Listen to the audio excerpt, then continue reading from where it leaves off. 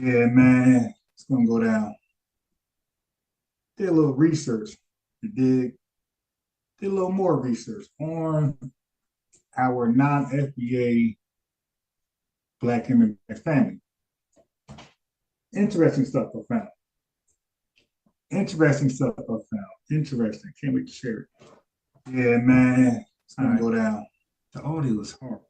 Did a little research. You did try to fix it. I gotta get a microphone ASAP. I don't like that audio at all. Let me see if there's a better option. Hello, hello.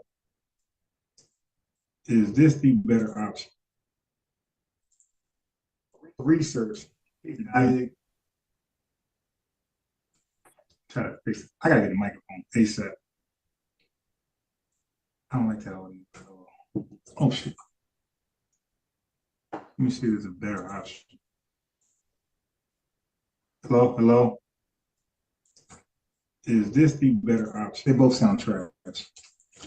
All right, research. Maybe I get a microphone. This try to fix it. I gotta get a microphone ASAP. Hold on. I'm trying to do a quick lock. I know Chef going on in an hour and a half debating Latinos' involvement in hip hop, specifically Puerto Ricans. Guessing Chief Beck is arguing from. So let me do this. I didn't even click my thumbnail. I'm bugging. All right, so there's a pattern, right? So when I listen to Diaspora Wars, right, there's hella videos on this. There's a pattern I'm picking up. Now, if y'all don't know, I'm very great with patterns. Okay. I teach chess, which is based off patterns. So I'm very great picking up patterns. It don't take long. So when you look at what non-FBA Black immigrants, what like this sort of stereotypes for the animosity versus us or against us, it there's a pattern there that I picked up on. Like, wait a minute. So I'm gonna expose the pattern and get y'all opinion on the pattern. And I know everybody live today, Garfield, and everybody is tiptoeing, and people are gatekeepers because they're leaving out information, right? Because I did some research on Jamaican, right? I did some research on Jamaican immigrants to the United States. I did Jamaican immigrants to the UK. Now, there's information I'm sure you guys never heard, right? That I'm sure they know. They should know they're Jamaican, right? I know Black history, African American history, so you think they would know Jamaican history. Okay. So I think there's some information that's purposely being left out when it comes to Jamaicans and their migration and immigration. I'm gonna point out. Matter of fact, I wish somebody from Jamaica could hop on so I can do my trivia. I'm gonna ask about some things, and I want to know why you ain't ever, ever, ever talk about it. All right, so let me do that. Okay, boom. That's out the way. All right. So let me share my screen. Yeah, let me start with this. Okay. Like I said, we're doing a little research on just Jamaicans, period. Okay. So we're looking at British Jamaicans, right? Because when we think of Jamaican, we're always thinking of American Jamaicans, right? We're never looking to British Jamaicans. So let's look at it a little bit of it, okay? I was looking at right here. So Jamaicans continue to migrate to the United Kingdom. So this is before they start migrating really like that in America. Okay, so Jamaicans continue to migrate to the United Kingdom during the 1970s and 1980s, albeit in smaller numbers. The majority of these people were from poor households and went to extreme lengths to get to Britain. So you could look at it as fleeing. Okay, so they're trying to get into Britain. They're fleeing their homeland, Jamaica. Why? What is going on in Jamaica? Right? There is an uneven distribution of household wealth throughout Jamaica. And during the economic crisis of the 1990s, lower class Jamaicans continued to migrate in significant numbers. So we got the lower class Jamaicans migrating, not the upper class. So we got the lower, we got the bottom of the bottom, which, I hear a lot of Black immigrants who call FBAs lower class, lazy, dusty, not working, Section 8. Well, look who's trying to get into Britain. Is Jamaica's dusty, lower class, non-working, lazy, blah, blah, blah, blah, blah. Okay, now let's see if that's my opinion or did Britain feel the same way? So it says, of the 1990s, lower class Jamaicans continued to migrate in significant numbers. A lot of these later arrivals came from Jamaica's capital and largest city, Kingston, where the divide between rich and poor is more evident than other places on the island. Okay, let's cook. Let's cook a little bit. Most first generation immigrants, what is it? Moved to Britain in order to seek and improve standards of living, escape violence. Wait. Let's go back. Okay, because a lot of these, not all Jamaicans, because that'd be foolish when you know for a fact a lot of Jamaicans, a lot of Africans, they actually ally support FBA. So I'm only speaking to the tether class, Black immigrants, the ones that are against FBA. Okay, so they're escaping violence. Why? Stop doing that. Goddamn, stop moving the screen. Matter of fact, let me do this. It's time to piss me off. Okay. So they're trying. So they're trying to escape violence or find employment. Oh, so they ain't working in Jamaica. Oh, it could. Okay. So you see, they're everything Black immigrant, not Black immigrants claim what they see from Black FBA Americans, where all the violence from the movies, y'all ain't working. Okay, so while we're committing crime ain't working, what are you doing? This literally says you're escaping violence and you're not working. Yeah, like what are we doing here? Yeah, you're leaving you're fleeing your country because of the violence, criminal activities, and there's no job. So you're not doing shit. And you don't have a government that supports you. So you're just sitting around. Okay. Almost half of all the men who came from the Caribbean to the UK throughout the 1950s had previously worked in skilled positions or possessed excellent employment credentials. However, many found their access restricted to jobs the local population considered undesirable, kind of like over here, right?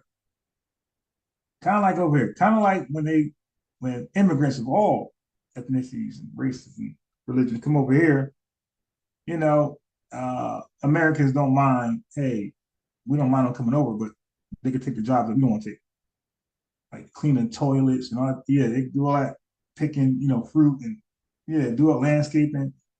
Y'all cool. Okay, so there's a similarity, such as general laboring, or to jobs that demanded antisocial hours, like overnight. Over half the men from the Caribbean initially accepted jobs with a lower status than their skills and experience qualify them for. Okay, so like I said, their skills probably good at construction, probably good at landscaping, healthcare, things like that. But uh, they came over here and they got started maybe at Dunkin' Donuts or these undesirable jobs from Native Americans, okay, or natural born Americans. Okay, let's go on. Jamaicans therefore follow the pattern. Let's go up. I'm right here, by the way. Don't move. God damn. Oh, okay. I'm right here. There we go. So Jamaicans therefore follow the pattern of other irregular immigrant groups where they tended to work in poorly paid jobs and poor working conditions, as these were often the only ones available to them. Okay, so it's sweatshops, basically. Okay, and probably if you're in the East Coast, freezer shops. Hold on.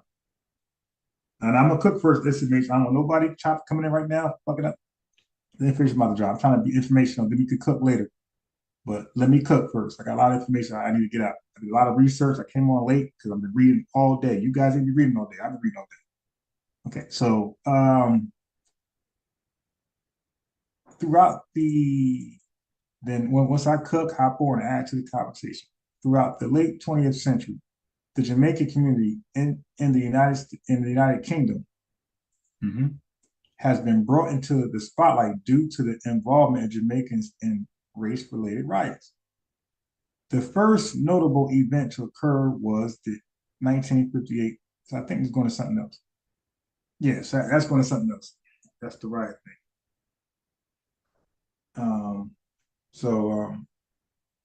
Well, like I said, I throw the link out there, American Dream. You are welcome, like SMH. Y'all welcome to hop on because I know a little something about Black American history. I'm not a historian, but I know a little something.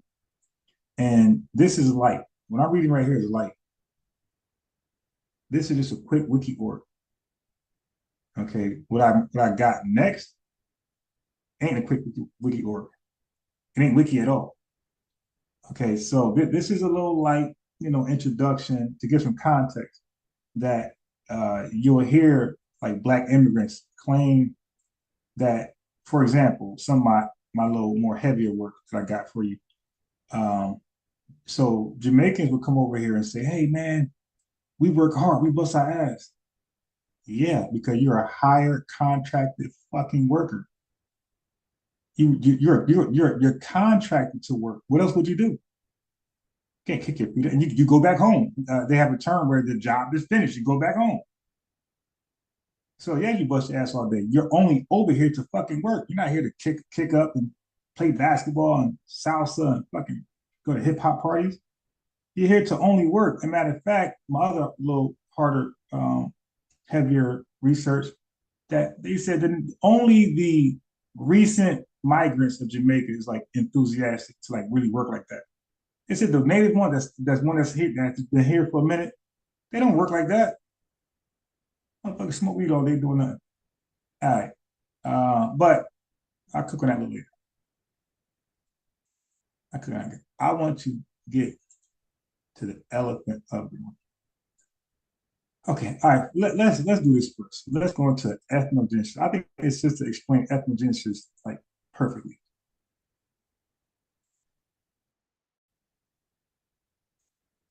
Hold on, catch up. Come on, audio got to catch up with the mouth. This is like a Shaw Brother film right here. Come on, all right. What is this actually?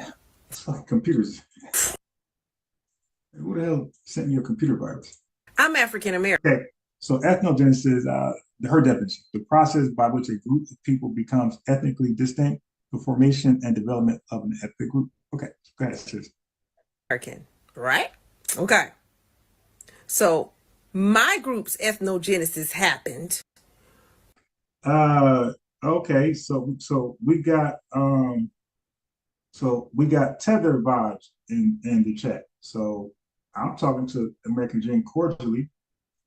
He decided to want to try to go back and forth. Now tethers can't crack, snap, joke, whatever. Y'all horrible at that. And you're mad that I'm going to expose a lot of the Jamaican fluff. How y'all come over here, y'all ready to work. There's a reason why y'all ready to work. Y'all get contracted over here for a job, not to live over here.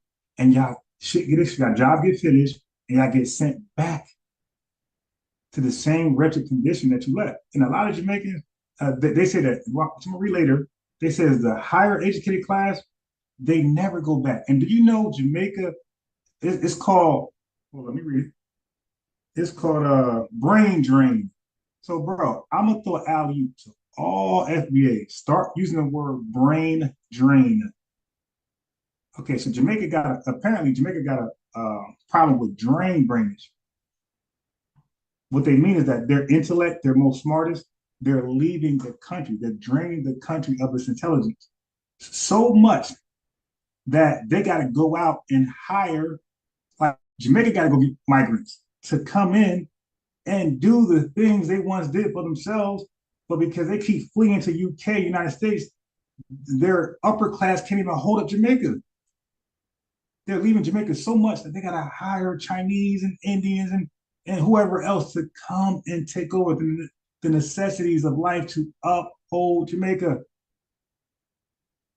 Their smart class never go back. So when people like Tariq Nasheed says, well, you so smart, how can you go back and build up your country? They don't go back. Like this is documented proof. This ain't slander. This ain't slander. This is documented proof. Okay, but I want to control them. See, I don't mind having a discussion with somebody that disagrees with me and want to smoke. But if you're out here personally attacking me, I'm not like I can do that. I can do the rock, but I don't want to. I want to just have a legit, pure, genuine conversation, right? Because this, again, I'll start off by saying not all Black immigrants have a ill will or some type of hatred, animosity towards African Americans. Matter of fact, a lot of them love FBA and they resent what their parents taught them, and they're exposing what their parents taught. You know how hard that is to expose your parent dirty laundry? That's very hard. That's very brave of them. So a lot of them are exposing their parents' dirty laundry. So you got to commend that. I ain't gonna, punish them. I'm going to commend y'all for being strong. Just hey, what my parent told me was wrong about FBAs. Whether has some truth to it or not, still wrong because it's a stereotype. It doesn't plaster everybody. It fits some, not all. Okay, so I was going to have a conversation with you guys, but y'all want to get crazy in the chat. Personal, I'm gonna get you out of it. You gotta make a new screen name, and I gotta delete that one, and then we can have fun doing that because I got time. I'm African American. All right, so ethnogenesis. American, right? So, but again, the term brain drain, embed that in your head. That is exclusively connected to Jamaica. They even made up a term for that shit. It's called brain drain. Their smartest, most intellectuals are leaving the country and never returning. They said that the regular hard workers, they go back. The skill, construction, agriculture, those folks go back. And guess what? They said when they do, matter of fact, a lot of them don't go back either. But here's the good news for Jamaica. They said the ones that do go back, they get like the American experience, the American education or skill set. They said when they do go back to Jamaica, they do great work. Like they actually uplift Jamaica. They had, they build it up for the people. They teach them certain things, and they actually it works when they come back. It actually works for Jamaica. But the problem is they don't go back. They stay over here. And it's called a brain drain. So that's crazy. So when a Jamaican is talking shit over here, it's like, dude, aren't you educated? Yeah. Well, guess who needs you more? You think America needs you, or you think Jamaica needs you? You think Kenya needs you, or you think America needs you? Intellect. It ain't like you fucking over here colliding protons. Like, what are you doing? Like, you ain't doing some like crazy shit for America. You just working. Doing a podcast. You ain't doing nothing special like that. So, like, y'all not astrophysicists or, you know what I mean? Stop. Let's not get too crazy. Y'all got no farm. Y'all got no farm of cars like Elon Musk or some Walmart type shit. Got producing 100,000 jobs for the American. No, you're not doing that. You just you're working for yourself, and you're probably doing good for yourself. But you could do good for a country. Take your ass back. Okay. So now that's just the harsh reality. Oh, Michael Phillip. Oh, that's my boy. So this is for Michael Phillip because I actually invited. So I'm gonna put the link in just for him because I actually invited him because I wanted to, we had talked. So there's a link in the phone number. I'm gonna put the link in. I'm gonna put the phone number in, brother. You just decide which one you want to do. You want to call in with a phone or computer link. So let me play this video first for the sister explaining ethnogenesis, and I'm going to somehow put this link in there. God damn. All right, let me see. What is this? I ain't putting that out. But this link is for the brother only because I invite him to Michael Phillip. Okay. Ethnogenesis, and I'm going. This microphone is crazy, but maybe I gotta call him. Yeah, you know what? I'm gonna call him my damn self. Hold on. Yeah, because it gotta sound better. All right, so let me first put the link in there. And Michael, if you want the phone number, let me know. But I'm gonna call in for my phone number myself because this audio I got is just too horrible. I need a microphone. I'm a microphone fiend, yeah. All right, hold on. Let me try to get this right. Okay.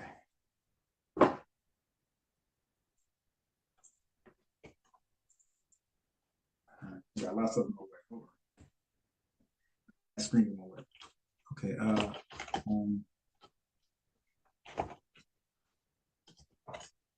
I'm gonna call it myself because this audio is just too bad. I don't like it.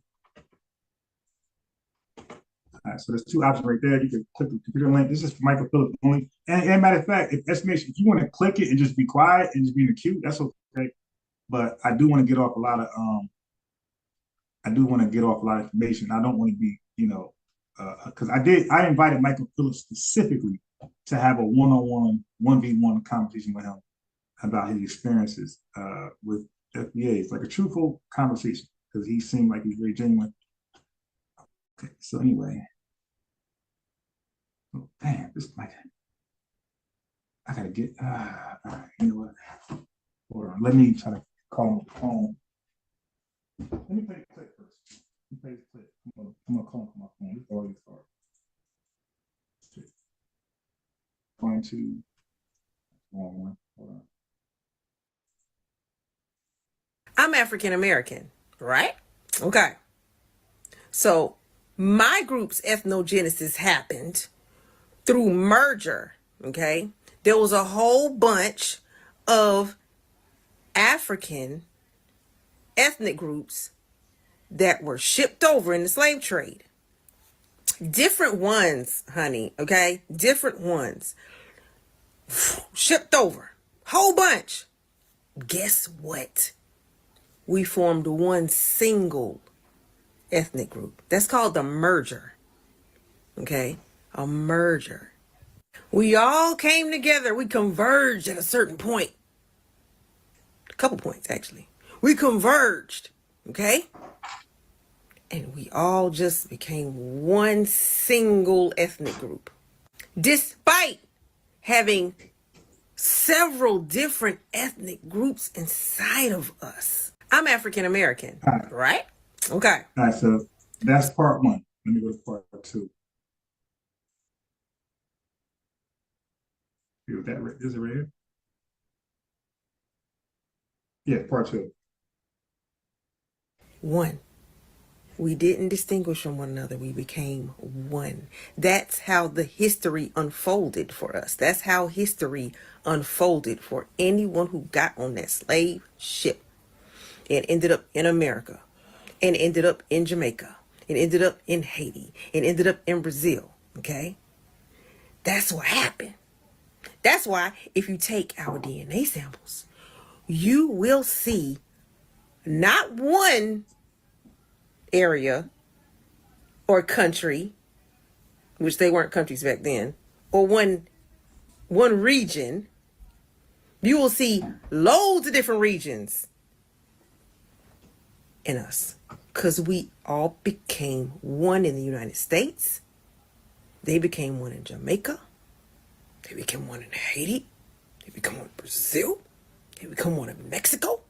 One. We didn't distinguish from one another. We became one. That's how the history unfolded for us. That's how history unfolded for anyone who got on that slave ship and ended up in America and ended up in Jamaica and ended up in Haiti and ended up in Brazil. Okay? That's what happened. That's why if you take our DNA samples, you will see not one area or country, which they weren't countries back then, or one region. You will see loads of different regions in us because we all became one in. All right, all right. So there you go. So that's the ethnogenesis, right? So FBAs went through an ethnogenesis where now we're our own people. We still have, ancestry from the motherland we could tie us to, but we are now we're basically not the African we once was some hundreds of years ago. Today, like we're like different in almost each and every way besides maybe a skin tone. Like even our hair texture is like different. Okay, our noses are, and like a lot of us, you notice like a lot of FBAs, like we're really as not dark as, let's say, like a Haitian on average. It's like really hard. When we say dark, when we call each other dark skin, somebody from the continent might laugh, like, we're. You dig? That's why the continent sometimes call, I heard, I don't know, but they call some blacks, like Malcolm X skin tone, a straight white man. So like, because we're around each other all day and because we're darker than like white people and Hispanics for the most part, in this country at least, we think we're dark, like dark, until we come across a continental African or a Haitian. We're like, oh, okay. There's another level. All right. So let me go here. So I want to see, there's one more ethnogenesis part.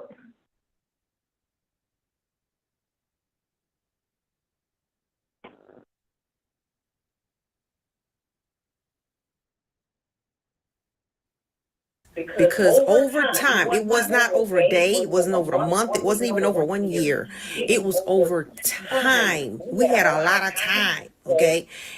African Americans had a lot of time. And guess what happened? Culture. We developed our very own. Just like in Jamaica, they developed their very own. Haiti, their very own.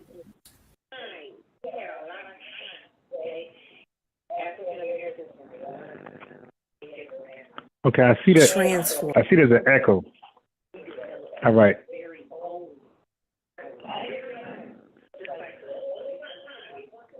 Okay, I think I know why it's an echo.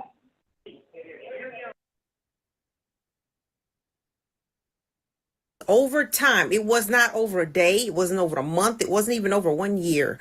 It was over time. We had a lot of time, okay? African Americans had a lot of time. And guess what happened? Culture. We developed our very own.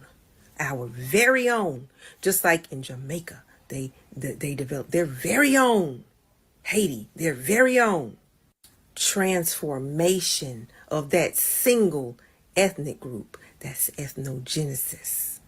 Boom!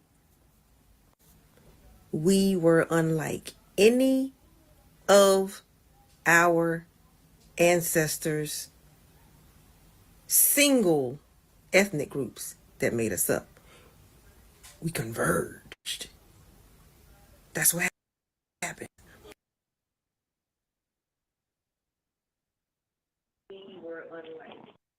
All right, so quick microphone check. Make sure my microphone is all good. If not, I gotta go back to the default DS1. Okay, hold on.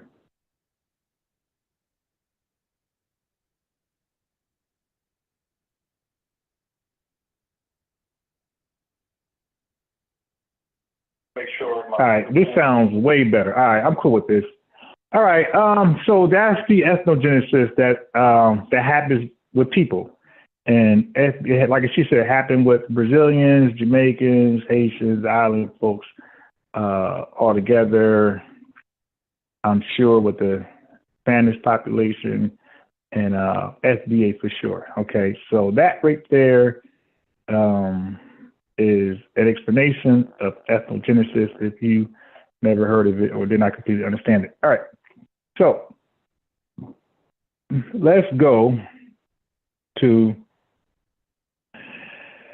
this, right? So now I got a lot of clips, but I wanted to stick to a few. Okay, I want y'all to see the pattern. Watch this. And then my notes I got, I stay with notes, handwritten notes. I want to chop it up with Michael Phillips.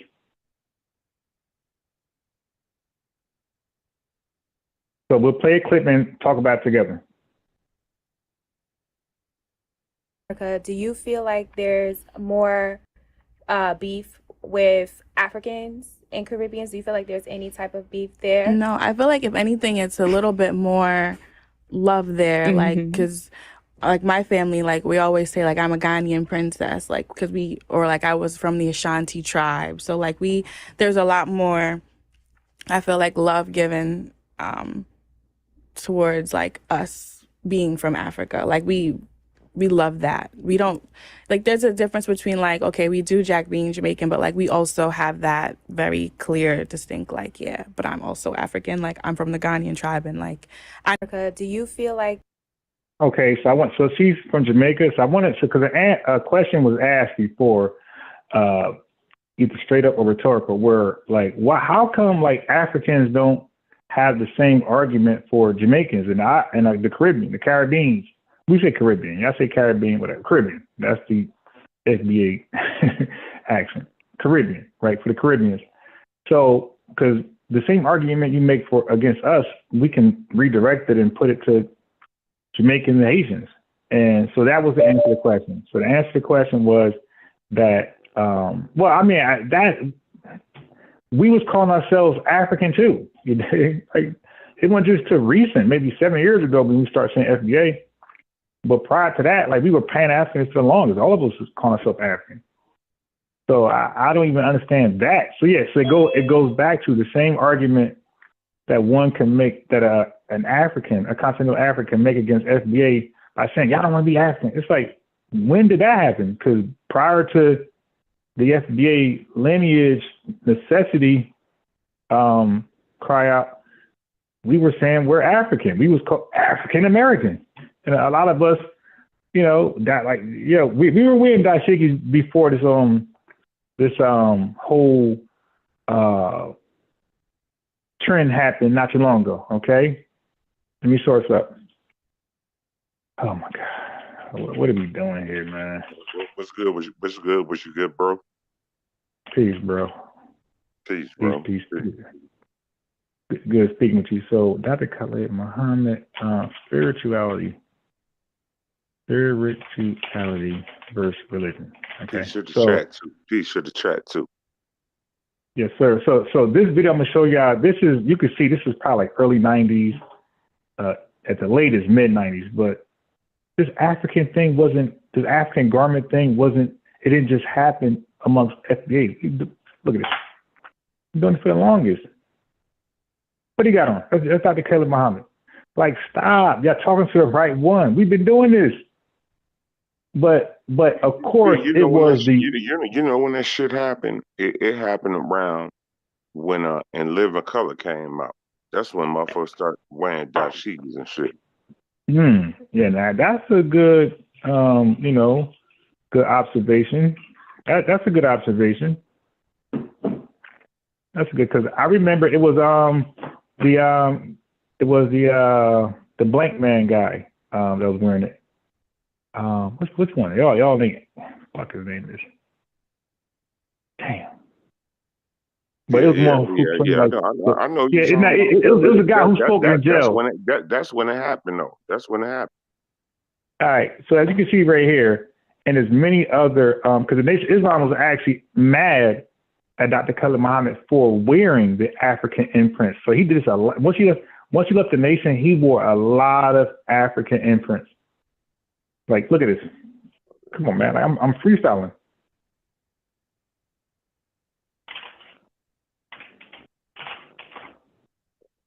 Yeah. All right. Okay. Well, I know he got something. Oh, there you go. Look, that's the African garment. So this whole, yeah, I just started doing it now, all of a sudden because it was trending. It's like, no. Well, first of all, we made a trend, but we've been wearing this before that. But it was mostly the woke, quote unquote, woke class that was wearing it. It wasn't like the average street dweller amongst FBA wearing it. Okay, so but relax. We've been wearing these imprints for a long time. So to say that, hey, African Americans, they want to be African, we always thought we were African. We always, until we start seeing how Africans came over here and delineated, right, and did those type of things. We're like, wait, and never I guarantee you, SMH and nobody in that damn chat, and even a Jamaican, y'all ain't never been invited to an African festivity by an African. Y'all never been invited to an African house and never been invited to an African large dinner. Never. Like they're not inclusive like that amongst blacks or FBAs or black immigrants. They keep to themselves, as I'm gonna show testimony from Africans. Okay. So you heard the one part. So now here's the second part. So she explained how, no, Jamaicans see themselves as African. We call ourselves the Ghana princess, and we did the same shit. My queen, all these African dollars, talking points we use, we did the same thing. My African queen, my African goddess, we did the same shit. Jamaicans, y'all didn't do nothing different than we did with embracing ourselves and aligning ourselves with Africa. We did the same shit. Okay. So let's go on. Now, I'm clicking their shows, by the way. I'm clicking their shows that's called Diaspora Wars. They call it that. Click number 2.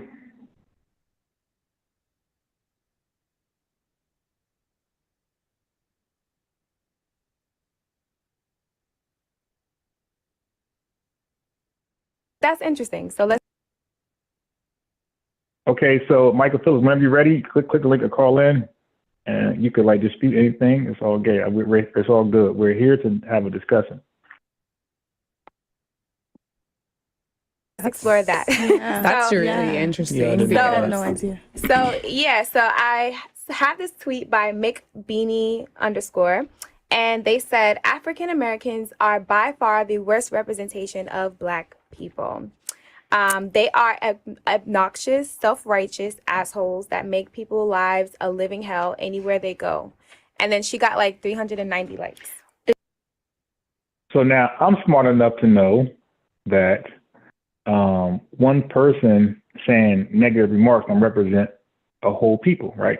So this person is speaking for themselves, right? That's it. I don't condemn everybody for this one person, like American Dream and those guys do. I hold each person accountable for their own actions, and that's it. So, but she got 390 likes. That's okay. That's not crazy. It wasn't like they had 390,000 likes. It ain't like they had 3,900 likes. They had 390. That's still relatively small. That's nothing. Okay, so but here's what happens next with the panelists. Is she also Black? No, I don't know what she was. Okay. This is what she said. Wow, that's really a lot of hate. I feel like I don't even really feel that way. I feel like that's a little harsh, but I do like coming from. My mom would say, because I'm obviously like American, right? And I'm born and raised like in New York, so I have a lot of like culture. You feel me, from America, but like my mom would agree with that comment. Like, she would agree with that post. She would say, But you know what? She mixed. And no, she's not mixed. She's a first generation Jamaican. Her mom and dad is from Jamaica. No. So, I'm saying she not African American. No. Nah, she's Jamaican. The one on the left. Yeah. That's what I'm saying. Yeah. No, you said mixed. Nah. So anyway, what did she say? She said, my mom. She said, I don't, because I know better. But she said, my mom will agree with that comment. Okay, so now I want you guys to note the pattern. It's starting now. And I got hella evidence and clips of people speaking, self-proclaimed Black immigrants speaking for themselves. You're going to see the pattern clear. I'm a teacher. I'm going to point it out. So my mom, not the daughter, my mom will agree with that. So who's the teacher in that household estimation? Is it the mother or the daughter? Who's the teacher? Naturally. The mother is the teacher. Right. Okay, good. So the mother is trying to enforce this doctrine. A black woman. A black woman is trying to enforce this, because when they say where the separation start, bro, the separation started before we even interacted with a lot of these Black immigrants. The separation started in their mind. Their mom taught their children a mindset before they ever interacted with us. And it was a separative mindset. So y'all asked, when did the separation start? It started in your homeland. Okay. By adults. She didn't say my sister, my classmate, my little cousin. She said my mom. Okay, now I'm gonna finish the video. Small clip. Like, lazy, like loud, rude, all the negative connotations. That's interesting. Now I want to say, since they reference movies, bro, what movie you ever watched that Jamaican wasn't loud as hell and cussing or acting a fool? Like, bro, what movie you ever watched a Jamaican was depicted like Denzel Washington, sophisticated, smart, sharp? Like, bro, what movie? What Jamaican movie? Where the guy ain't cosplaying as FBI? Like, he's clearly Jamaican in the movie. What movie did he wasn't loud and like the stereotype of what we see Jamaica? What movie, bro? Go ahead. No. I understand where you're coming from. No, I'm just saying, do you know a movie where a Jamaican is known as a Jamaican in the movie and he's sophisticated, he's, civilized, he ain't wild? Hell no. Right. So chat, give me the movie where a Jamaican man who is identified as Jamaican in the movie, who was professional, you dig, he wasn't loud, or he didn't fit none of the Jamaican stereotypes. So like what they be saying is crazy. It's like, yo, that's all we know. That's all the movies depict you guys as. We got actors that play different roles like Denzel. I could probably name 1,000 more that's not known for the rah roles. They're really known for like being smart. Okay, so all right, so that was one clip. Stu Peace Hapanora, I'm gonna allow Stu Peace to address any two clips, and then we'll move on. So that was two clips that you heard. So if Stu Peace want to build on those two clips, he can freely, and then I'm gonna go to the next clips. No, man, go to the next clip. Okay. Go to the next clip. Yeah. I like what you did earlier. I heard you. Peace. Yeah, I heard you on Garfield podcast. I like what you did. But anyway, next clips. What else on Garfield podcast about I don't even remember. Y'all talking about racism and things like that. Yeah. Oh yeah, but Garfield had tried manipulate racism in the 2025. The new definition of racism is white people pushing it. Oh, black people can be racist. How? Yeah, no, you made a great point. You said because they want to minimize white effects of racism. So now it ain't racism, it's discrimination, or it's prejudice. It's not like bad. You dig? Just because when you say somebody discriminated against you, that's not as bad as somebody was racist against you.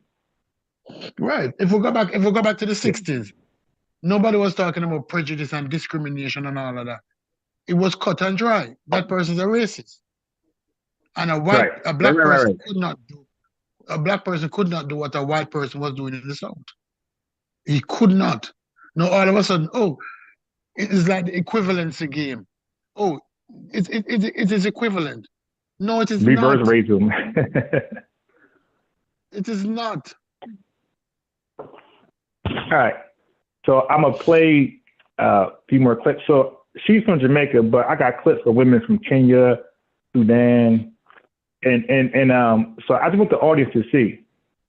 that not every Black immigrant has like the worst to say about Black Americans. Like there are some that feel like that, and there are some that don't. Like they resent the stereotypes that was handed down to them. Like they treat Black Americans as no different than themselves, right? So I just want to like give full transparency. Before you play the other clip, you know my problem with this Black American thing? They're putting the blame on other people's foot more than they put it on the white people's foot. As I mentioned earlier, the images that is depicted of Jamaicans, I'm talking about, remember the Predator with the Jamaican street gang? Remember all of those movies that depicted Jamaican, rude boy, bad boy, and it's just that is not the whole Shotters. It's the Shotters, although Belly. that's a Jamaican produced movie. Belly, Steve Seagal movie. No, I agree. The depiction of Jamaicans in this country in movies. That's why I told SMH. I said, SMH, what movie have you ever watched where a Jamaican was identified as a Jamaican and he was like had like a Denzel Washington role? No, where he was sophisticated, professional. The only time that happened is if, and nobody in this room is old enough to remember, there was a TV show on named Trapper John MD. Trapper John MD, the Jamaican nurse, the Black nurse, which was played by Matt Sinclair, right? She was a professional. She was different, but they did that for the women. They did that for the women in movies, in Black women in movies, whether they're Black American, Black Jamaicans, or African. Bob Love Abashola, anybody know that? They're always depicted as these strong, wise women, Black women in movies by white people. They're depicted differently than the Tyler Perry bullshit. No, but Black men, whether it want to be Black American men or Black Caribbean men, are always portrayed as drug dealers, gangsters, criminal, thieves, not to be trusted. No, that was sent to the Jamaican Airways. Where now hold up, it's super. Let me say this. Okay, finish your thought because I got a question for you and Michael Phillip who just joined. So go ahead, finish your thought, Stu. You said that was the Airways. If you look at the portrayal of Black men by white Hollywood, there's few Black men that are portrayed with distinction, and Denzel Washington is one. If we even look at how Samuel L. Jackson was portrayed in his first real big movie, Pulp Fiction, he wasn't a nice guy. Denzel Washington is the only exception to the rule. And then Will Smith, maybe. But Will Smith had to gate up first. 6 degrees of separation. That's true. Right? Yeah, I'm familiar with that. Yeah. But when you look at it, we're portrayed in movies, and then now, immigrants who watch those movies and believe those movies, believe that that is what the average Black person is. Because they have to diminish us to the white women. It's not only to ourselves, When they portray us the way they portray us, it's to diminish us to the white women, to not let us look as competent people. We're portrayed as eat and sleep and lazy. Ask your question. Yeah, now I want Michael Phillips to go. And Michael Phillips, you can, you got freedom to talk about what you want to talk about. And then once you're done, I'm gonna ask both of you the question.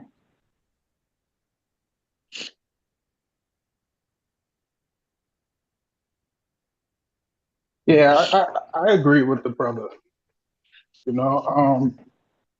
As far as for how everyone is portrayed, I don't think particularly Black people in America take serious the images that are put forth about them. When you say, oh, someone comes here and they instantly think we're this and we're that, how can someone who never engaged with a Black American come to this conclusion other than for the exports they received in their country via the movies? When they watch the movies, look at what we consider cult, like the classics. You're talking Boys in the Hood. Not that there's not any good classics, but the real hood classics. That's what we consume before we come here. And all of us don't think, oh, they're all like this. But I think that's something that should be considered.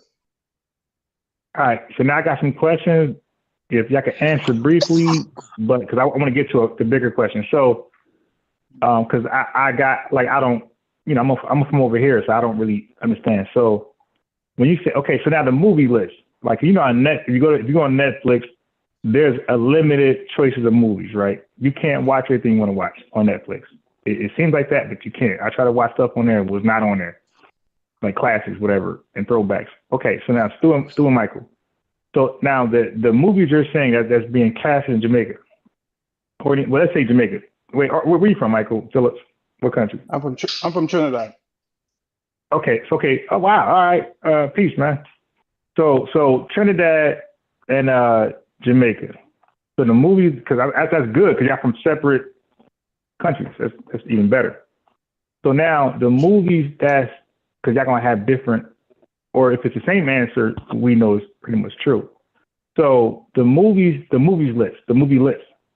So, because from my vantage point, I'm thinking you guys are you have a movie list, you have sophisticated movies, you have rah-rah movies, you have action-packed with Wesley Snipes, and I'm thinking that you guys are just choosing the boys in the hood, like you are educating yourself, you are prescripting yourself to watch the rah-rah-rahs, to believe the stereotypes, rather than, you know, A Living Color or some other movie that's out there that's not rah-rah-rah. So the movie list, like, so are y'all limited to just rah-rah-rah movies, or is there a variety of movies and y'all just choosing the rah-rah movies? Go ahead. Let me answer first, Michael. What you need to understand, let's go back 20 years. 20 years ago, there was no Netflix.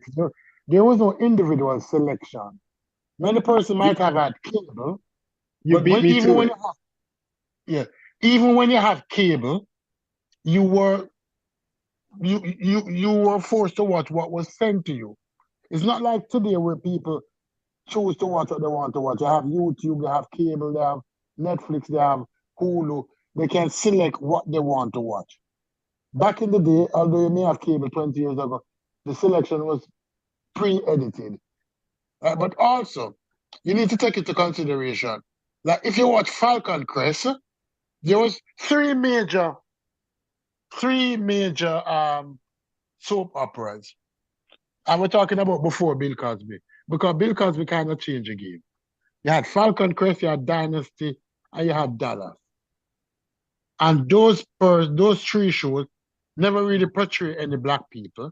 And when they did portray black people, they were portrayed as a threat, meaning that the person who carjacked or the person who robbed you or the fear of sexual abuse oftentimes came from a black person.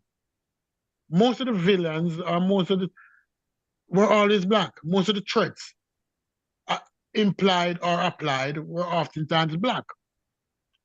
So it's not as if you had a choice. Because you must remember, you know, it's subtle manipulation. You know. It's manipulation of the mind that took place. You know. And it wasn't overt. It was very subjective. It was very slow moving. It was very, you know, like applying salt. People don't understand that you get used to salt after a while in your food, although you know that salt not good for you. But that's sprinkling of this and a sprinkling of that. So that actually set the mind of the individual that if you say a black person, that person is a threat. Because that was in most of the show.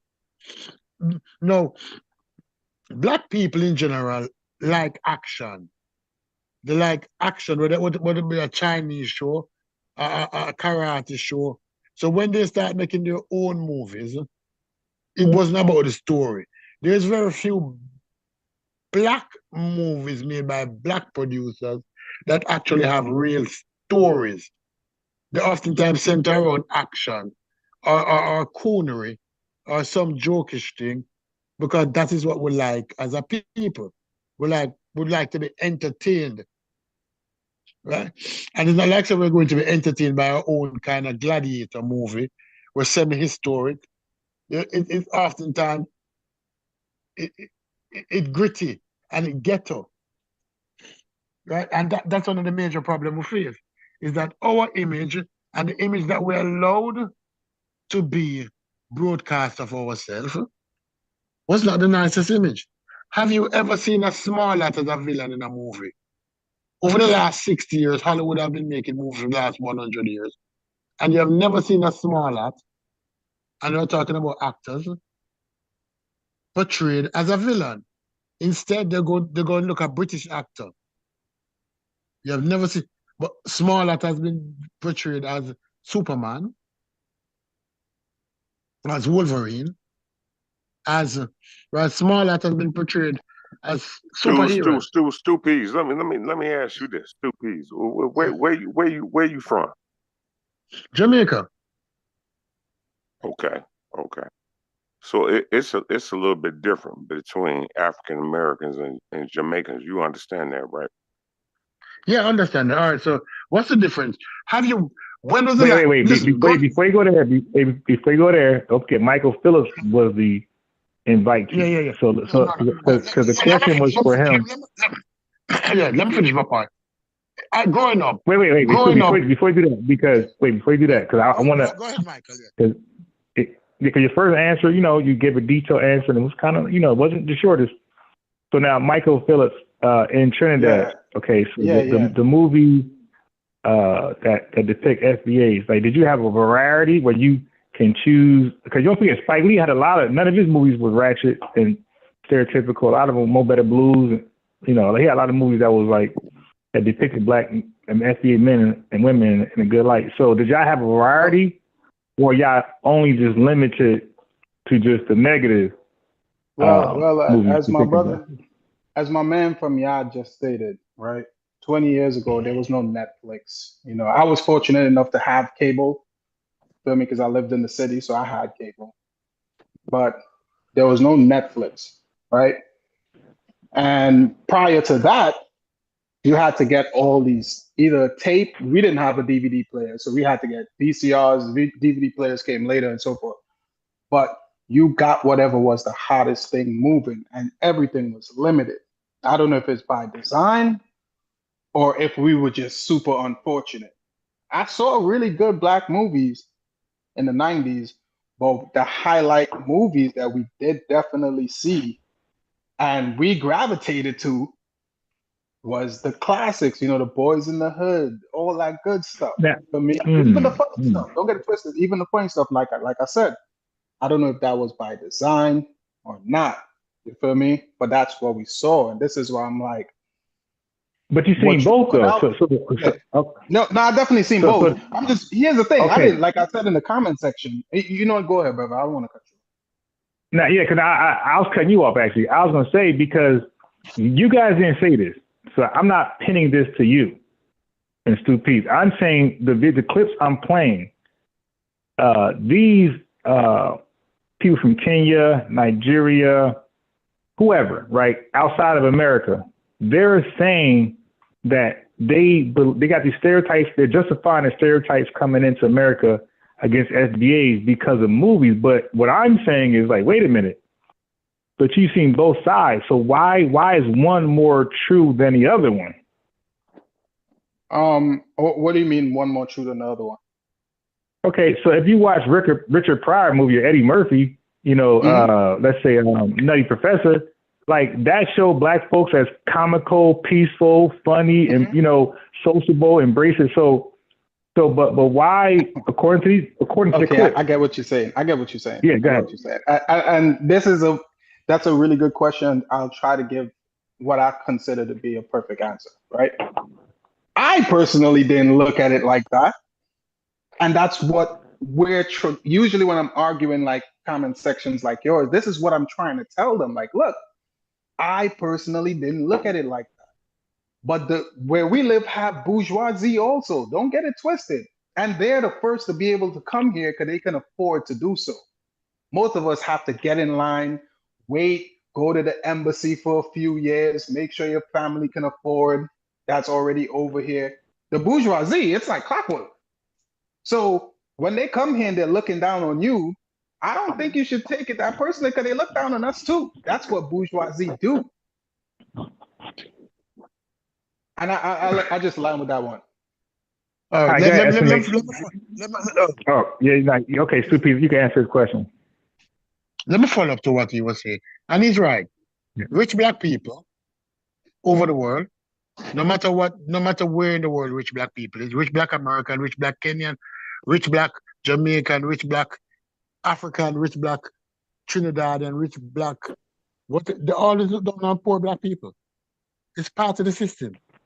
No, if you're upper class black people from different country and they come and they're looking down on people, no, it's a class system. That's always has existed. Now you ask about Eddie Murphy, and you ask about or who Spike else? Lee.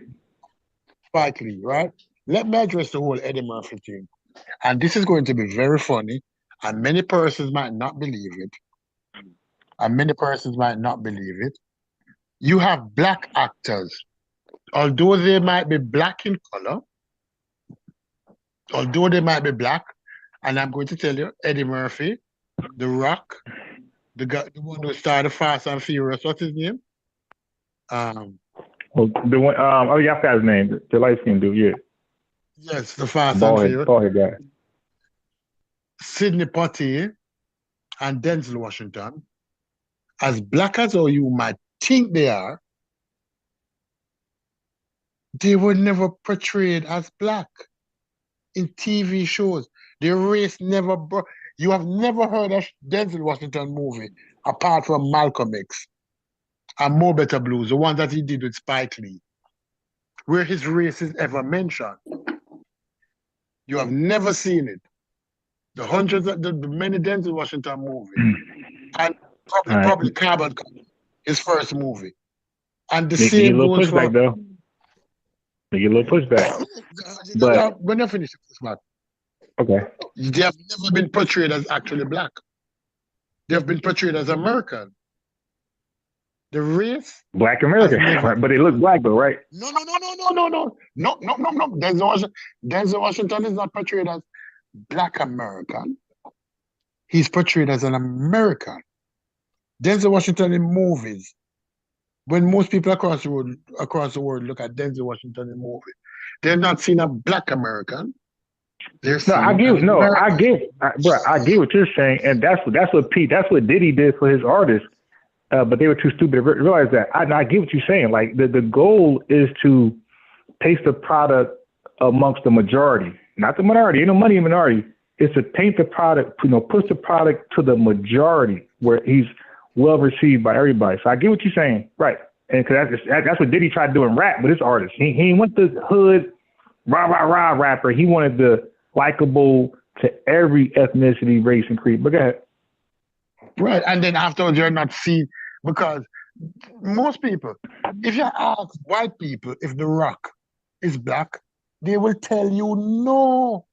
I might not say. I might say no, because he's not. And even the lights can do Fast and Furious, like they're not clearly black. So even I might say, I don't know about that. And if they ask him how they see Denzel, if they see Denzel as a black man, they say no. They see Denzel as Denzel. When they say I don't know about that. No, it's true, because I've been in room with black people, with white people, with many white people, and I bring it up every time because I just wanted to assess and say, oh, you see Denzel Washington. They don't see his color, because even the parts that he plays, Denzel Washington don't play race-specific part. The Equalizer isn't a black assassin. The Equalizer is an assassin. So Hasan said true. He's a detective. He's not a black detective. You have never seen. Well, still, now that might be a little more misleading. Because even though, but in Black America, like we definitely see him as a black actor. No. And you see so now, wait, but they don't. They don't. No, but remember, Supees, what we're talking about tonight, and for the past days and going forward, we're not talking about Brits. We're not talking about white Canadians. We're not talking about South African or white, or even white Americans. Like, we're only trying to figure out the psyche from black people globally. right? So, because remember, we're trying to figure out like where the leak is coming from, so we can put a, we can fix it. So what I would say to that is, the Trinidadians. Wait, Hasan said, he said, true, I'm from Trinidad, and Trinis look down on other islanders. He said, and vice versa. We moved to Texas, and blacks in the north made fun of black. Okay, so we'll get to that. And then he says, we blacks look down on each other because of geography, even if we are in the same country. Northern blacks made fun of. Yeah, but making fun is different than you can make fun of somebody. I'm gonna talk about that later, because like that's where my narrative is going to. Like making fun of somebody and setting a stereotype of somebody those are two different actions. So, but what I was gonna say real fast was that so eliminating white folks altogether. When the Trinidadians watch these movies with Denzel, and when the Jamaicans watch these movies with Denzel, now look, we got to be honest, because this is live. Are you telling me that the Trinidadians don't see a black man portraying a detective? Are you telling me the Jamaicans don't see a black man playing a detective? I'm going to tell you this. I'm going to tell you. Wait. Let me just say something, man. Let me say something. Let me answer this, and there you go, please. Denzel Washington, Cindy Poitier. Denzel Washington and Cindy Poitier. They are internationally owned, meaning that when a Trini see Denzel, him see himself, him don't see an American actor. Exactly. When a Jamaican see Denzel, him don't see an American actor, him see himself. When an African see Denzel, Denzel is not an American actor. Denzel is an international actor that is owned. He might have been born in America, and this many FDs might be mad at me for saying this, but he's internationally owned. So the image that he portrayed is the image that all of us want to be. So he's not seen an American actor when he sees Denzel. That's an unfortunate situation. He's the best among us, and all of us own him. Whether you want to be a black man in Timbuktu, or a black man in Beverly Hills, or a black man in Kinshasa, Denzel is like Muhammad Ali. When a black person sees Muhammad Ali, do you think he's an American? Hell no! He sees himself. That's what Denzel is. So although Denzel has been portraying the best image possible, he's not portraying primarily an American image. He's portraying in the ideal black image, and he's owned by everybody. So unfortunately, but let me ask you this, Stupid. What's the difference between Jamaicans and African Americans? There's no major difference. From where we stand, matter of fact, can I hit you with something? Ask the cops what was the difference, because when I grew up in New York under Bloomberg, and they lined all of us up, and they had FBA. Unfortunately, I gotta mention Puerto Ricans. I guess y'all gonna go somewhere with that later. FBA, Puerto Ricans. I ain't talking about them at all, Caribbean. actually. All right, cool. So they lined up the FBA, the Puerto Rican, and the Jamaican, and myself, and they searched all of us and roughed us up. Did they know the difference? They didn't seem to. And if there was a difference, I don't really like that analogy. Sure. All right, tell me. I don't really like that. I don't really like that analogy because hold on. My bad. They wanted. I don't like that analogy because again, we're introducing white people. I don't care because like not right now. I don't care about the Brit psyche, the Canadian white man psyche, the South African white man psyche, or the American man psyche, white man. We're trying to figure out. That's what all these shows right here I'm showing you. All these shows, they're not considering white folks at all. They're only speaking about black people. Like what we see and why do we see. Yeah. But hold on, unbiased. When you say black people, who are you talking specifically about? Jamaicans, black people. No. That's across the board. No, when you say black, that's everybody black. That's Africans, island, SBS, everybody. It's everybody black. But black is a neutral term for everybody. Everybody black. That you know, because you got black Africans, black Jamaicans, black Trinidadians, black Barbados. No, You know, no, so I don't agree with that. No, hell no. So but are you no, saying that we're not no, black? hold on. Hey, bro, you don't have to agree with it. I'm saying No, like let him talk. I want to know what he means because I would like him to okay, wait, hold on, explain that. That's why I'm here. but let me phrase it better though, because I don't want to rabbit holes. I don't want to argue dumb stuff. What I'm saying is that UK blacks call themselves blacks. They might say black, whatever, but it's black. Africans will at some point will adopt the term black. They're not going to run from it on average. Island, people from the island. When you talk about niggas, motherfuckers, they gonna say this African American, plain and simple. Yeah, but we ain't talking about that though. But because niggers come from Negroes, so of course only us. But I'm talking about black. I'm talking about when I say black. When I say black, just for clarity's sake, because that's a good question that you asked. So, but when I say black, I'm considering the black family globally.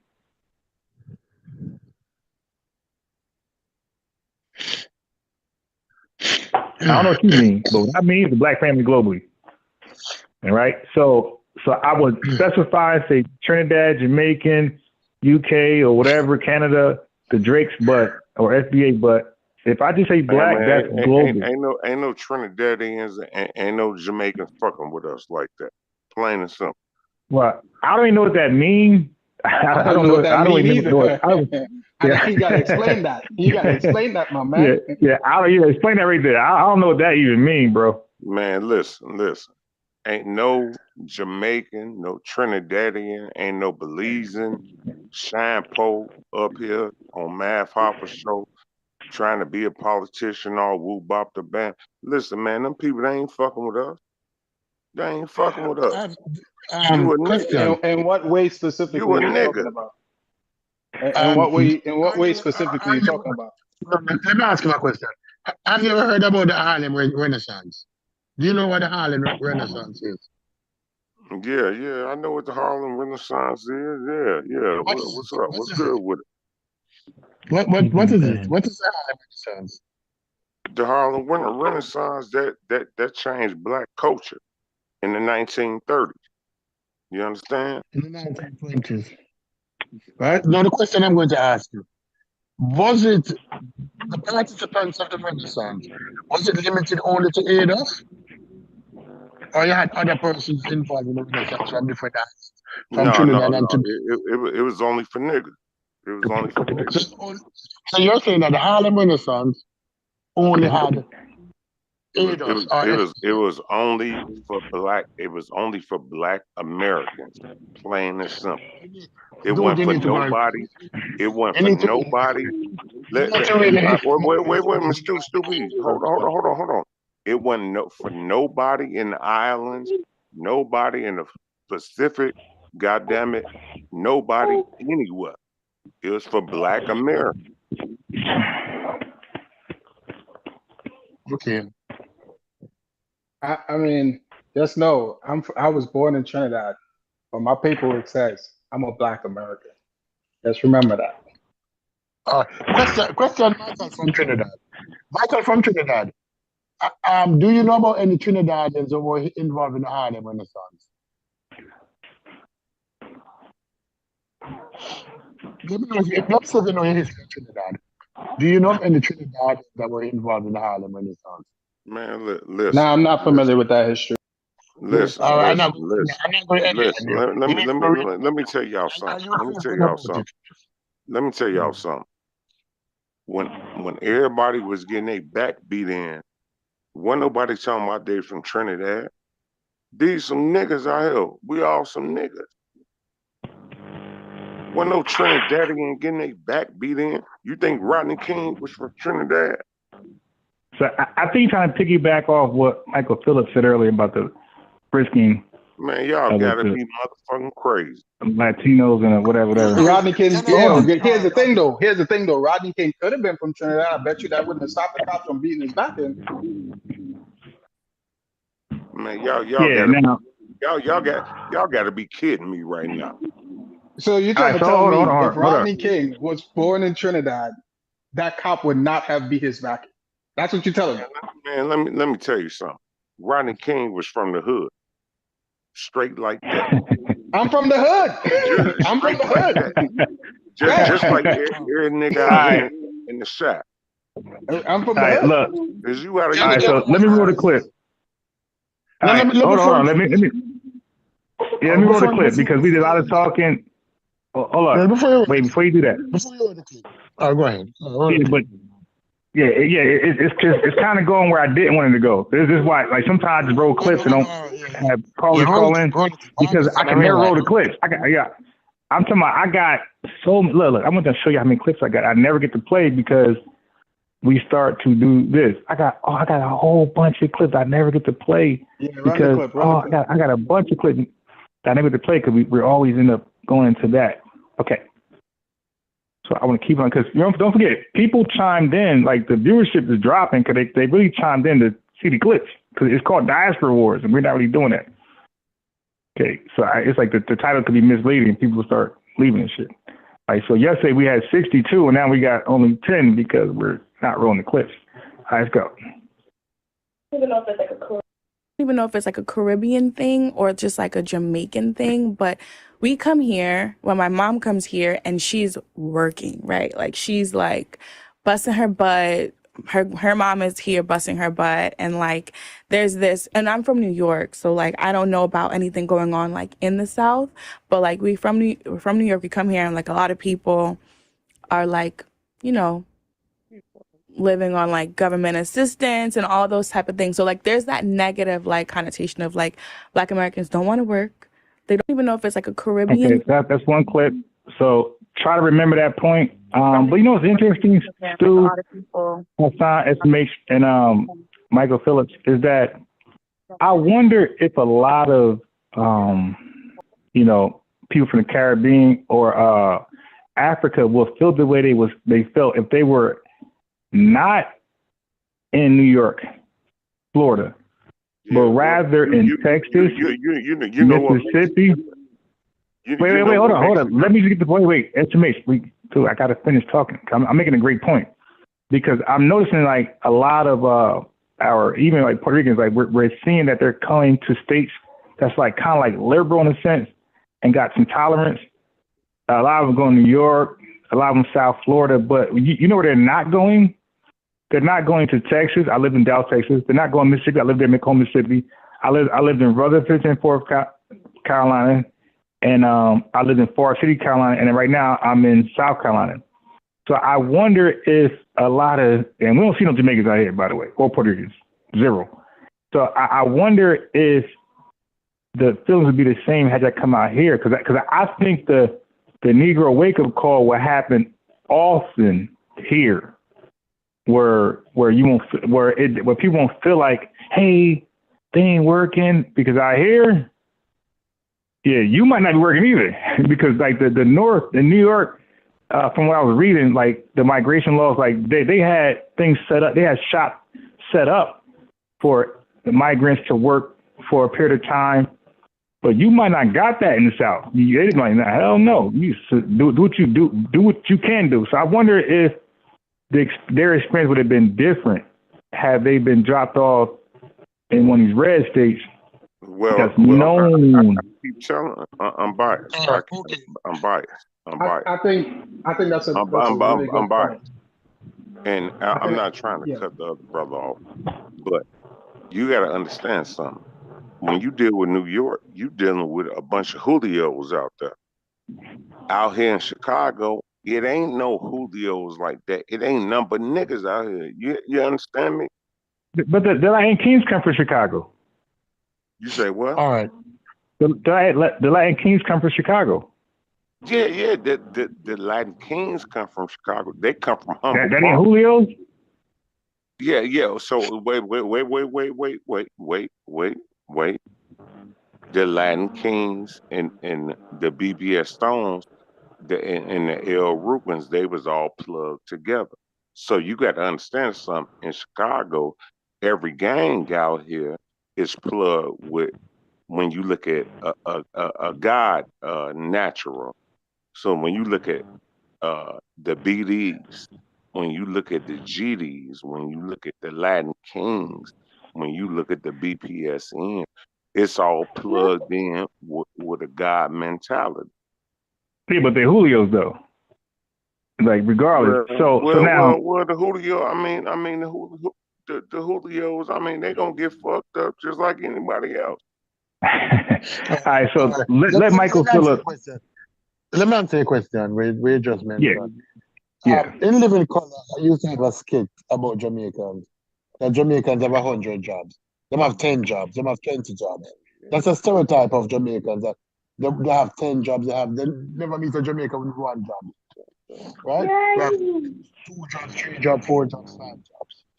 That there was a skit in Living Color on that. No. Yeah. It is hard for immigrants who comes here. And people believe that immigrants who comes here get money from the state, and that's not true. Listen, Stu. Wait, no, estimate. No. Estimate. It's not a back and forth. Like you say what you said. Now it's the next man up. Go ahead, Stu. People assume that immigrants who come here get money from the state, and that's not true. They don't get any money from the state.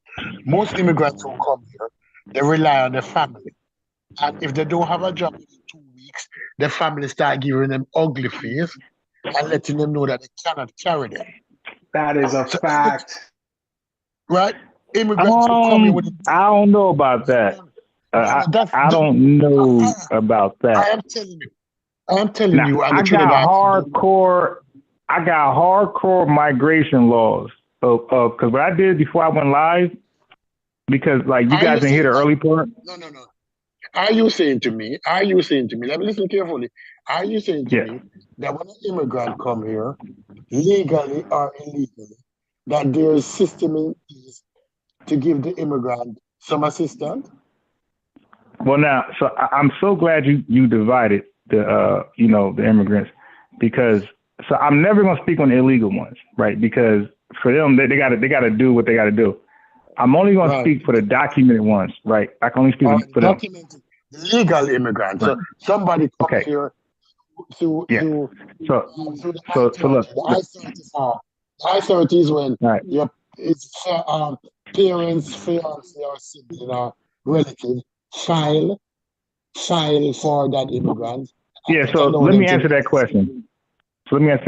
So what I did all day, because I want to go live early, but I've been reading about Jamaicans in UK, Jamaicans in America, Jamaicans in Jamaica. Man, them motherfuckers, man. I got you. Now I'm going to answer your question. What I'm saying is, like, I really prepped myself for this conversation. So in 1962, the UK restricted entry of Caribbean entry, right? So because of that, that's Jamaicans specifically. So as a result, the Jamaicans start looking towards the United States. So in 1964 Civil Rights Act, it led to the Hacked-Steller Act, which liberalized immigration policy. Now watch this. So now, the United States started to bring specific Jamaicans over here for agriculture, construction, and healthcare. Now, what they did was they set aside jobs for them in those 3 things. No, right? No, you're using the wrong term. You're using the wrong term. And what you're talking about is the farm work program. And it was specific to Florida and to apple picking. Because I know about the farm working program. It was New York and Florida. Right? It is not a set-aside job. Because these workers who came in, especially the farm workers, it was seasonal. They would come up to 6 months. They'd work in the farms in Florida, cut sugarcane, or they work in the apple farms, or they work in whatever farms they're working, just like the Mexican. But also healthcare and construction, right? No. Let's finish. These were usually with one sector at a time. Yeah, because I got an article. No. These were not set aside. You got to debunk this article. No, these were not set aside. What happened is that these persons were recruited because there was a demand for these jobs, and Americans weren't filling them. Americans weren't going into the cane piece to cut sugar cane. So these are not you gotta be kidding me right now. Yeah, that's a fact. I'm telling you, that's a fact. No, actually, that's not a fact, because what I've also been doing is like binge watching Tone Talks videos, right? Are you who saying to go me? to. No. Are you saying to me? Are you seriously saying to me that these farm workers who came to the United States to cut sugarcane was actually taking jobs from Americans? No, I'm not even going with that at all. What I'm saying is this. See, I said agriculture, construction, and healthcare. No, Okay, so no. wait, No, hold on, because is my turn to no, go now? we're Wait, we dealing got with to them take one at a turns. time. We have to address them No, one at a time. but your question Can I doesn't contribute to apply this? to. Yes, that's how Hasan. Go ahead, bro. Yeah, what Stupis is saying is true, even in Trinidad. Okay, people leave especially young guys, they go to Canada, America, and they do these farm jobs. Even some do it in England here. And the yes, yes in the healthcare too. Hold on. In As a the mate, hold on, healthcare, bro. in the healthcare, they have No, been don't recruiting healthcare. Caribbean Don't touch healthcare. nurses. Don't They have touch. been Don't touch hold on, healthcare. Stupis. Hold on, Stupis. Don't touch healthcare. Hold Talk on. about Nah, still Hold on. In the Caribbean, don't try to bridle. No, hold on, Stupis. don't try to muzzle. Hold on. In the Caribbean, Malaysia, Indonesia, all these places, they do go and hire nurses. Britain do it, and America does it. Okay, but I don't know about the construction industry. I know about the construction. I was dealing with them one at a time because what he's implying is that America set aside jobs for these No, that was my language. Yeah. Stupid. Wait, now bro, you got to hold on. Don't forget they. Okay. My bad. Yeah, let me say this.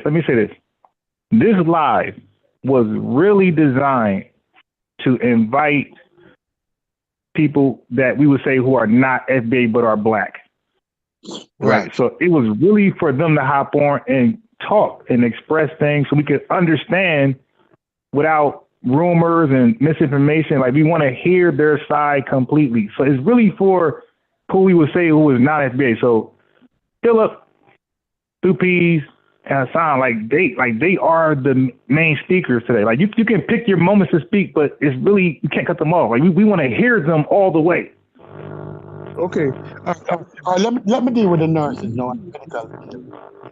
No, when the hospitals in New York started experiencing shortage of nurses, and a hospital, the size of a New York hospital, is a vast, like hundreds of nurses. The average hospital in New York employs hundreds of nurses.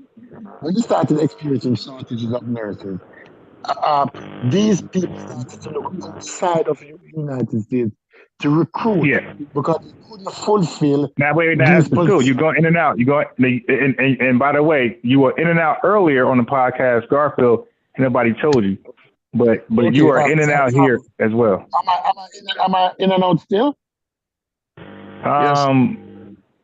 Yeah. So like we're not. You're up and down. So we're getting like half of what you're saying. Am I still in and out? Now you're good. Now before you go, so SMH. So when they go, when you go, you can't change to something else. You got to speak to what we're talking about, though. You can't go somewhere else. You got to speak to what we're talking about. I won't change it. No, it's not. No, I ain't say you. I didn't say you. I said SMH. When he goes after you guys, it got to be on this. Okay. I got you. Okay. So when the nurses and the health aides, when the nurses and the health aides were hired, it's because a shortage existed in the United States. They went to Trinidad, they went to Jamaica, they went to Guyana. When they finished recruited in Trinidad has a shortage of nurses because they took all the nurses from Trinidad. When they went to Guyana, no, not just them, also Jamaica. Yeah, no, I'm going around there. When they went to Guyana, when they left Guyana, Guyana had a shortage of nurses. When they went to Jamaica, the Jamaica had a shortage. They took the best and the brightest, and they did it for years. This thing has not been going on for 1 year, 2 years, 3 years. Last year, 2 years ago, they started recruiting teachers, especially in North Carolina and South Carolina and the southern state. They went to Jamaica and started recruiting teachers. They went to Trinidad and started recruiting teachers. They went to Guyana and started recruiting teachers. It's not set aside. It's they had a vacancy and they came to this country and recruited these professionals. It's not like we came to. Okay, I've been in America since I was 7 years old. I got my green card when I was 7 years old. We live in St. Croix, and then we moved to Houston, Texas. Okay, so I can tell you about being a non-black American. You know, I never had a problem because I have Black American family also. I see it as family. That's how I see it. With all the prejudice I'm hearing now and all the different things, teters and all this nonsense. As far as I'm concerned, we are just family, and you know, family behave like that sometimes. But the thing is, it's not like we come to America or England. I live in England now. It's not like we come here. They go out and they recruit people. Even Saudi Arabia has been recruiting. Last year, a woman came who I know personally. She came to Trinidad and took about 50 nurses to Saudi Arabia. So there are a lot of headhunters out there. And they do this. It's not like we come to America and take somebody's job. They come out and recruit these people. But for the jobs that are there, people need to understand most immigrants who come here, especially the professionals, they didn't take jobs.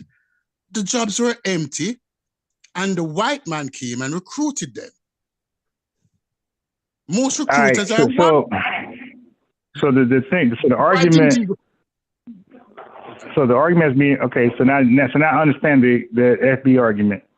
So the FB argument is that white people are purposely skipping past FBA. So you can look at it as, although it's not directly set aside, but it's kind of like. No, wait. Look, I'm telling you.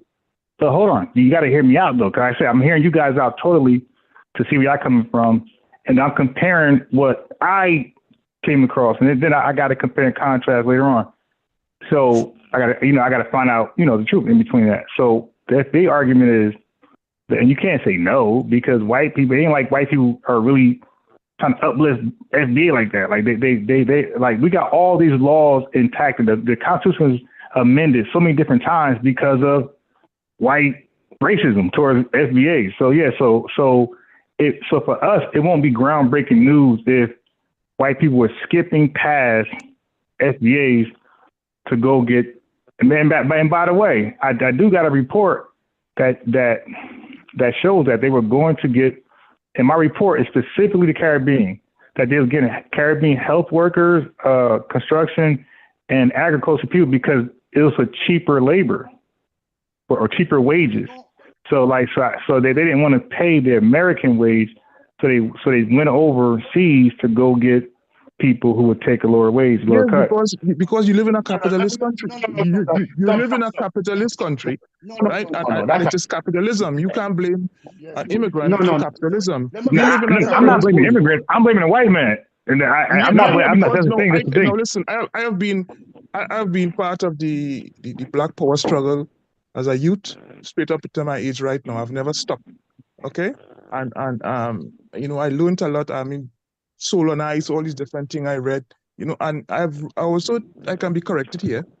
I read that there was during the early FBI, they were purposely trying to separate blacks in America from blacks in Africa and blacks in the Caribbean. It was done on purpose, right? We know this. I agree. And I know that they treat black people in America, my cousins, as far as I'm concerned, in a wrong way. I have to recognize that.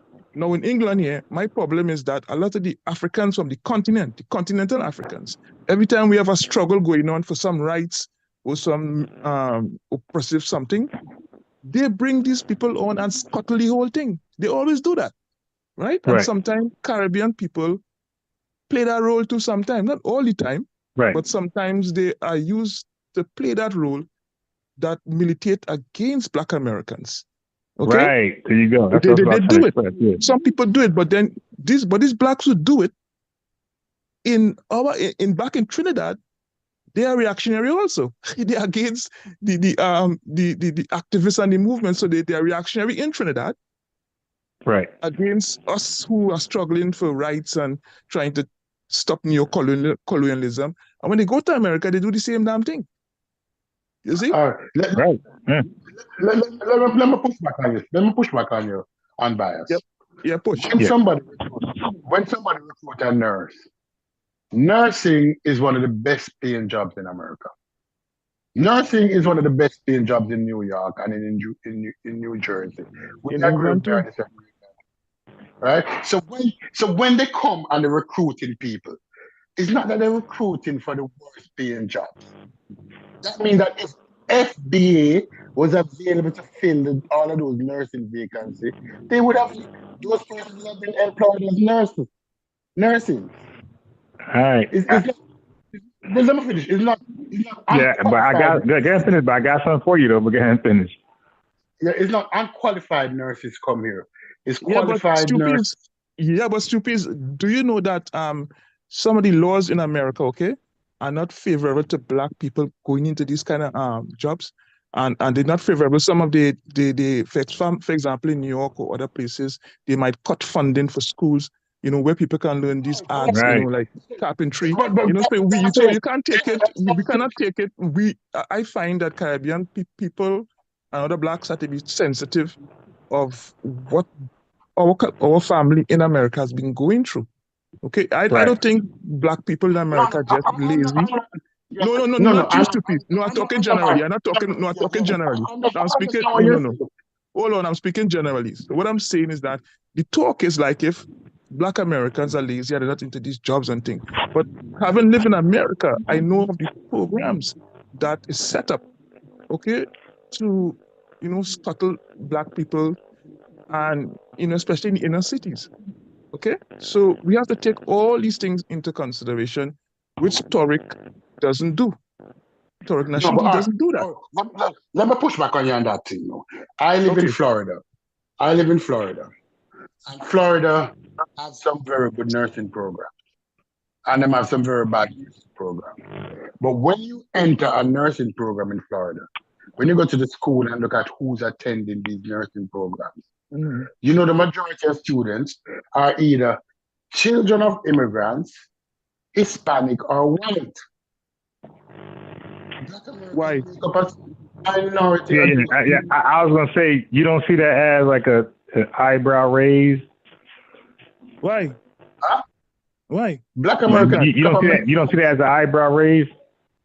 But Black why, Americans are why not interested in those jobs. Why? Right. No, they're interested, but they make up a small minority of students in Yeah, but the why? classroom. We have to go to the sociological and the political aspect of the society, right? Okay, I'm not saying that okay, my daughter lives in Texas, right, in Dallas. She's a nurse. Okay, there are other American. There are other American people. Of course, there are other American people with her also on the job, right? And of course, I worked in a hospital in Houston, and of course, there were a lot of immigrants, especially Nigerians, doctors. Okay, now I will never say that there's no Black American doctors, but I used to wonder why they don't avail themselves of these things. I used to wonder why, but it's a program. It's just not something that we can just say, that they're just not interested. It goes deeper than that to me, from my experience. Yeah, because my mother was trying to get nursing. My mom was trying to get into nursing. So you got a lot of FBA women who was trying to, and men. Like I got a friend, Tanel, who got into nursing, and my boy Matt right now that I play ball with, like he's getting into nursing. So people are trying to get in there. Yeah, but a lot of people try to get into nursing, and I'm not taking that away from anybody. Hundreds of people every year try to get into nursing. Some succeed and some don't. But what I am saying to you is that when they came to recruit, so it wasn't a set aside job. So we deal with the agriculture and we deal with the medical. It wasn't a set aside job. The professionals, and they went into other countries and they scavenged and they took all they could. No, the same wait. So let me ask you this though, because this is easy researchable. Do you believe the Caribbean people that came and got these nursing jobs? Do you believe that they were getting equal pay as white women or Asian? It was paid, yes. Okay. Yes. Okay. Cool. Yes.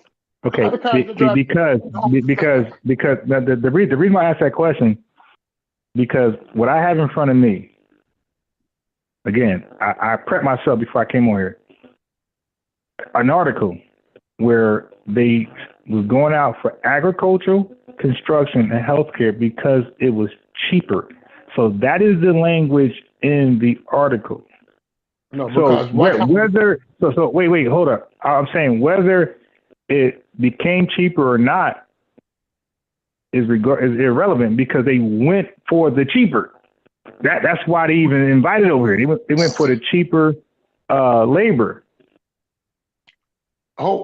In many cases, let me explain how cheaper sometimes to recruit.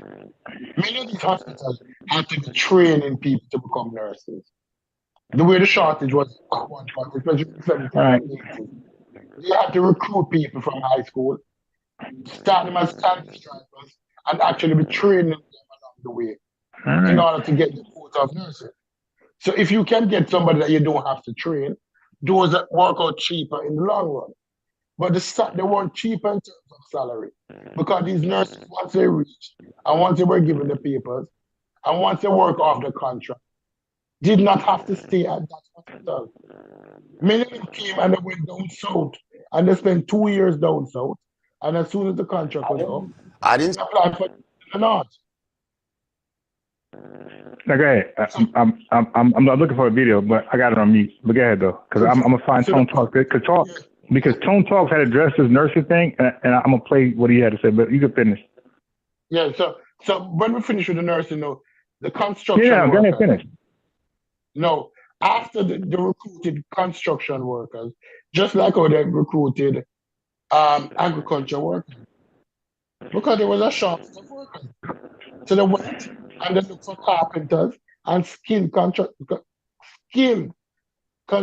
workers. People tend to believe that these jobs were unskilled jobs. Because in construction, you have skilled and unskilled construction workers. You have the man who will mix cement, but then you have a different level of construction workers. You have carpenters, right? You have bricklayers, certain things that require skill. You have persons who read the plan. You have persons who supervise. And they went to the islands and they got those people. It was unfortunate. But it's not as if these people were recruited. These people didn't come here. Those workers didn't come here unannounced. The ones that you mentioned, the farm workers, the hospital workers, and the construction workers.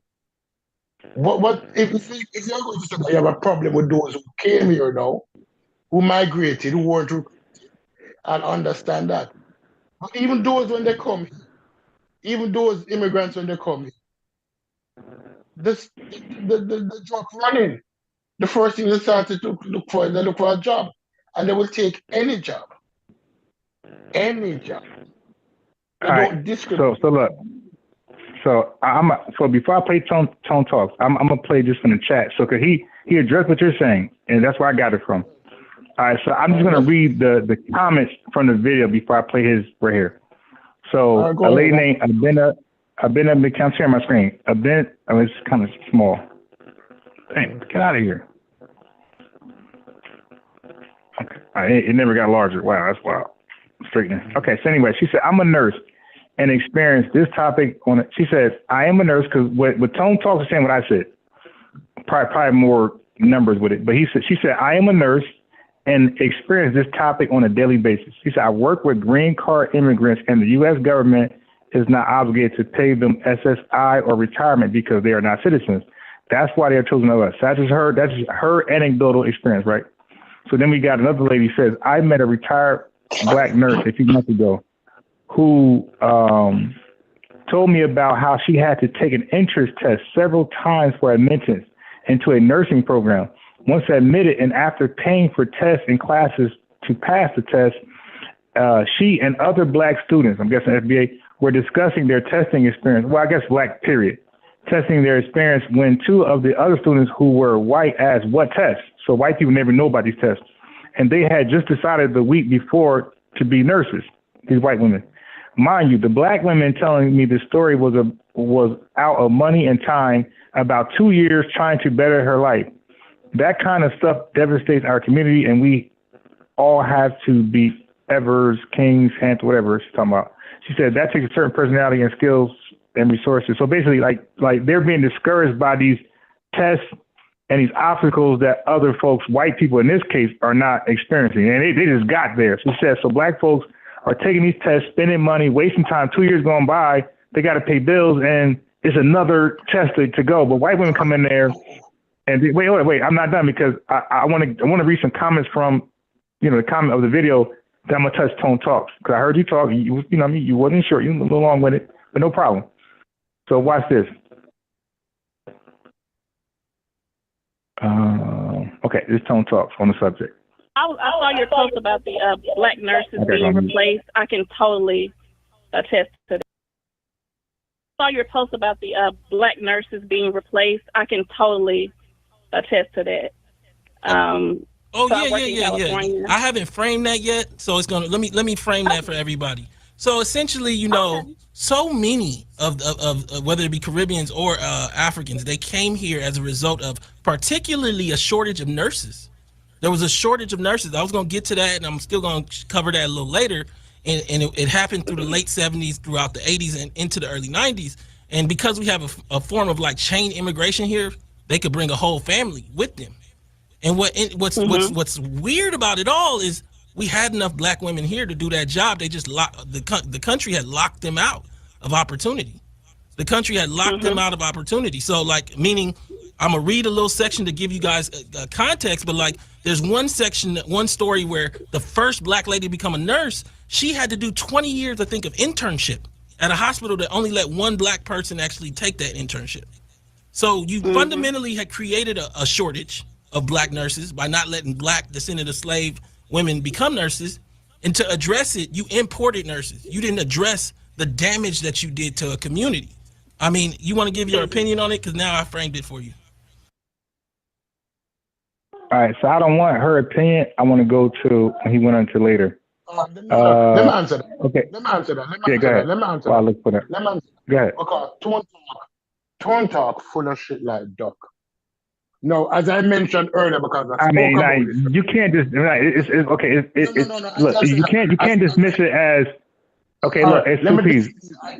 Okay, so I don't like when people attack Tariq or Tone because for me, there's a lot of stuff I disagree with Tariq Nasheed. He's pseudo as hell, conspiracy theorist. So I don't care about the person, right? It's the claim that he's making.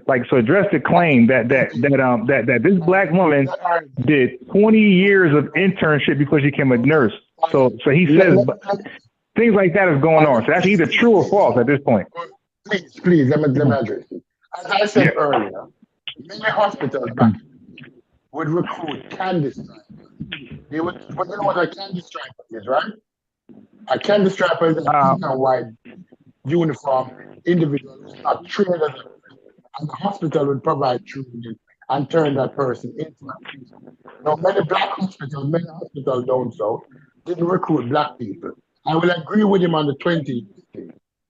I will agree with him on the 20. Discrimination might have been taking place that prevented these people from accessing these qualifications. But when he's speaking about immigrant nurses, these nurses did not come here as candy stripers. These nurses came here as registered nurses. Now, as far as nursing goes, a registered nurse is a top tier nurse.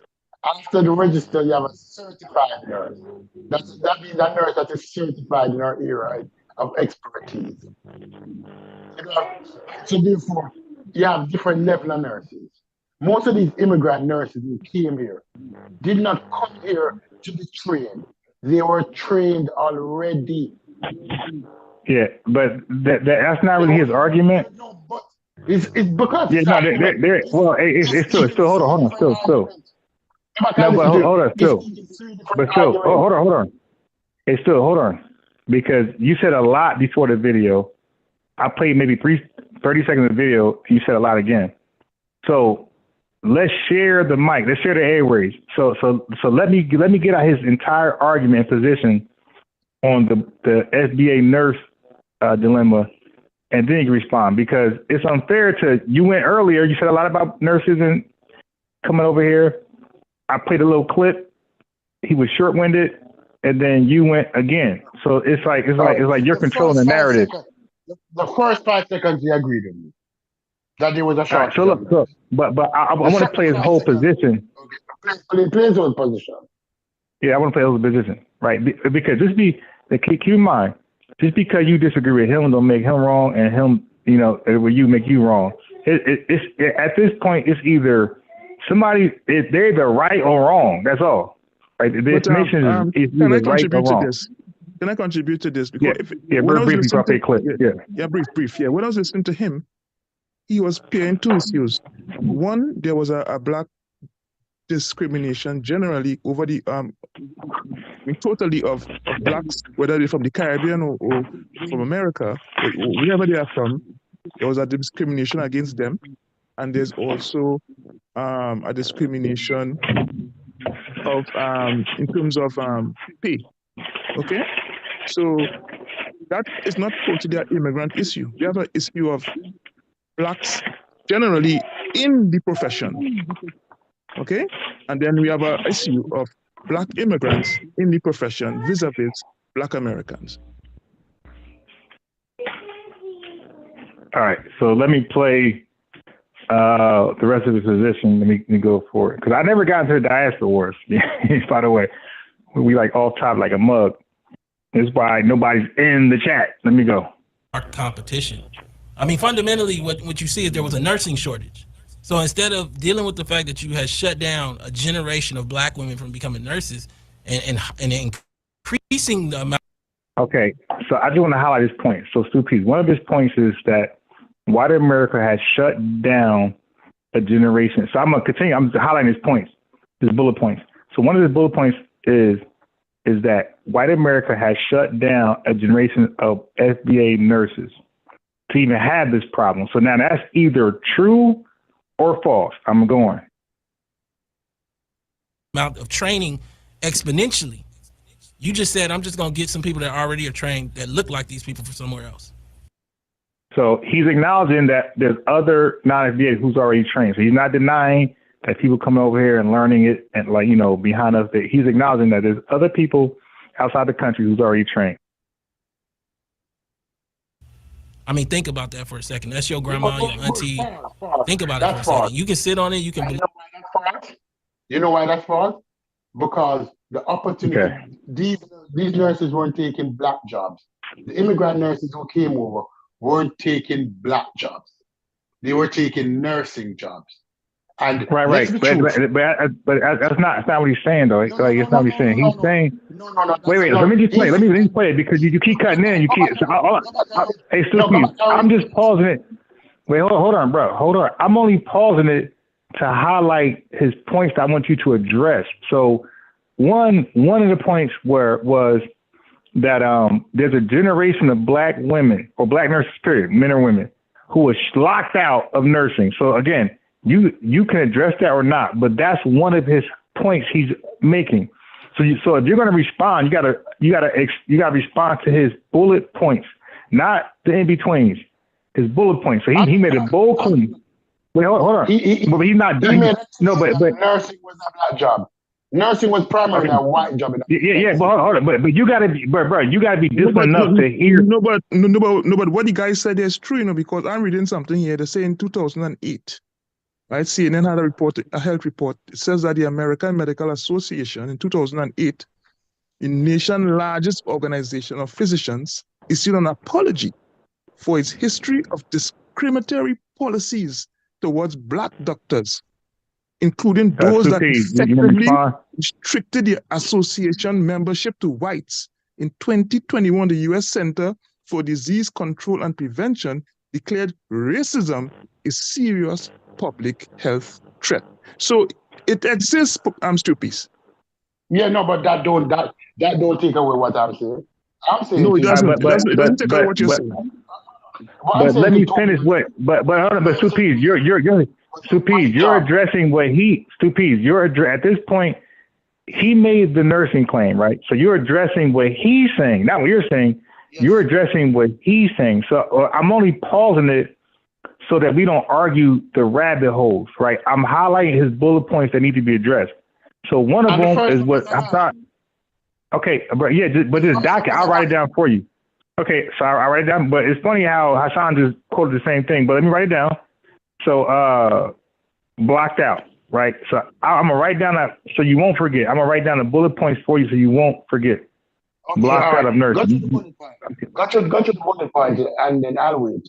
I'll wait until you finish, and then I'll debunk all of it. Yeah, so I'm gonna stop in with that, but Hasan just got a report. I don't know how you're gonna debunk like an apology, but let me go on. Yeah. Believe something else, but that's just what. Yeah. How you gonna debunk apology? I don't know how we do that. But let me finish. What happened? Your auntie.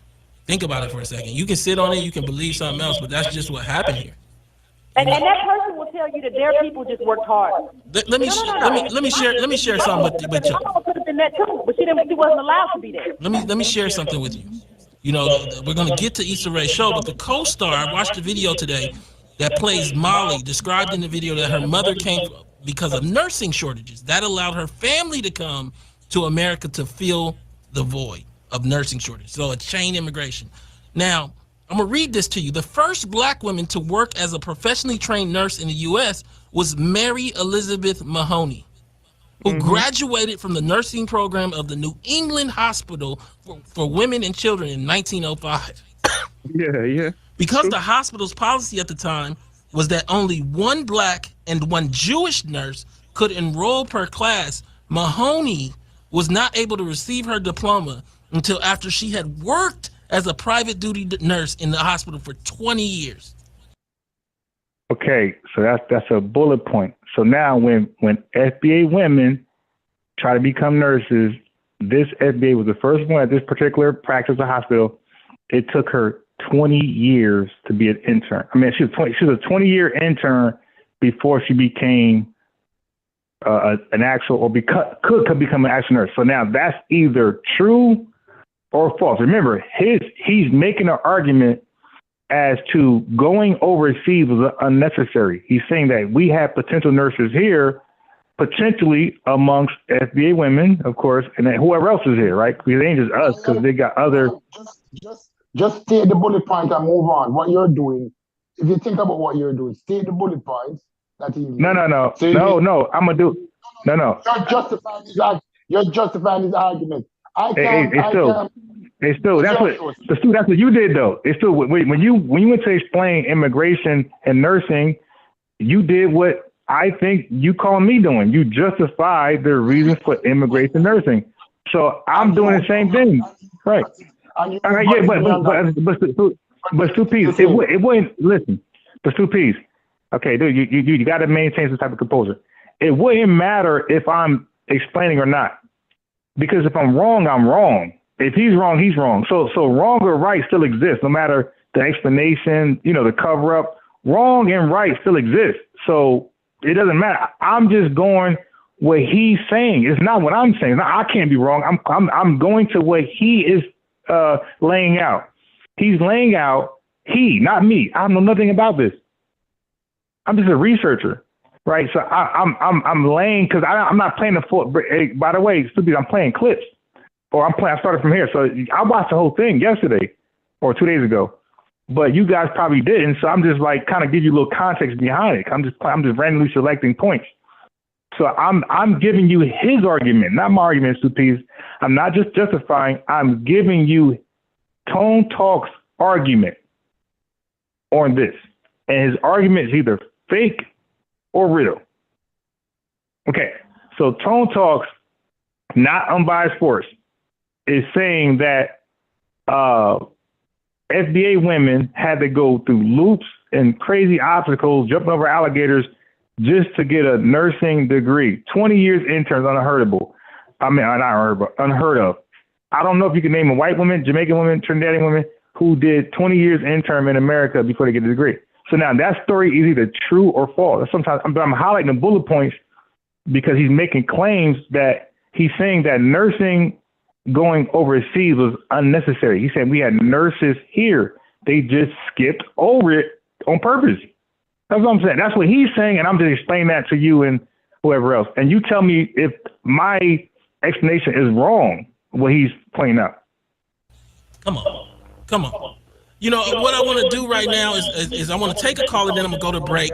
Let's take this last caller before we go to break. Caller, what did you? Yeah, I'm not gonna take the caller because I want him. I want the caller talking. That you had shut down. Okay, I want tone talk. The caller could be wrong. I want tone talks. Our competition.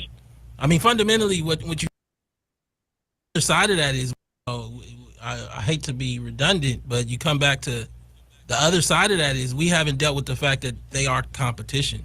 I mean, fundamentally, what you see is there was a nursing shortage. So instead of dealing with the fact that you had shut down a generation of black women from becoming nurses and increasing the amount of training exponentially, you just said, I'm just going to get some people that already are trained that look like these people from somewhere else. I mean, think about that for a second. That's your grandma, your auntie. Think about it for a second. You can sit on it, you can believe something else, but that's just what happened here. And that person will tell you that their people just worked harder. Let me No.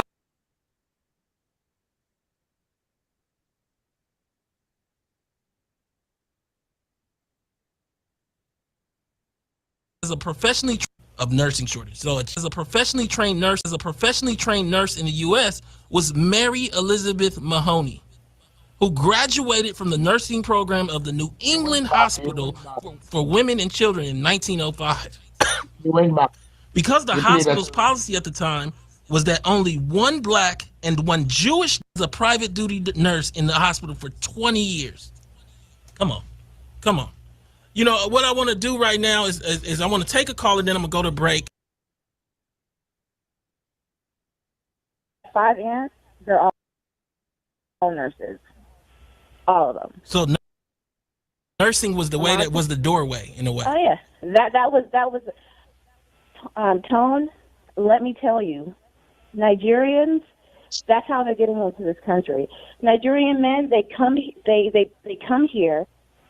They don't work. They bring their wives here. They put their wives to nursing school. They don't work. They put the nurse. They make their wives go to nursing school, and they're the breadwinners. And that's how it is. And those fools be working like 7 days a week. Man. And that's how they maintain their lifestyle. Caller, what I want to do now is just go to a break on that and let everybody sit. All right, super. You can respond. I just want to play the complete thought, but go ahead. Let's address the first. What's the first one he mentioned? I know. What's the, you say it was right. Okay. What was the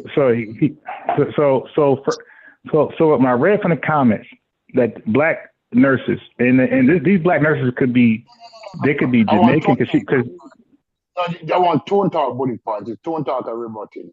You said you were on the first one. Yeah, but he was speaking to blocking out nursing, right? So blocking out nursing for black Americans, and now those black Americans, they can be whoever. I remember it now. His first talk is that the first bullet point is that he said something like the American system blocked out the opportunity for black Americans to become nurses, black women to become nurses. That was the first bullet point. Now I'm going to say this to you. Nursing has always been seen, if we use Trump rhetoric, and I'm going to use Trump rhetoric, as black jobs and white jobs. Nursing, before immigrants came here and took those nursing jobs, were always classified as white jobs. Now, because hospitals had to train nurses, and they didn't want to spend the money to train all of these nurses, it resulted in a shortage of nurses nationwide. Now, that shortage has been semi-fixed because of the introduction of community colleges now and private nursing schools. You have more nurses being turned out in the United States. These nurses could be black, Hispanic, Indian, white, Chinese. Because these schools, every community college in the United States of America now has a nursing program. No, there's no stopping anybody from applying to these colleges. It's not like back in the day in 1905, as the example he drew about the 20-year recruit. The person was a 20-year internship. It went back all the way to 1905. We know that in 1905, this country was a totally different country. The amount of discrimination was totally different. But he had to go back to 1905 for example of the first black nurse who got her training but was unable to get a job because of the quota that they set. It is not like that today. Today, you apply to nursing school, and if you get in, you do the program. So what he is actually saying is that he was gaslighting, and the example he used was one of 120 years ago. That's the example he drew upon, a 120-year-old example of a black nurse who could not get into the system. 120 years ago, certain jobs, black doctors could not get into the system either. Black pharmacists couldn't get into the system. That's 120 years ago. But he used that example because he's gaslighting. So both points that he made were garbage points. No, the third thing is that, as I said earlier, in order to combat the shortage of nurses, every community college now has a nursing program. Every community college. And I dare anybody to disagree with me on that every community college in the United States, and then you also have private nursing school, you have fly-by-night nursing school, you have all different kind of nursing school that train both HHA, LPNs, and RNs. Yeah, but Stippy, how do you factor in the fact that institutions were making apologies for locking out Black Americans? Yeah, but that has happened, right? That has happened because so it's not a level playing field. You know? No, it has happened because of the systematic racism. But when you talk about black doctors and black nurses, it's a whole total different scenario.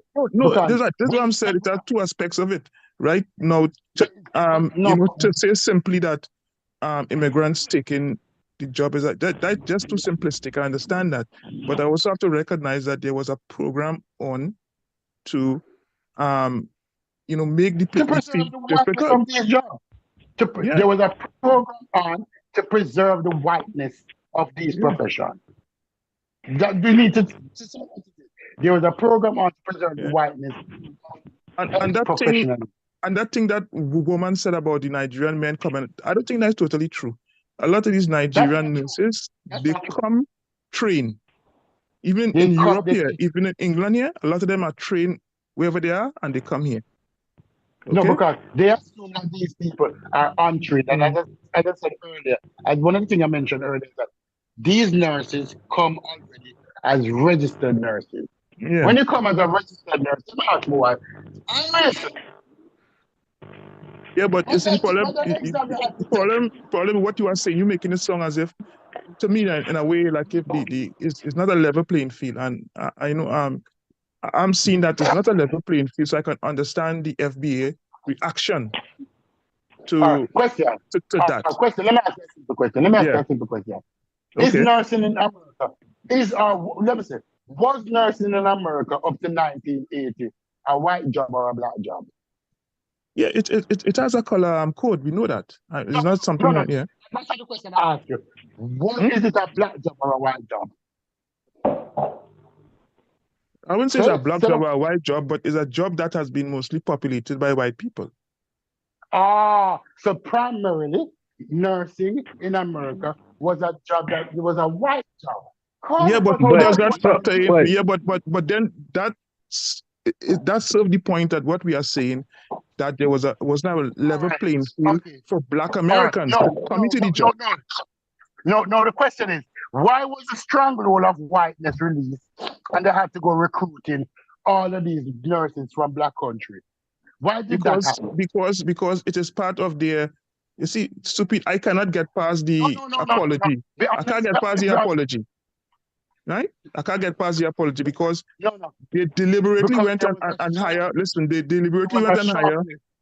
There is a shortage because deliberately kept certain people out. Right? We have to factor in that. No, you can't tell me if I'm in the Caribbean and a man come to me and say, "You want to go and work in America? You are a trade nurse. I'm going." Okay? Right. No. Let me ask you this other question. Let's ask this other question. How long does it take to train a nurse? I'm not sure. I'm not sure. My daughter in America, she is a degree trained nurse. A degree trained nurse. Yeah, I 4 think years. I think she take about 4 or 5 years. Yeah. 4 years. Now, if there's a shortage today, I will start to train people up. Yeah, I recognize that. But stupid, how do you get past? My problem is, how do you get past the apology? Yeah, I mean, The thing is, two P's is not addressing an apology at all. Mm-mm. No, let's address the apology. I understand what two P's is saying. Yeah, can you speak to the apology? That's what we want you to speak to the apology. Okay. Let me speak to the apology. Yeah. Let me speak to the apology. Because white people apologizing for the misconduct don't mean shit to me. That's why I didn't take it. That's why I didn't take it seriously. But let me take it seriously now. Whoa. Let me take it seriously now. Black men, when we talk about doctors were primarily men.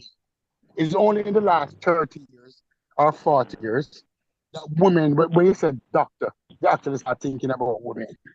But black doctors were primarily men.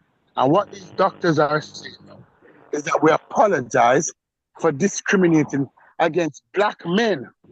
No, we're talking about two separate issues. We're talking about black women and nursing and black men and doctors. That's why I didn't want to. The apology didn't say black men. They say about black people. It didn't say black men. Right. But it has to be men. It has to. No. We're no. We're not gonna do that. We're not gonna make. You can't rewrite their apology. If they left it as black people, it's black people. We can't make it gender basis, gender specific because that fits your narrative. It's a black people, it's black. We gotta leave it at what it says. No, because we can't say that. We don't want to be gender specific, and that's why they didn't do that. The apology gender specific. But stupid. For example, they say here, it is well documented. It's a well documented evidence of black physicians' experience with bias and discrimination in the workplace in 28 by yeah. All right. Let me ask you this question. Were the majority of these physicians men or women? No, I'm not saying that the majority of doctors growing up I know are men. Right? I'm not fighting that. But all I'm saying that the study did not say only men, it said black, physicians. So that includes women and men. And there's a lot of studies online. You can just check it. You don't have to take my word for it. Just check it. There's a whole lot of studies about this online. I agree with you. 11860 Southwest 26 Court. Yeah. Huh? Michael, Iris Tilly, right? Mm-hmm. Iris Tilly. Yeah. You what? You I didn't even say you still it. You what? No, I'm collecting some from there. Thank you very much. Okay. No, let's be honest. Wait, hold on. Wait. Before you be honest. Yeah. Wait, hold on. Before you be honest. See, because remember, like a lot of videos, a lot of clips I'm playing, there's a disconnection, right? How black people see Africans in the continent, because we never been over there, so all we have is like white images. A lot of us never been to Jamaica, so all we have is white images, right? That's all we gotta go by until a Jamaican or African correct us and say, hey, nah, ain't no, this ain't jungles and that ain't happening over here. So in America, same thing. you know, like there's images casted from America to other black areas where, you know, it looks like that's the truth. Okay, so Stu Pease. Now I know Stu Pease know a lot about American history, but I'm not sure how well-rounded he is in black American history. Okay, so Stu Pease, when you go way before the Civil War started, all the way to now. So I'm not even doing that. I'm not doing estimation. I'm just saying, if you go to that to now, there's always been some type of exclusion, some type of propaganda to prove how black Americans are less than white people. And as a result, they don't deserve equal opportunities, civil rights, and all these, even justice. So like there's been an ongoing effort all the way to now to try to prove that not just black Americans, because like you said, Stu, when you come over here, yeah, that's you. When Trinidadians come over here, that's Hasan. So it ain't just black Americans. Is anybody black? Those stereotypes are going to be pasted on them, right? Okay. So let me give an example to you. Let me land my plane first. Land my plane. I'll be very quick. Because you're the only person who's not quick, by the way. Hasan's quick, I'm quick, you're not quick. So now I'm in my plane. So for us, for black Americans, it's not far-fetched because we know our history here. It's not far-fetched for us, for white people to continue their practices, to skip over us, because we, by the way, we are the ones who were enslaved. We are the ones who they believe one day we're going to try to get them back. They didn't do nothing to Jamaicans, okay? White Americans did nothing to Haitians. They didn't, like, directly. They did nothing to Africans here as this country was established. Their insecurities are black Americans. So that when they see us in positions of authority, they shaking their boots because they want to know retribution or reversals. So now for us, because consider all that. So for us, it's not far. So when we hear a tone talk stack, because I know like you're not from America. You wasn't here like as long as us and experiencing things. So for us, it's not far fetched that white America will continue their racism practices against black Americans and go get whoever else but us. See, for us, we believe white Americans want anybody but us thriving. Go ahead, Stu. Right. Can I answer this question now? Because this question is beautiful. It's beautiful. It leads up to exactly what I'm going to tell you now. White women should be the one who are complaining about the immigrant nurses, not black women. Because these immigrant nurses came and took white women jobs. These immigrant nurses came and took white women jobs.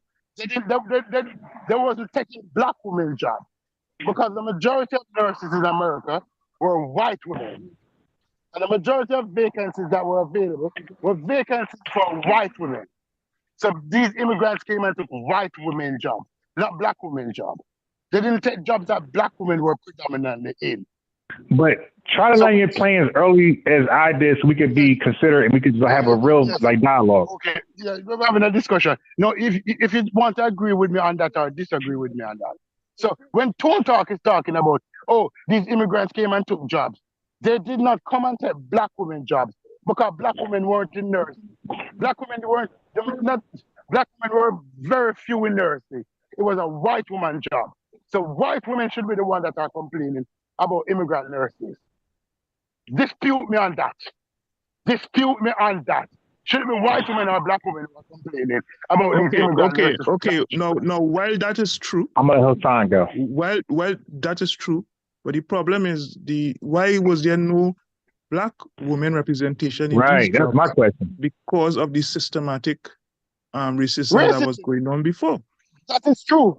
That is right? true. So you cannot say you cannot blame a victim, and say that black women were the victim. Was black women the victim? Was it were they the nurses? Was black women the victim? I said I agree with you, but you're not doing it holistic. Now the reason why the black women were not represented, right? Because there was a program against them. This is what I'm saying. I agree with you on that right? also. And what I'm saying is that to be justice, to have justice in the conversation, you must factor that element within the situation. So of course the white woman will come. I'm supposed to be complaining. Of course, I'm not saying no, right? But is a whole, is it more bigger than that, Stu-Peace? No, it's more. It encompasses more. But you're breaking up. Complaining at the court. Yeah, I agree with you. Yeah, but you're not stretching it. I agree, but you're not stretching it properly, because the only reason they're not complaining because they were locked out. So they complain of being locked out. They're not complaining of being white nurses who discriminated against. They are complaining of being locked out. This is the complaint from the whites, and this is what Tony is saying. Okay, all right. But is the immigrant reason why these nurses are locked out? No. I'm not saying immigrant. No, I'm not. I don't believe that. It's not the immigrant. It's not the immigrant doing that. It's a system. It's systematic, right? And anybody, any part of the world, if you are a doctor or a nurse, any part of the world, and somebody come to recruit you, whether it's Saudi Arabia, China, you're going. Okay? Or America, you're going. Right? So who is trying to do? No, what he's saying, what I'm hearing he's saying under the hubris is that what he's saying is, look, there's a systematic situation that kept all these people. That is what he is to me. Then he's blaming the immigrant nurses for the situation. That's what he's doing. Well, no, I don't agree with that part. I don't think he's blaming immigrants. I think he's blaming white Americans. Right. Yeah. I'm not agreeing with him that is immigrant fault. What I'm saying, I agree with him for the complaint of Black Americans that the reason why they were not represented because they were kept out. Right. I agree with that part. Yeah. Okay. Let me give you another example. I don't agree to agree with the American that is immigrant fault, and I see some people in the chat talking like that. Go back to your country. This is nonsense. No. No, never look at the chat. Never. Yeah. When you're on a podcast panel, the number one rule is never, like, if I'm a guest somewhere, I never look in the chat. Okay. That's number one rule. Okay. I'm more decisive than anybody else. Because Stu-Peace, I can't get past that apology. I really, whether it is honest or whether it is fake, it's an apology. It's a recognition that something happened or is happening. It's systematic racism.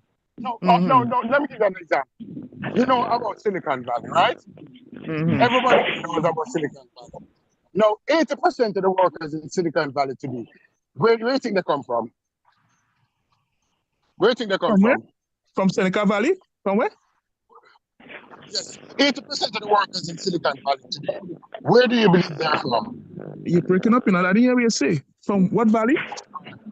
Silicon Valley. Oh. Yeah. I think they're from... I'm not sure. I wouldn't say. I'm not sure. 80% of the workers in Silicon Valley today are of East Indian descent. These men came and took white men jobs. Because Silicon Valley, when it was set up, it was primarily white men who was doing all those coding and computer work. The computer work, But today, it is primarily Indians. Yeah.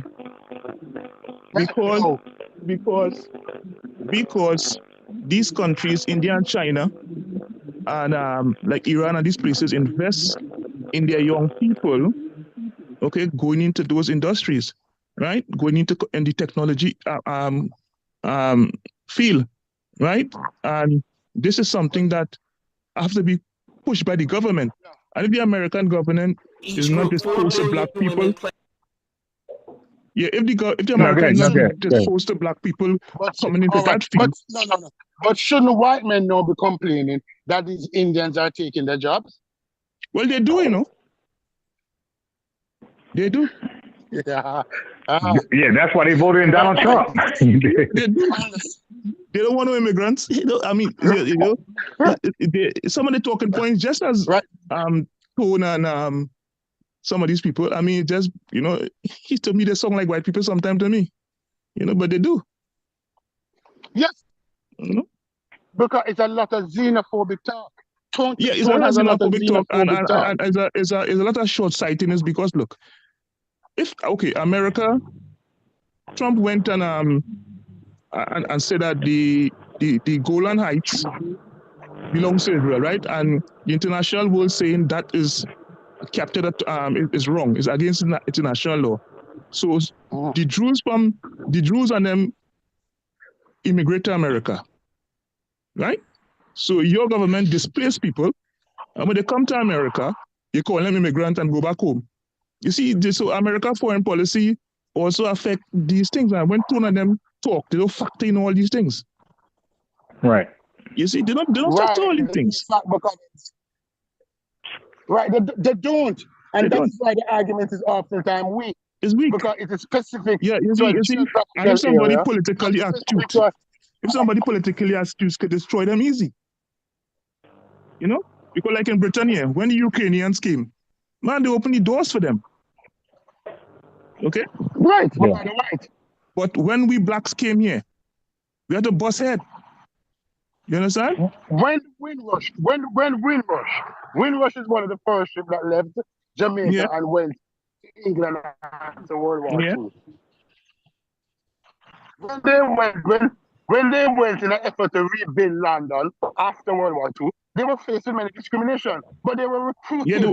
Ships were sent. They were invited. For these people. Yeah, and they say no blacks, no dogs, and no Irish. Irish was lower than we. But these things happen. Listen, anytime there's a downturn in the economy, these things happen, and we have to just deal with it. Right. That is beautiful. That's the most beautiful thing that you have said all day. All right, so let's have the last word on the nurse thing, so I can play some clips. Go ahead, Stu and Hasan, then we can play a clip. No. Listen, it's not black women should be complaining about immigrant nurses. It's white women.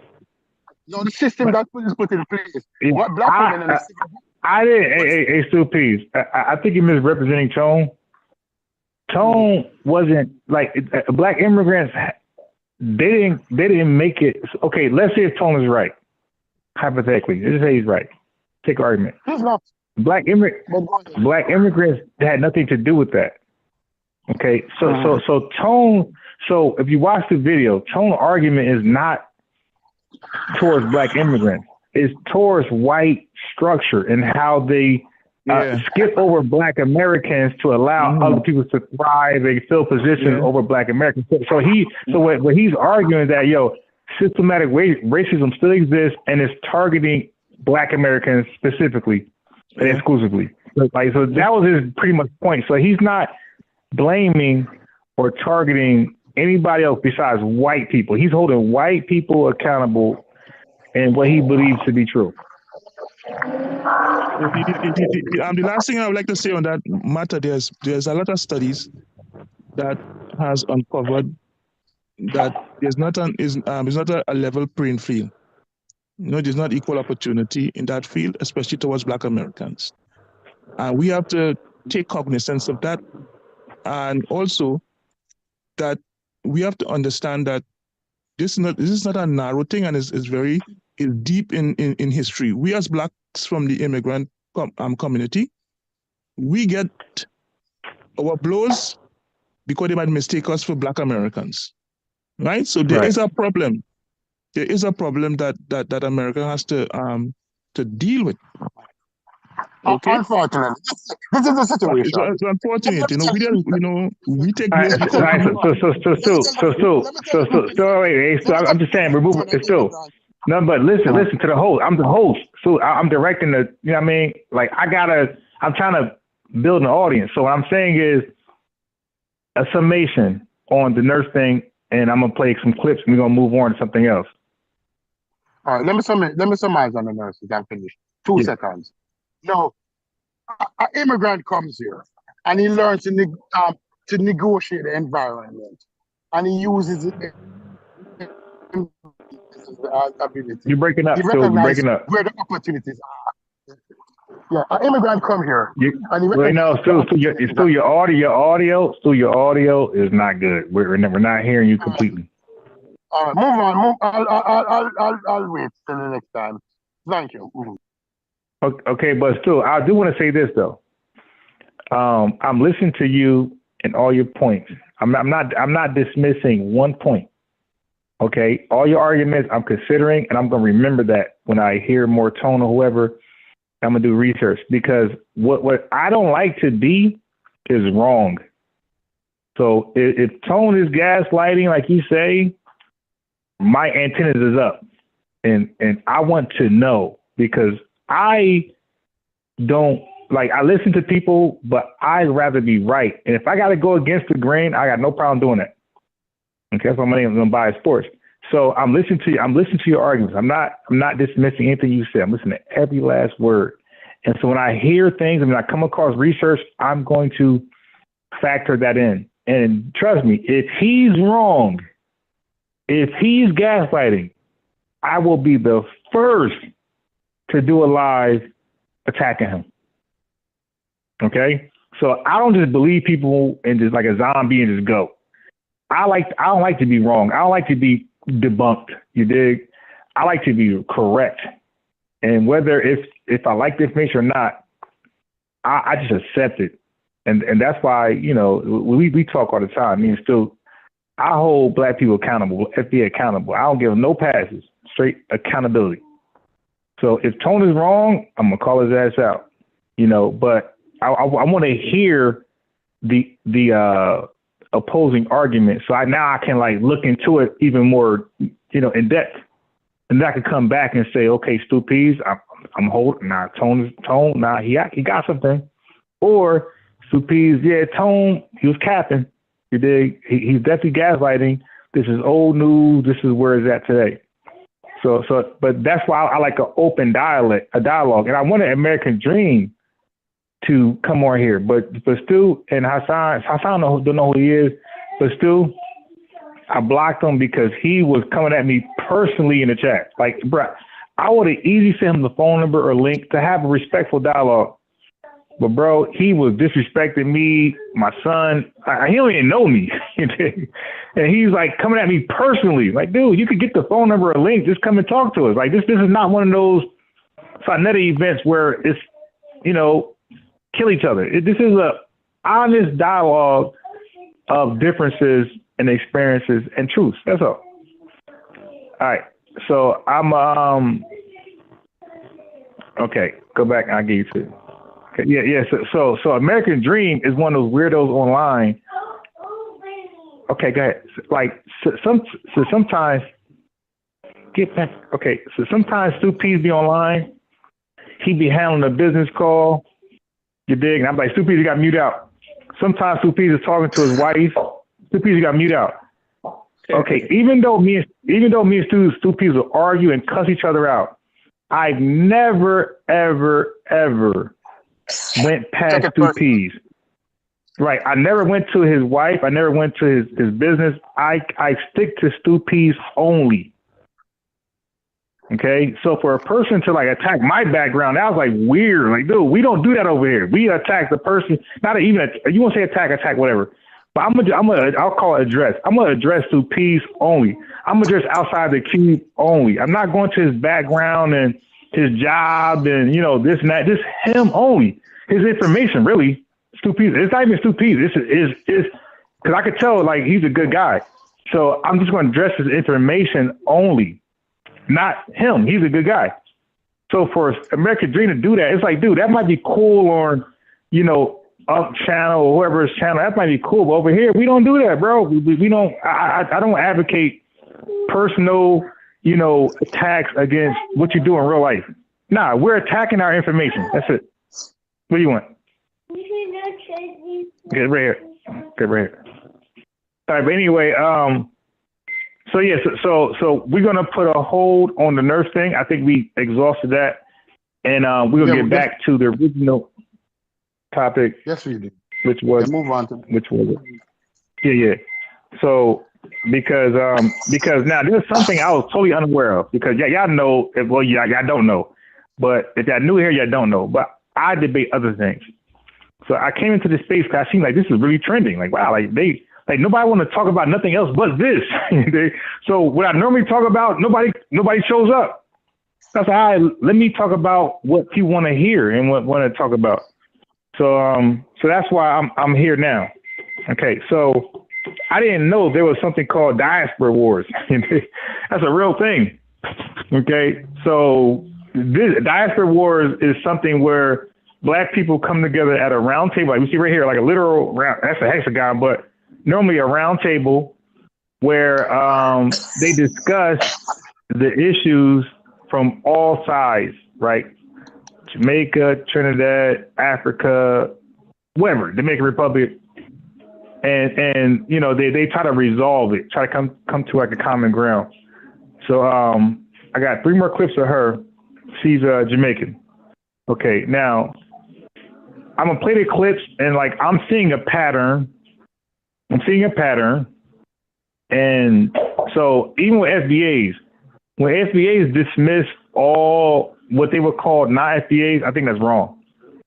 Like I'm not for that. There's a lot of what you would call non-FBAs who aren't like the non-FBAs who's out here reckless like Fat Joe. Like there's some what you call non-FBAs who are really just not in that at all. They're not involved in that at all. They're just normal people, normal Black people who got nothing to do with that. So let's not group up everybody over 10 people, 50 people, 100 people. You dig? Like that's no. Just address those who are doing the foulness, but don't include everybody else in that. Like no, that's what white supremacists do. We don't do that. And so Fat Joe is a name, Math Hop is a name. So if you got an academic is a name, if you got a problem with them, address them personally, right? But not plurally, singularly. All right. So now the thing I like about who we would call non-FBA, like people who live in the country, America, I like their honesty. I like how they're not trying to sugarcoat the negativity about FBA that they heard from relatives or countrymen. Like they're open with it. They're not trying to hide it. Act like so we got to respect that because they could fake it like white people. Oh no, we don't think like that. No, we don't see color. Like they're being real. They say no, we believe this about you guys because of this. I'm gonna play it. I don't even know if it's like a Caribbean thing or it's just like a Jamaican thing, but we come here when my mom comes here and she's working, right? Like she's like busting her butt. Her mom is here busting her butt, and like there's this, and I'm from New York, so like I don't know about anything going on like in the South, but like we're from New York, we come here and like a lot of people are like living on like government assistance and all those type of things. So like there's that negative like connotation of like Black Americans don't want to work. They don't even know if it's like a Caribbean. Okay, so now I want Hasan to address that, but I want Stu Pease to address 2 things though, because Stu Pease never addressed the first thing that we had said. Okay. So I want Stu Pease. What she said. Some of it is true because growing up, I went to school in St. Croix and in Houston. I came to America since I was 7 years. Okay, and then I live in England now. Yes, there's among the West Indians, Caribbean people, there is that talk that Black Americans are lazy. They want special treatment. Stuff like that. Okay? Now, what deep about that is that those same Black Caribbean people in the Caribbean, we are also told that you Black Trinidadians are lazy. The Indo-Trinidadian tells us that. And the Syrian Trinidadian tells us that we lazy. So when we come to America now, we transport that crap to the Americans. Okay? And of course, you know, there was also a pushback from American telling us a lot of different stuff too. You know, it goes both ways. Okay? But as a person who have read history and I've always been interested in the social condition of a people, I understand some of the forces that you know were you know deployed against Black Americans, you know, and how we were being used in a way to validate white thought and white supremacy. You know, so it is a tricky situation, but it happens. I've heard the talk, you know.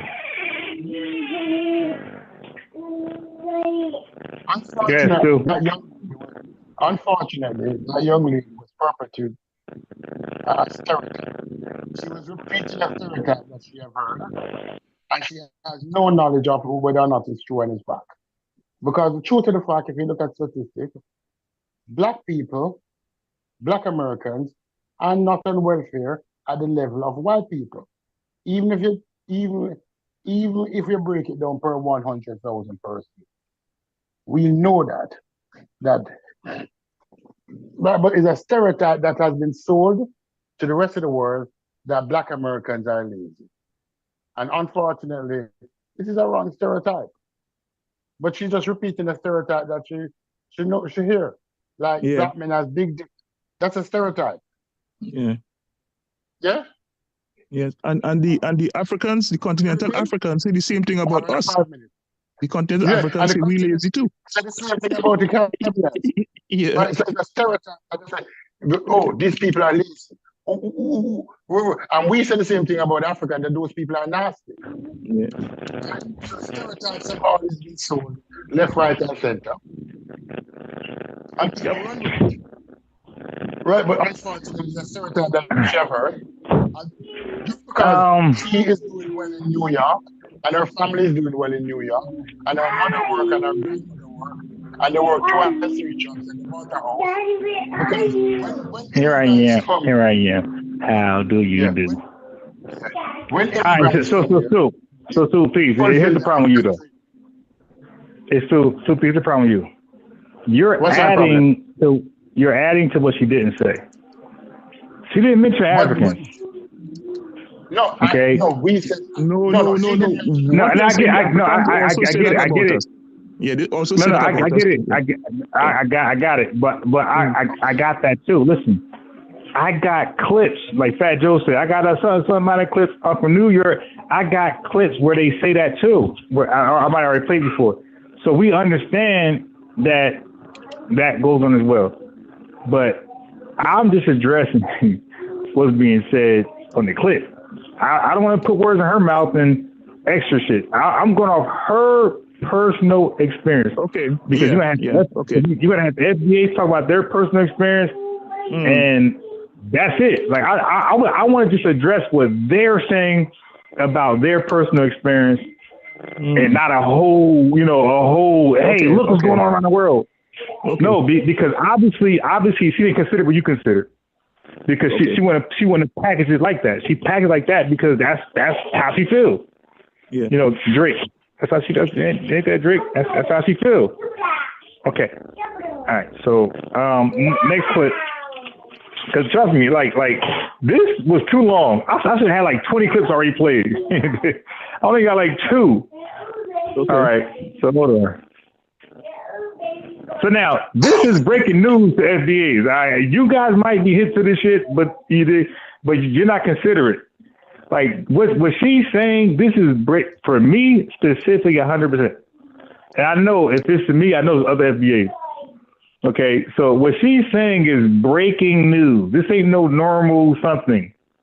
Okay, so I want y'all to know that. This is breaking news to us. All right. So when you hear that testimony, huh? That immigrants consider Black people lazy? Yeah. Yeah. Because look, Stu, you might hear it from one person, a second person, but you'd be like, okay, that's just them. Well, listen what I'm saying, bro. If one person says it, you think it's just them. Like, get the fuck out of here, whatever, get out of here.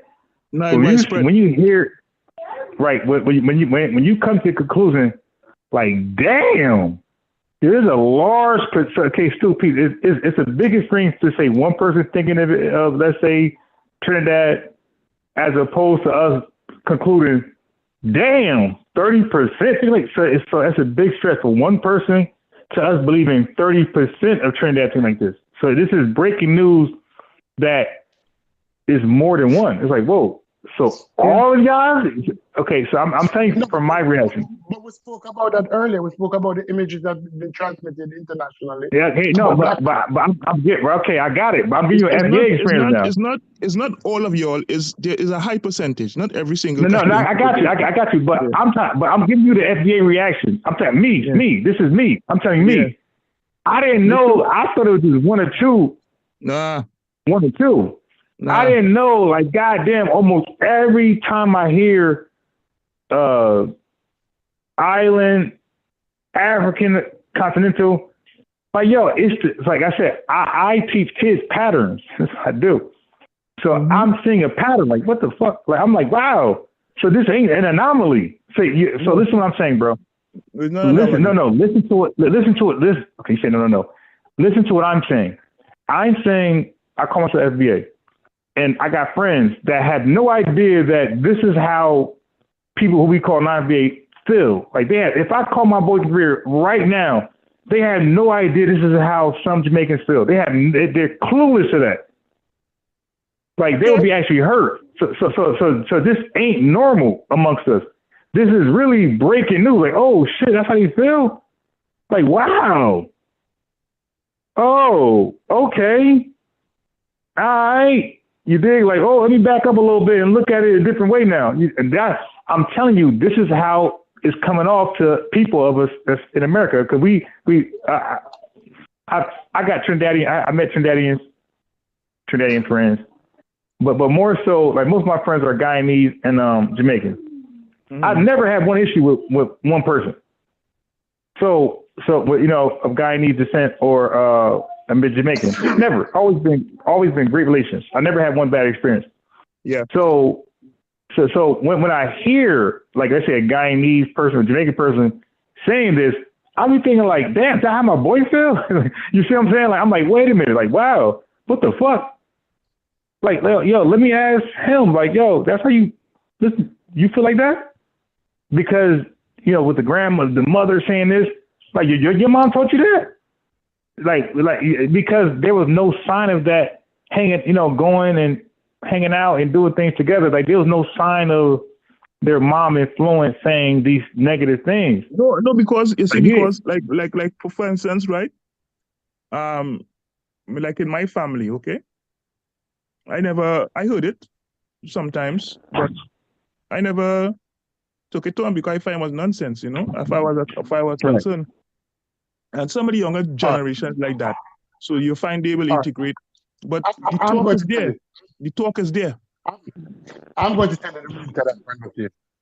The root of that conversation bubbles down to this. This is what it bubbles down.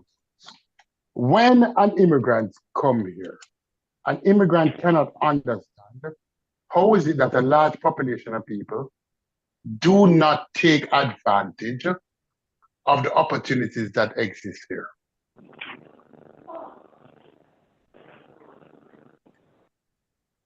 That's where it's coming from, right? They're saying that how is it that there's so much opportunity here, and these grads come here, and within 10 years, many of them are successful-ish. Right? So that's what they cannot understand. Now, successful is totally subjective because, as I said earlier, before you guys hopped on here, ain't none of y'all motherfuckers colliding protons. You dig? So when y'all say successful, and none of y'all got a Walmart going on successful. So when y'all say successful, it's usually like an individual experience. It's not like it's not like you created jobs for thousands of Americans. So for us, no. So That's not what. That's right. not what. Well, hold on. Wait. Hey, CP, you gotta get my thought out because I mean, you talk. I never interrupt. I wait till you're done and I go. So what I'm saying is, like, when I hear success, I don't see success as an individual experience. I see that your success translates to other people doing good.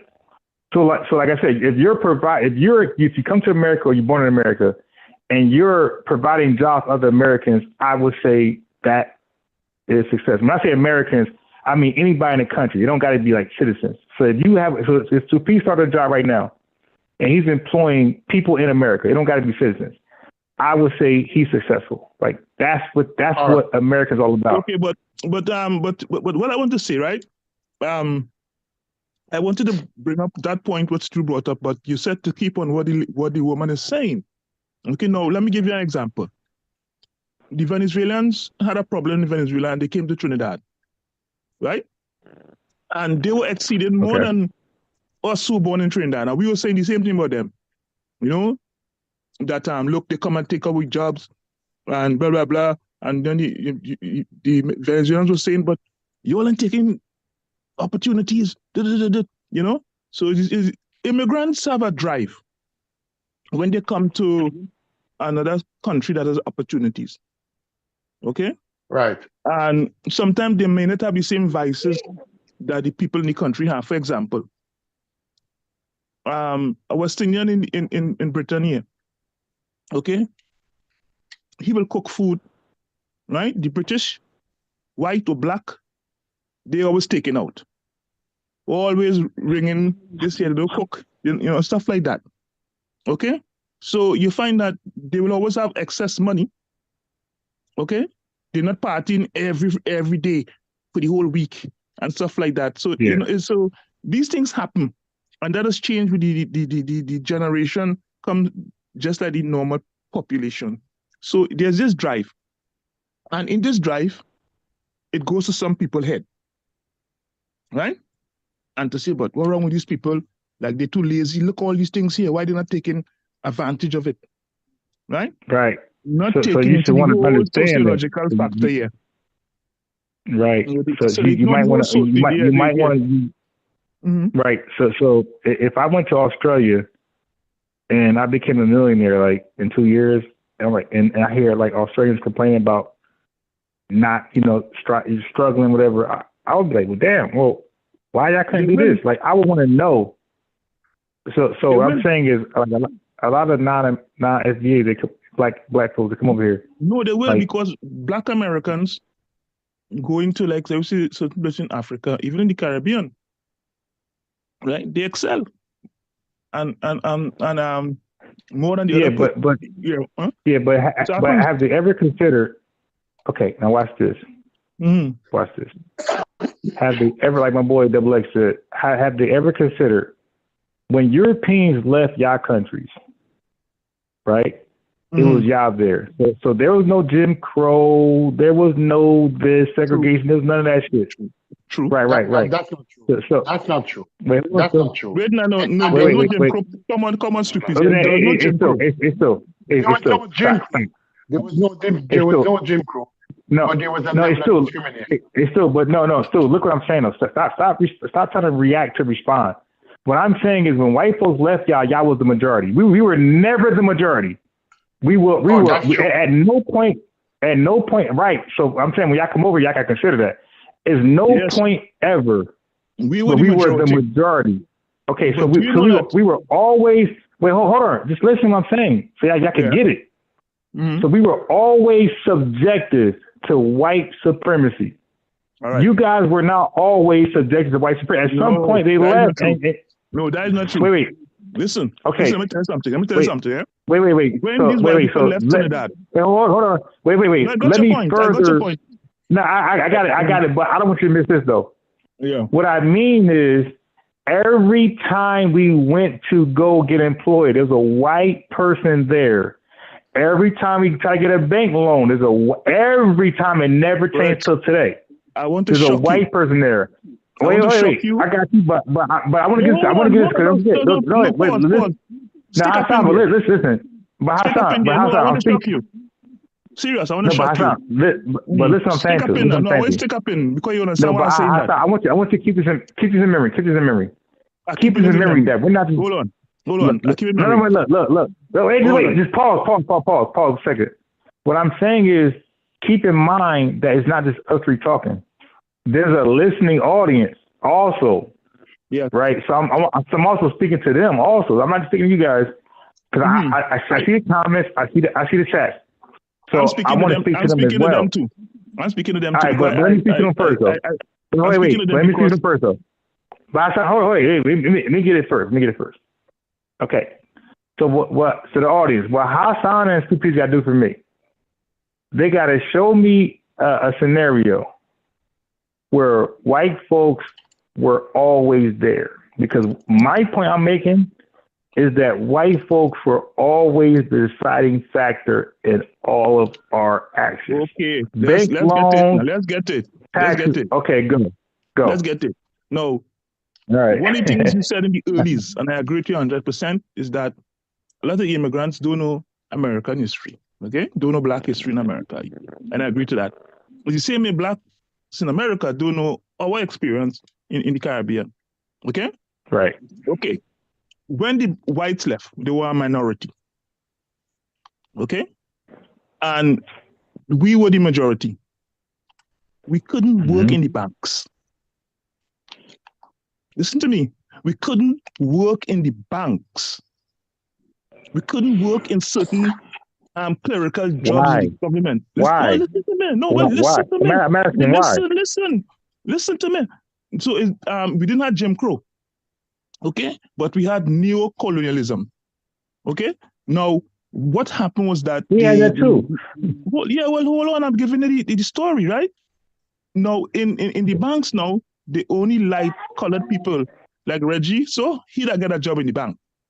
You know? What was he black? Mulattoes. Or mulattoes, right? The average dark-skinned person... Listen where they? to No, me. I'm saying. Where the light-skinned person black? Where are they black? Yes, we consider them black, but they could pass for Okay, white. they couldn't get a job. This is what I'm saying. Over here, they'd be unemployed. You see, you're stopping me in the middle, and I want to understand. Nah, go ahead. I'll let you go. I just asked a question. Hold on. There was a color factor, right? And a lot of the people who were working in the banks were white, children of the whites. Okay. It was the black revolution. Listen to me now, please. Now, I agree. Yeah, go ahead. Yeah, I agree. But you cut me thought. It was the black revolution in America that spurred the Black Power movement. That we decided to mash up the banks, mash up the church. You know, we had a Black Power revolution accompanied by a military revolution and a grassroots revolution where people were in the hills fighting, right? So it wasn't a saying that with the white man leave, we in charge. No, it never happened like that. We had to fight every way. So who was in charge? The white man was still in charge.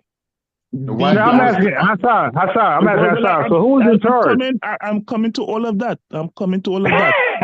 Right? No, hold on. No.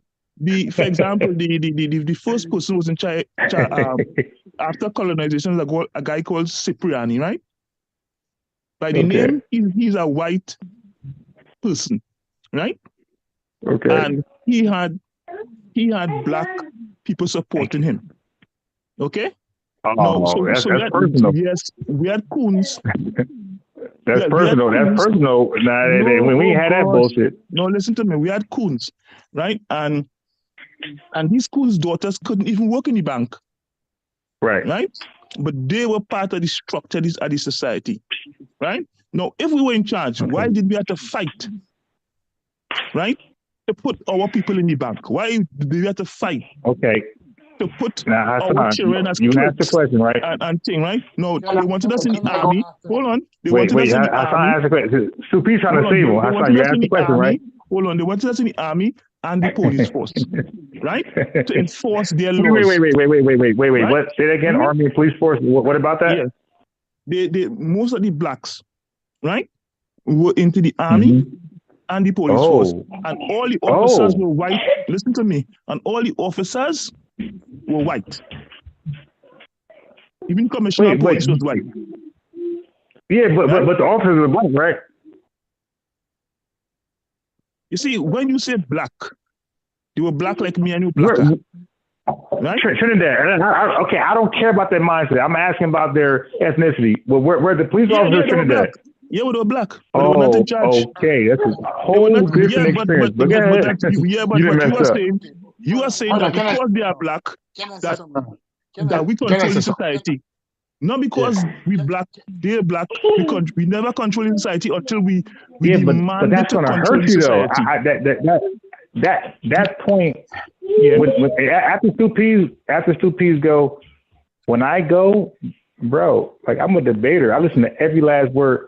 That point is going to hurt you. It's not going to help you. No, it ain't going to hurt me at all. Say, oh yeah, you'll see. Go ahead, Stu. No, it don't hurt me because I know the struggle to get black people to work in those type of jobs. It was a struggle. So not because the fact you had black cops, it's a wrap. The fact you had black cops is a wrap. You don't understand at all. That black cop wasn't a white cop. Bro, but we only had hold on. Did that cop go hang y'all? Did that black cop ever go hang y'all? Who's done that? Huh? What they do? Tell me.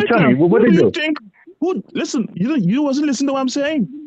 Not because we got 100 years of lynching. Are you? No, we didn't. I never said we had that. Come on, oh God. I'm not saying that. Yeah, exactly. Exactly. That's what I'm saying, though. Yes, that's what I'm saying, you're not factoring what I told you. If you are saying that because we're in charge, because all of us black, right? Why did we have to fight to get a simple work in a bank? No. I said that wait, not this bank buying a house, getting a loan, all that shit. All of that shit. Wait. What about driving without being profiled? Because y'all all black. How you get profiled? Listen, it's not everything in America happening in Trinidad. I'm not saying that. I'm not right, but that's I'm not doing no false equivalency. What I'm saying. That's my point, though. The equivalent. No, I know what's your point. You are saying because all are black, all was in charge. No, it was not like that. Right? You actually had to fight. Okay? When I say fight, people died and people were in jail. Yeah, but that's personal, though. You understand what I'm saying? No, what? Yeah, I got you. That's personal. That ain't got nothing to do with my point. Oh, that's personal. That's between y'all, the Trinidadians. All right. Can I say something now? Can I say something now? Can I get 2 minutes on the? Yeah, yes, you'll be good. Yeah, I'm gonna get 2 pieces too, because ain't no way out of this shit. Nah, you can't get me, man. You can't get that. Can I speak? In 1962, Jamaica got independence from England. I don't know when Trinidad got their independence. I think Trinidad got in August 1962. Yeah. August 2nd, 1962 got independence. Yeah. Now, what happened is this. Although you might say, the white people left. Although they left, we control none of the factors of production. Most of the plantations, most of the sugar plantations were still owned by white people. Most of the banks were still owned by white people. Yeah, but who ran them, though, Stu? Who ran them? Let me finish speaking. You can't answer that question, who ran them? Okay, I'll write it down. White people. Okay, White people and Jews ran them. So they were still in the country? Wait. So they run it in the country or outside the country? In the country. In the country. Wait. So you trying to tell me only Jews and whites were employed in those positions? No Jamaican were employed in those positions. The black were the workers. It's convoluted. I'm trying to get to the nitty gritty. Like, bro, be very specific. So the jobs, when white folks left, when white folks left, weren't the jobs predominantly Jamaican? All right. White people have always controlled the jobs. That has true. I ain't talking about control. I'm talking about the actual people working in the jobs. Were they Jamaican? Not the persons who controlled and ran the banks. You had Jamaicans. I don't care about controlling. I'm asking about the actual worker now. Was that worker Jamaican? Yeah. Yes. But let me finish speaking because finish. I'm gonna cook you. No, No, they're you not can't cooking. cook. You can't cook me because all right. I'm not having a false equivalency here. I'm not saying that the struggle that experience that black people in Trinidad and black people in America experience, It's not lynching the same. and all of that is the same. Oh We yeah, are I'm not about to arguing that. cook here. It's not the Yeah, same. we are not arguing that. What we're arguing is that it was never easy for our people after independence. I never said it was easy. Because what you're trying to do, you're trying to minimize what other people. No, I'm not trying to. I'm comparing. I'm comparing y'all plight with African Americans. I ain't trying to minimize. I'm sure you had to went through hard shit. Totally. You cannot compare it totally. You can't do that. But I'm attempting to. So for a different reason. But again, I don't do that because you just tell us not to do that to you. So don't do that to us. But I have to make this point I'm making. You're playing Struggle Olympics. That's what you're playing. Yeah, okay, fine. I am. Okay, guys, too. Yeah, you're playing Struggle Olympics. You're going to say, I am, because I need to. Right? That's what you're playing. And that's not what we were playing. We're not playing false equivalency because we already admitted that Jim Crow is worse. That's what we already admitted that Jim Crow was a bad thing.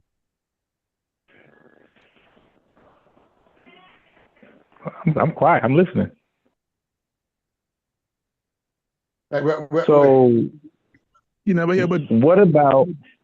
He never about. He dropped off. But yeah, see, what you have to understand.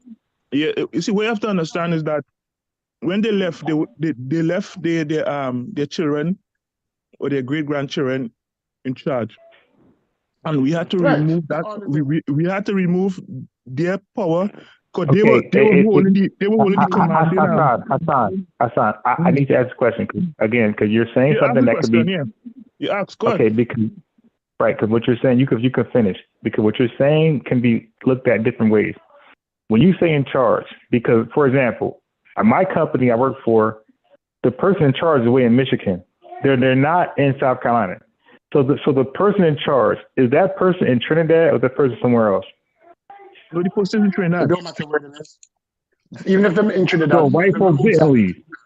Yeah, because they left a white structure in charge. No, wait. I'm not talking structure. Okay. No. So you're running from my question. This is why I can't. I'll tell you what happened. They left a white. I'm not talking about a structure. I'm talking about a white man. White man, yes, they left a white structure in charge. Yes, they did. No. I'm not speaking about a structure because a structure. See, in language, I'll tell you languages. In language, that is called a noun living. That's called a non-living noun. Okay, listen. People are living now. Okay, wait. Listen to me. There was a structure because the white people Hassan, I'm not arguing. Hassan, I'm not arguing structure. I'm saying in language, you have something called living nouns and something like non-living nouns, like a table and a structure. I know. I'm speaking to living nouns, and you're giving me a non-living noun structure. I'm saying white folks, are they there actively running Trinidad?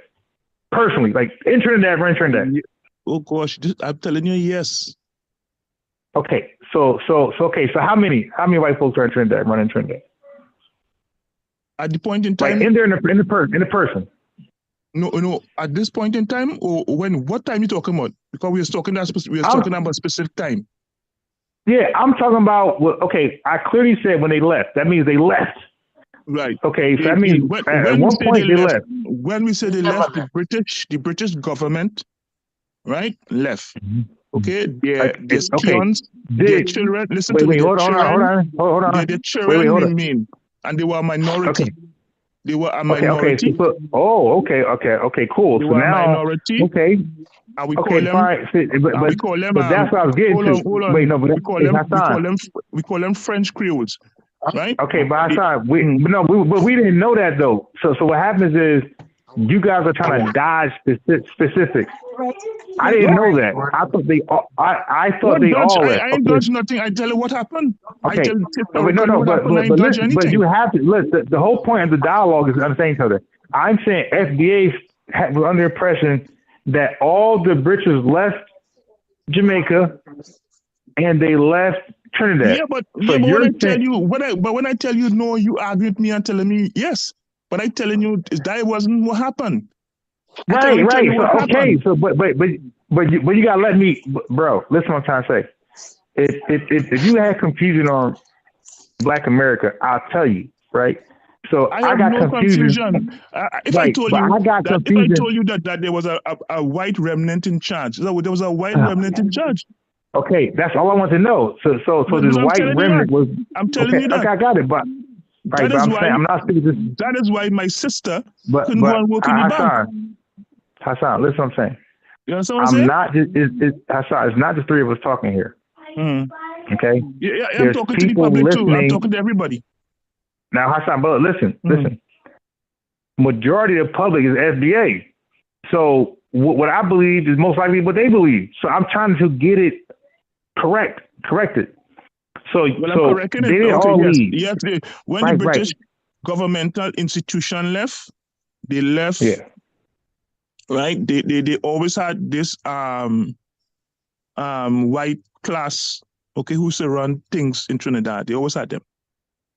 Okay? Amongst the majority, right? No, I never said they were a majority. I said there was a minority. No. I said amongst the majority, they ran things. Yes, most Black people were just workers. Okay. Now wait. Okay, so slow down a little bit. Most Black people were workers, and they might pick one or two. They might pick one or two to be like supervisors. You know. Yeah, no problem. But I saw what I'm saying is that up until this point, you spoke very slow. Now you're speaking fast. Okay, let me slow down. Yeah, we just talk fast. Sorry, let me slow down. Okay. Yeah. Okay, cool. So the police officers majority was who? The majority of police officers and in the military were from the Black population. Good. Now watch this. If you want to buy, wait, see, because y'all a little different. Did you guys like have to buy homes over there? Buy homes? Yeah, people buy home and build their own home. Sometimes you just go and take a piece of land and build, right? You understand? Did you have to come to did you have to come to an authority to do that? Yes. Okay, now the person you spoke to do that, were they Black or white? The most at the point in time in history, at the point in time you're speaking about, they were mostly white lawyers. No. They were mostly white. No. But I'm trying to give you my question. My question wasn't in the beginning. My question is from the beginning to now. So I'm saying like it's average. It cannot be from the beginning to now because a lot of things change because we changed it. Right. I got it. I got things here change too. But what I'm saying is, at some point, y'all went to history, y'all went to just Black people to get that done, right? The institution when the colonists were in charge. Okay, no problem. Hold on. Let me answer you. You gotta give me a chance to answer, right? When they left, right? A lot of the people who were clerks and stuff, okay, were people who were mostly near whites. They looked to us as white people, right? So when they left, these people took their spot. Okay. Right. So if I have to go to the, let me say I go to apply to the land office. I go to the land office. Most likely the man on top who will be in charge, okay, will be somebody of that family, that white family. Wait, right? Who? Black or white? Well, they had like they had two strains of people, those from France and those from England. But who did the people talk to get things done? Directly. Well, this is what I'm trying to tell you. They left their children there, their great grand and whatever. They stayed and remained to keep the place in a plantation. Okay. Yes, they remain in control, but that doesn't mean that they're talking to you to get things done. So when you go get things done, are you talking to Trinidadians? Or you talking to the person who runs this? You give me a chance to answer yourself. Because I gotta ask. Well, answer that right there. Yeah, but if you ask it, give me a chance to answer. Right? Give me the courtesy of hear me out. Right? As I said, the top honcho, okay, will be those type of people. Okay. Oh, he might in his office. See, but that's not the picture that I'm trying to look at. Let me finish, yeah, please. But the picture painting is some like is this a different picture of what I'm trying to get at? Listen, you asked me who is in charge. I told you it will be those people. Yeah, but now I'm being more specific. Well, right, but now I'm being more specific. I'm commented under him. Okay. Under him, we'll have as near as white people. Okay. What does that mean? Wait, what does that mean? Near as white. What does that mean? Like people who are mulattoes, like they mix. Yeah, but how do they identify? Okay, cool. But how do they identify? They identify themselves as Creoles. Okay, non-white, right? Non-white, though, right? No, a Creole really mean I'm somebody who was in Europe, born in the Caribbean, right? That's what Creole is, okay? But they did not identify themselves with the black population. But how do they look, though? I said they look like white or black. They mix those people who took the clerical positions, but people who look so like they left mulattoes there, right? Like okay, mulattoes, so mulattoes. Look like mulattoes, yeah. That okay, kind of okay. So now what position? Okay, cool. So what position? It's like kind of like South Africa. Okay, the color of the thing. So what position did the mulattoes hold? This is what I'm saying. They hold the position under the families of the white who had remained in Trinidad. I hear what you're saying, but that's not painting a picture. Just because you say under, that's not painting a picture. So I'm trying to help you paint the picture. But I don't know what is it trying to get at. I told you the honcho. You don't even have a honcho. So let me get there. The honcho. Now, I'm not dealing with control, bro. The honcho. Listen. The honcho. Hassan. No. You just said no. You're not giving me a chance at all. The honcho is the man on top. Because you just said you don't know what I'm trying to get at. So let me explain what I'm trying to get at. Because it's like you're avoiding what I'm trying to get at. Okay. I'm not avoiding all anything. I'm trying to say. I instead get a chance to say what I have to say. How I avoid it? Am I saying it? So I'm telling here's you, because you're not answering it the way. So here's the question. Listen, I cannot answer the way you want. Can I rephrase the question? I can't tell you what happened. Now I don't know what happened. I don't care what happened. I have a specific question where I'm trying to get to a bottom line. So all I'm asking at this point is that on your daily activities, today and even then, your daily activities, who did you have to speak to? Was it white people, mulattoes, or Trinidadians? All I'm saying, the person in charge at the office. You don't want to answer. I knew that. No, but let me finish. Let me finish. You can't answer. You can't tell me how to answer. The person in charge, the boss at the office. But that don't mean nothing, person in charge. He could be in Lithuania somewhere. That don't mean nothing. You're not giving me a chance to answer because you want to prove a point. I ain't want to prove nothing. I just give it history. I have nothing to prove. Because my question, I don't want history. My question is very specific. But I must give it history. You ask me on a daily basis, but I'm telling you, you ask me on a daily basis. On a daily basis, we go to office, there's somebody in charge, right? Isn't it so? That painted no on a picture. Daily basis, when you go to an office, there's somebody in charge. The manager. Let me say the manager, right? Okay. The manager will be like Who those is people. Is he Trinidadian or other? You see, all of them. We need to know that. That's important. Trinidadian. You see, all of them consider themselves Trinidadian. Hi, that's a point. You're avoiding. That's not a point. You know where I'm going. No, I know where you're going at all because the fact that they you see, because you want to prove that there's some kind of. No, I'm not trying to prove. You trying to prove some kind of internal thing. I'm telling you what happened, right? Okay. And you try to give context here. Those under them, right, was like what we might call a mulatto, right? Like the mix between they had either white father or white mother. Okay. And under them now, like the people. So now the mixed mulatto, what do they consider themselves? Trinidadian or mulatto? I just told you at the point in time they used to call themselves Creole or Negro. Okay, so neither. Okay, got it. Never use the word black. In that time, during that time now, I'm telling you, right? Now, because of the American influence, they will say they're black, but some of them never identify with black people. Okay? You identify as black? So let me ask you this. Do you identify as black? Yes. I'm a black person. I'm African. I African descendant, black person, black Caribbean, black Caribbean, everything. Hasan, Hmm. in America, we don't give a damn what he mixed with. If that person said he ain't black, they ain't black to us. That person is whatever they claim to be. Same thing with us. But I just telling you, ask me how they identify, and I told you they never used to identify themselves with the black people. They even a song about it, right? They say the man as black as molasses, and he's saying he have Italian and he have Chinese descent. They never used to recognize their black ancestry. Okay, right? so in other words, the majority allowed the minority to call the shots, essentially, right? We didn't allow.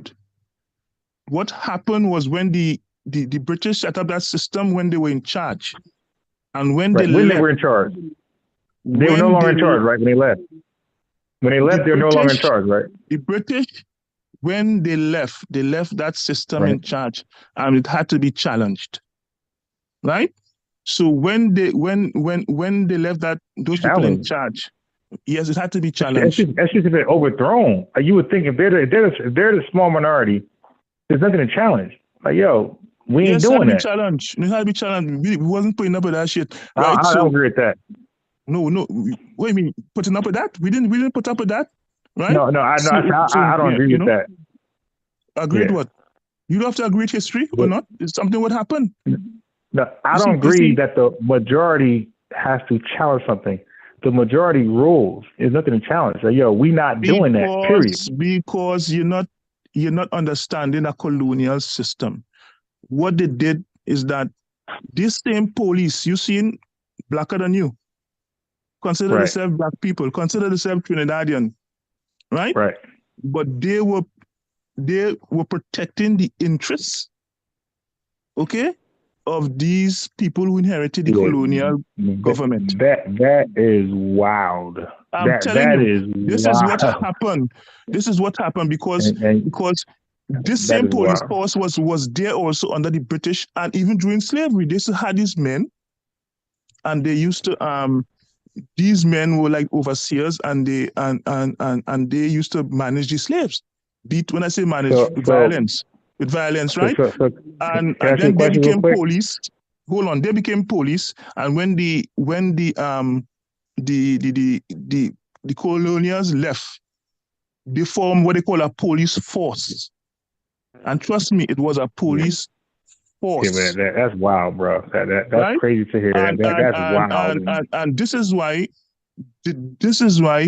with the influence, because a lot of people from in the Caribbean, especially Trinidadians, were moving from America back and forth. Some they went to America and came back. Some went to Britain and came back. Some went to Canada and came back. So we got caught up in the black consciousness, okay? And the youths now decide, see this crap, we're not taking this thing, right? And they decide the government was moving too slow. And they took it in their own hands, and there were revolts, there were coups, there were guerrilla activity people die and other things happen. Right? And so we had to force a government that looked black to employ black women and black men in public institutions and in private institutions. That's how it was. All right, but Hasan, do you know that over here, listen to that, we look at that as weakness? Well, I don't care where you look at it as. That's what happened. And I get it. It's history. It's over. It's done. Right? But you can't tell me it is weakness to stand up to a colonial-minded police, right? Okay. Who don't see himself as a black man. And his own daughter, we are fighting for his own daughter to be employed. Right? In the police force. And he is willing to kill you. If that is weakness, well, I love that kind of weakness. That's weakness. Now look, I'm gonna tell you why. Because when black immigrants come over here, they look at our condition and they be like, oh, y'all lazy, this and that. And we be like, hey, man, we are the minority. It's like when we go to the bank, okay, you're saying we're lazy, you're saying this and that. But I have a criminal record because I was profiled and the cop put charges on me. This is American history. Me too. Okay, but no, And but you, America, as a black and man, did it. America banned me from coming to America. Okay, Me okay, too. So it's nothing new. okay, You say? okay, all right, okay, but I'm responding to black immigrants that say, hey, black folks ain't doing nothing, ain't doing anything that, and I'm saying, hey, I'm not working because I was wrongly charged with a crime. They did it on purpose because they knew I wouldn't have no lawyer fees, and I would plea out. Now, this is all documented from Michelle Alexander's book, The New Jim Crow. So they would trump up charges against black folks because they knew that majority of black folks, again, it don't matter if you're Trinidadian, Jamaican, black people, period. Yes. Okay, they felt like they didn't have money for lawyer fees, so you would be forced to cop out to a plea. And guess what? The plea could be no jail time served. They didn't care because the fact that you got that felony, you can't get a decent job. Yes. Right. So now you're legally discriminated against. Okay. So I'm giving an African American FBA perspective on what you just explained to us. Yes. Like so when y'all come here and look at us as lazy, well, that story right there, this is how we look at y'all. Oh, these motherfuckers weak. We're the minority rebellion, revolting, and risking our lives. And these guys are the minority and can't enforce their will. You dig? So I'm just giving a different perspective because what happened is when the British were in charge, okay, there were revolts. Trinidad have a lot of slave revolts, a lot of post-slavery revolts. In fact, we burned down the whole capital. That was always the majority, though. No. Oh my Lord. Okay, let's have a little patience with me. What I'm saying, right, is that it's not the same. It's not the same thing. Forget being the same thing. I'm just telling you what happened, right? So what happened is that they had a servile population because they don't press the people, right? Do you know at that time you could have go to jail when you owed money, right? That a debtor's jail. People go to jail for owing money, right? And people, a black Trinidadian gonna lock you up, right? There were people up to now. They had a law against beating drums. People will go to jail for all these things, right? A black person in a black country, right, with a black police force, right, who was trained to enforce a plantation type economy on the masses of the people. Okay, and after emancipation, right, and the removal of the when the British, well, it took riots to move the British. The British didn't just go because they wanted to go, right? They were forced to go. Okay, and that was the first stage, get rid of the British. The second stage was to manage the society, and this is what happened. And the youths at the time found that the government, a black government, was moving too slow. Okay, because we in charge, and a black woman can't even work in a government office, can't even work in a bank. You know what I'm saying? So that caused an eruption, and that caused to defeat that colonial hangover that was prevalent in the islands. Okay, and this is what happened. And a lot of the people who eventually travel, okay, to America and other places, not all of them came from quote unquote revolutionary backgrounds. You know, a lot of them were just normal people, just looking for economic gain and whatever. A lot of them were not involved in the struggle. Their children were.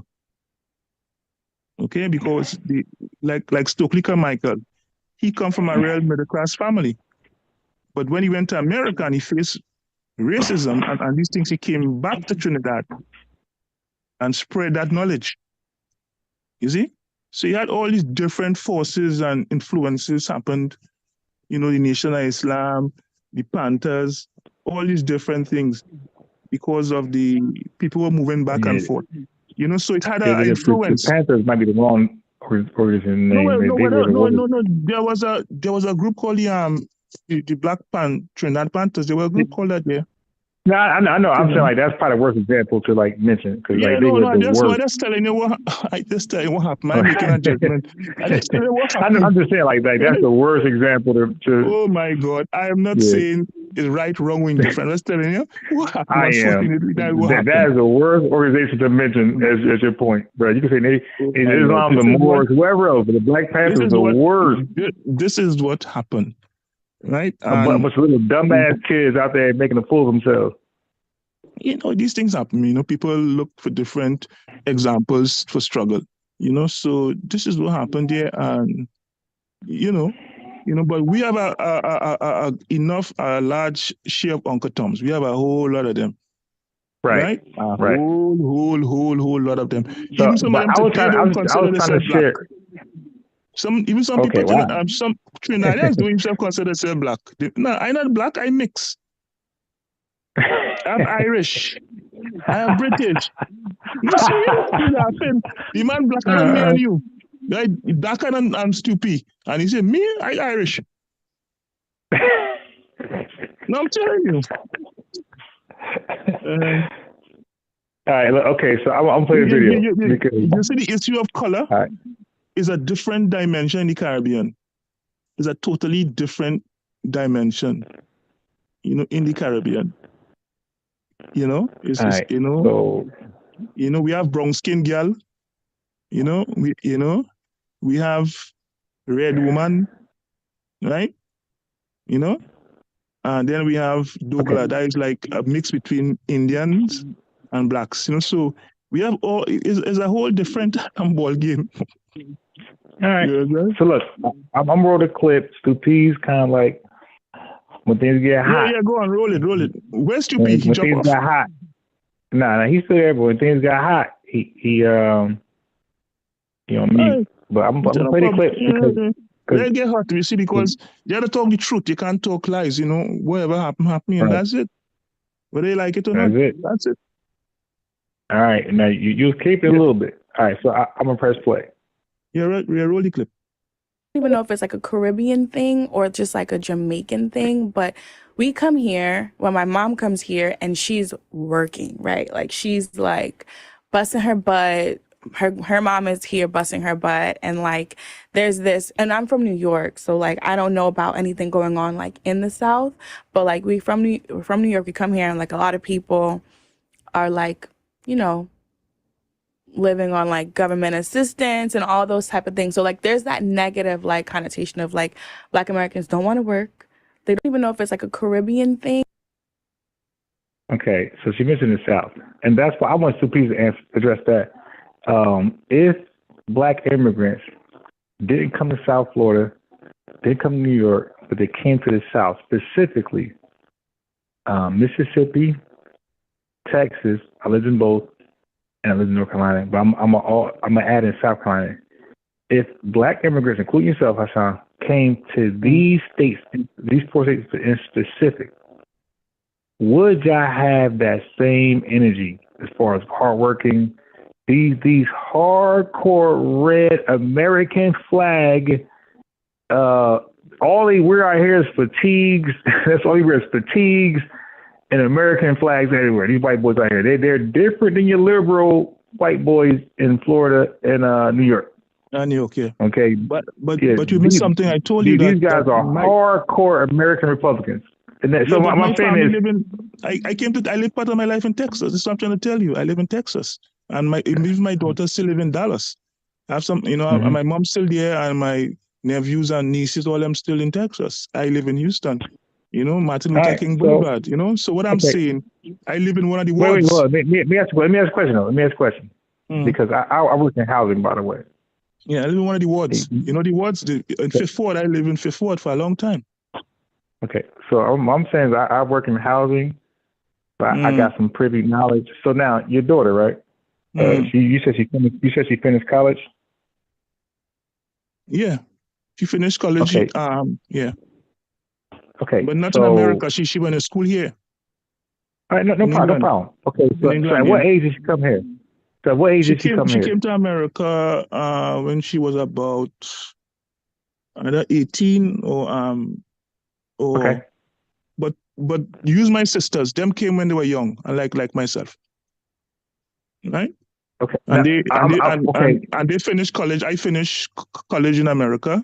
No, high school in America and primary school. Just like my sisters and brothers, they're in Texas. They finish college cool. and everything. So yeah.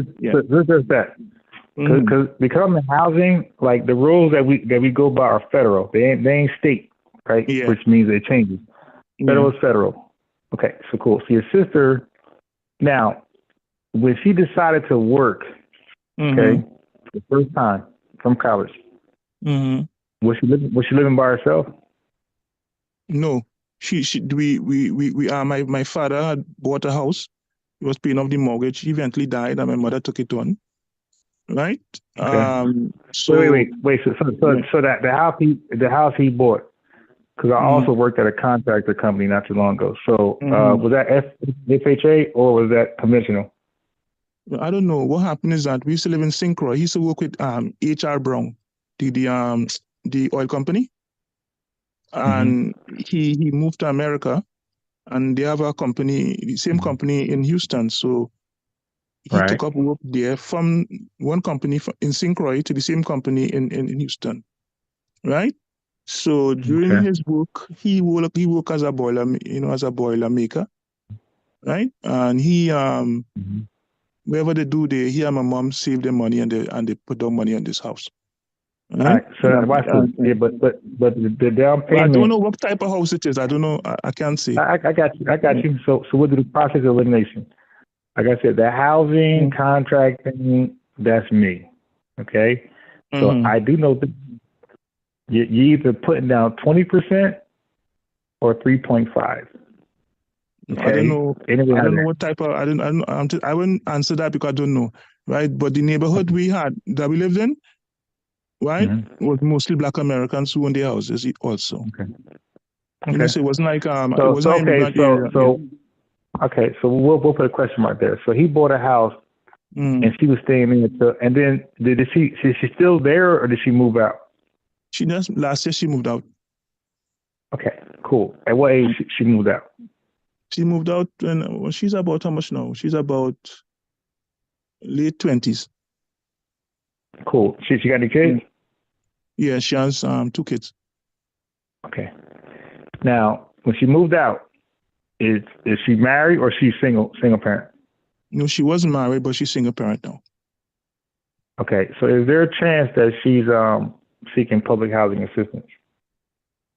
No, she works. She's a nurse. No.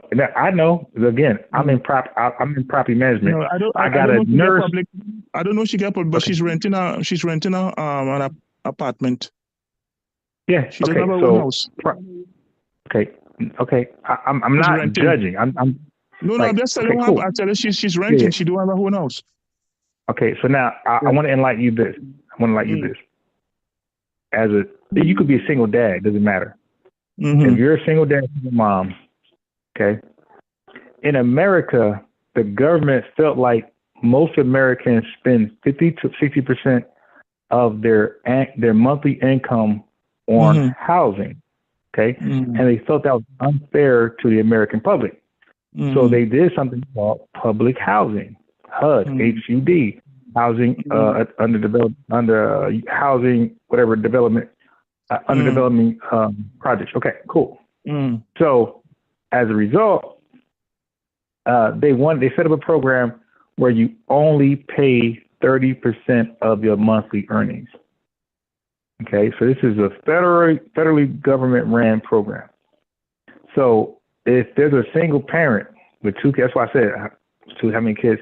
If you're a single parent and you don't have that, the most likely you're probably spending among your means, above your means to sustain housing, renting, whatever. Okay, so this government program, it allows Americans to qualify and get in there and only spend 30% of their monthly income. That is a house that they buy or they rent? Well, so they also do home ownership, but that's like rare. Like most people don't go in there for home. No. I'm asking if that would apply to her because she rents. She pays somebody's rent. No. This is 100%. So this program can extend to homeowning, but people rarely enter that program for that. Most folks go there for renting.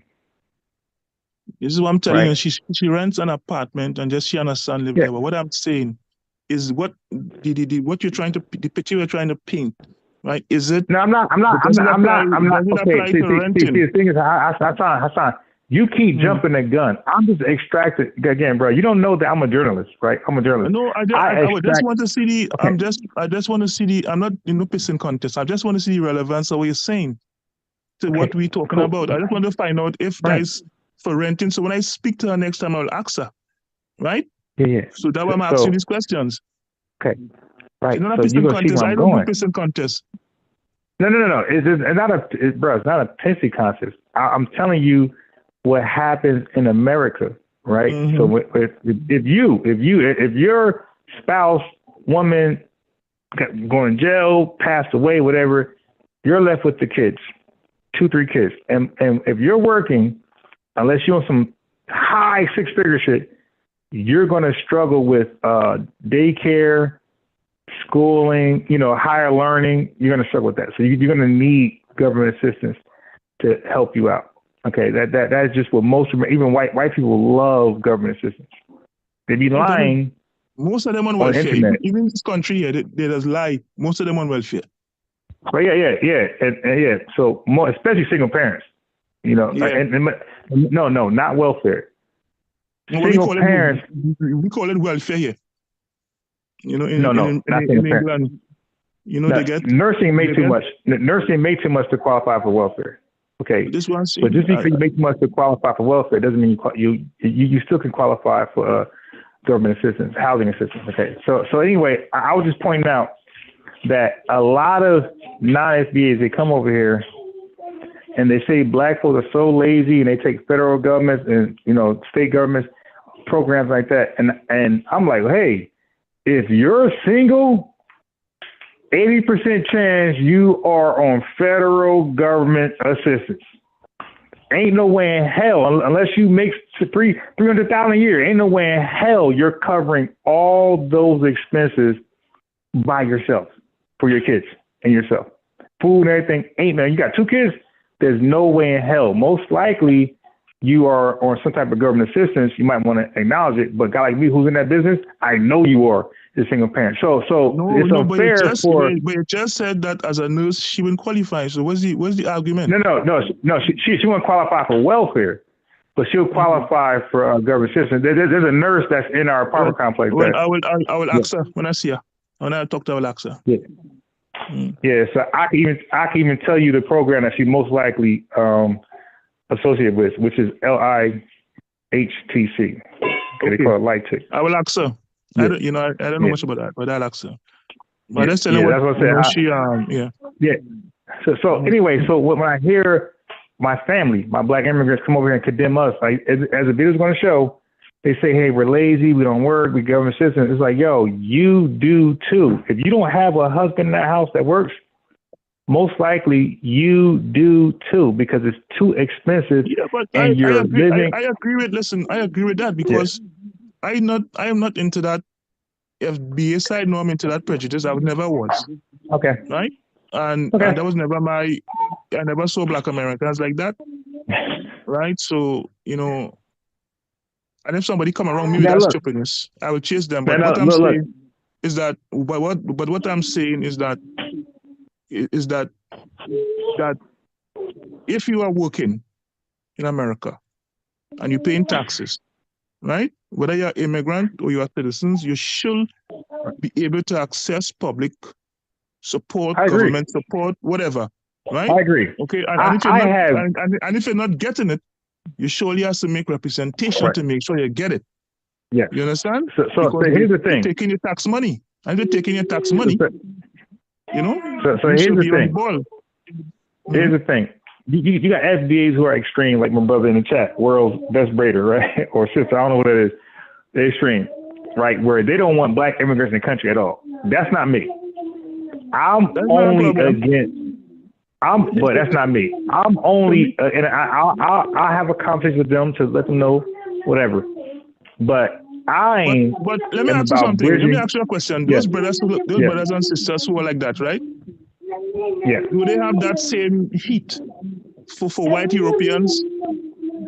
You know, who come to America and get the Most same? likely, Yeah. from my experience, they're 10 times worse than white people.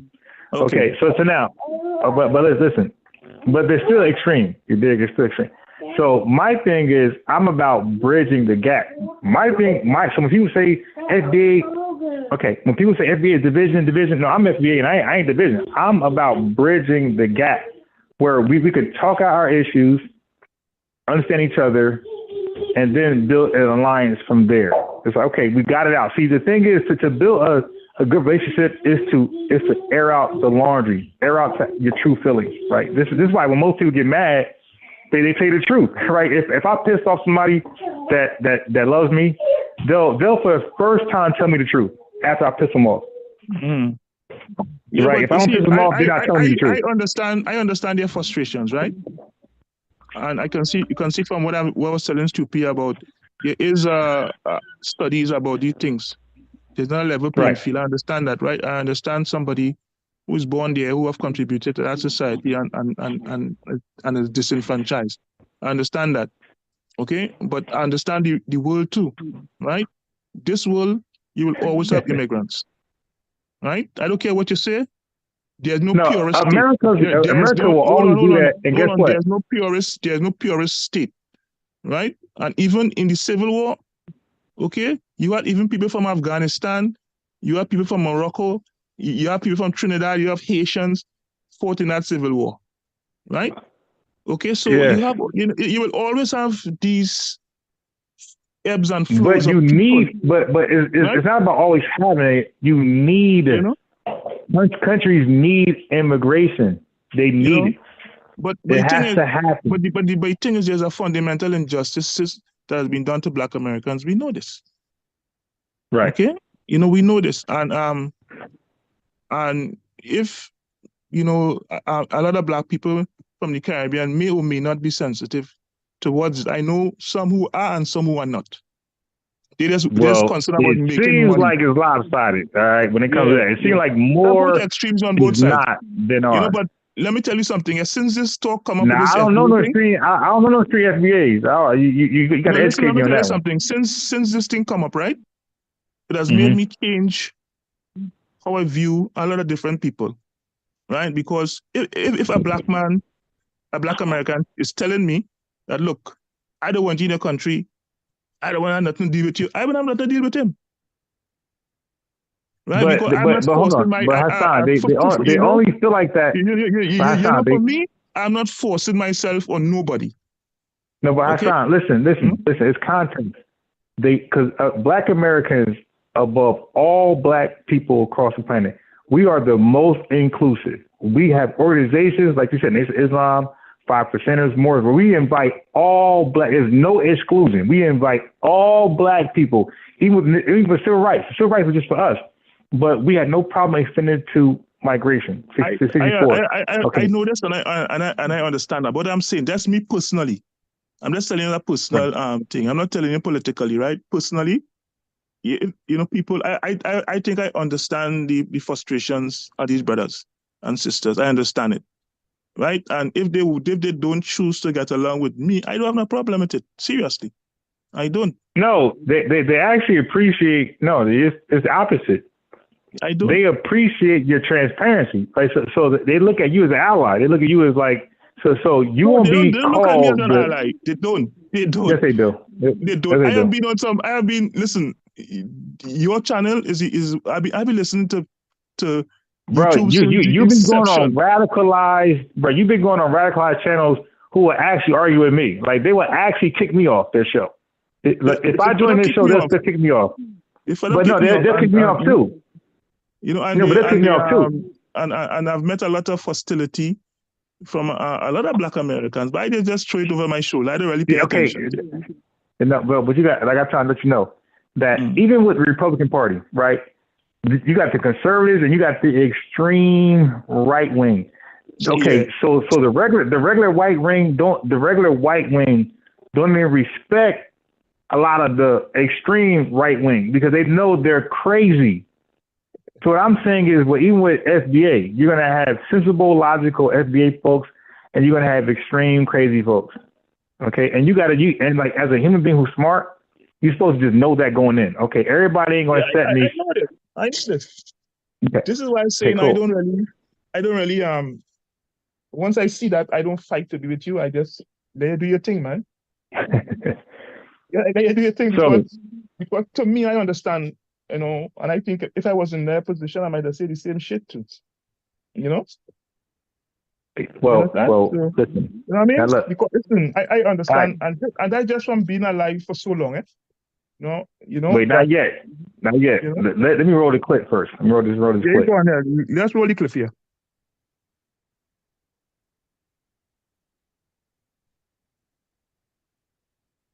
Or just like a Jamaican thing, but we come here when my mom comes here and she's working, right? Like she's like busting her butt. Her mom is here busting her butt, and like there's this, and I'm from New York, so like I don't know about anything going on like in the South, but like we're from New York, we come here and like a lot of people are like, living on like government assistance and all those type of things. So like there's that negative like kind of So brother, so now you see why I asked you the question about your sister? Because this Jamaican lady said that a lot of government assistance, and the reason why I was asking this question about your sister, because I was trying to prove a point that they're on government assistance as well. So that whole government assistance argument is flawed. Like most Americans are on government assistance because it costs too much. Yeah, most of the immigrants I know, growing up, even in St. Croix, a lot of them want government assistance. So what are you talking about? Well, bro, Americans, period. It ain't just immigrants. We're talking about American citizens. Most of them are on government assistance because it costs too much to live. That's my point. It's not about immigrants. It's Americans, period. The cost of living is far too much where the government had to come in and say, hey, let's put together these organizations to provide assistance for living. It costs too much, and you guys don't make that much money. Mm-hmm. And most people do, it's probably gonna be white, Indian, or Asian. But I see a point. A lot of immigrants, especially from the Caribbean, they look at that when people on assistance, they look at this, they look down on it. Right? Right. And secretly, some of them are on it, and some of them are not on it. Right? Bro, so and I came here and I never took no assistance from the government. I work hard, blah blah blah blah blah blah blah. Yeah, but Hasan, that's why I want to talk to these folks because I'm in that business, and I know for sure a single parent with 2 or more kids is on government assistance. You're paying 30% on rent of your monthly income. It's foolish to pay 50, 60%. That's just foolish. At that point, you're living amongst your means and you're in debt. So do you want to live in debt or you want to live comfortable? Okay, so that's why I know they're lying. That's why, like I said, I would like to just talk to these folks. They're lying. Tell them I said they're lying. And by the way, there's no shame. Again, most Americans are doing it. Most Americans are doing it. As I told you, if you're living in a country and they're taking taxes from you, if they could give Ukraine billions of dollars, you can take some too. Come on. Right. Listen, man. Listen, white people who make a lot of money, Hasan, they're trying to hide their money to get on government assistance. White folks, they're trying to hide their money to pay 30%. Okay, we catch them and we deny the application, but they're trying to appear poor. So what is the other clip? What is the other point? Because we just doing on one point. Okay, what's the other points that was made? Let me hear the other points. I'd like to hear the other points. All right, here we go. We wax out that one about the government assistance. Here we go. I'd like to hear the other ones. Busting her butt. Her mom is here busting her butt, and like.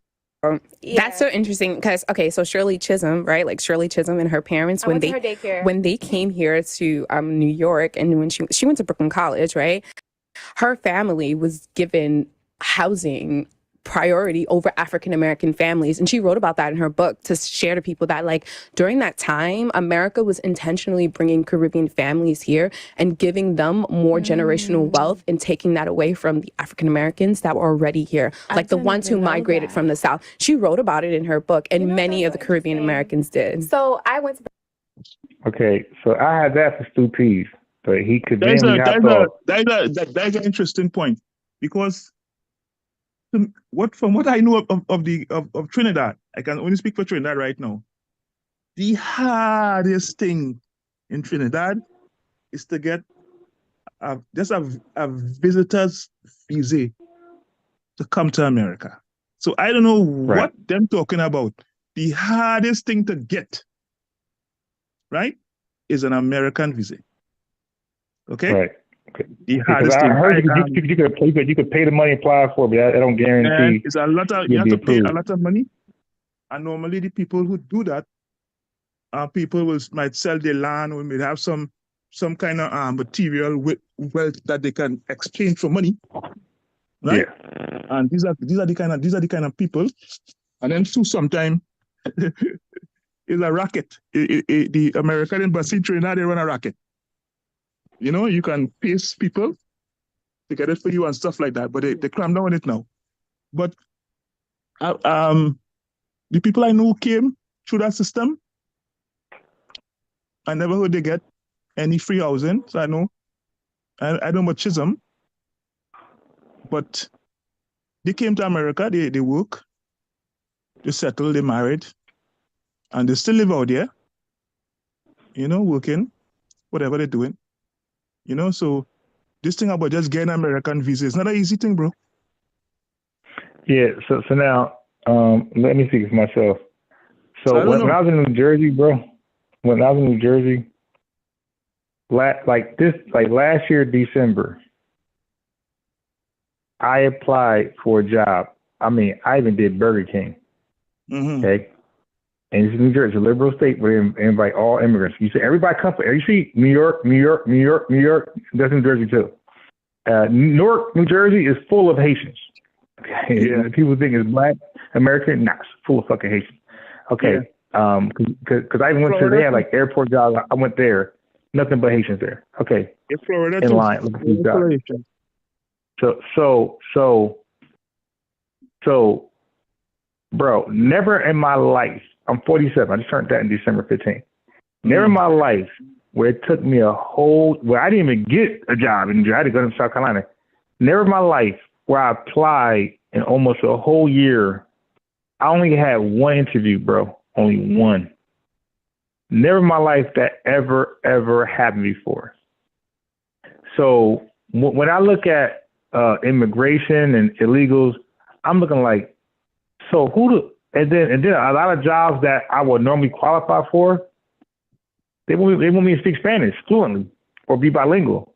So I'm like, wait a minute. So a job I would normally get, if I don't speak Spanish, this is about shipping and receiving. It's about unloading a fucking truck. So I got to speak Spanish to unload a truck. To picking, you know, whatever and shipping and receiving. I got to speak regular dumb shit, sweeping the floor. I got to speak Spanish. So as a result, one interview, never got a job in New Jersey for 2024. But it started in 23. I started looking in November, December 2023. All the way until like October, I gave up. And I said, okay, let me go South Carolina with my sister. And I got a job right away in a red state.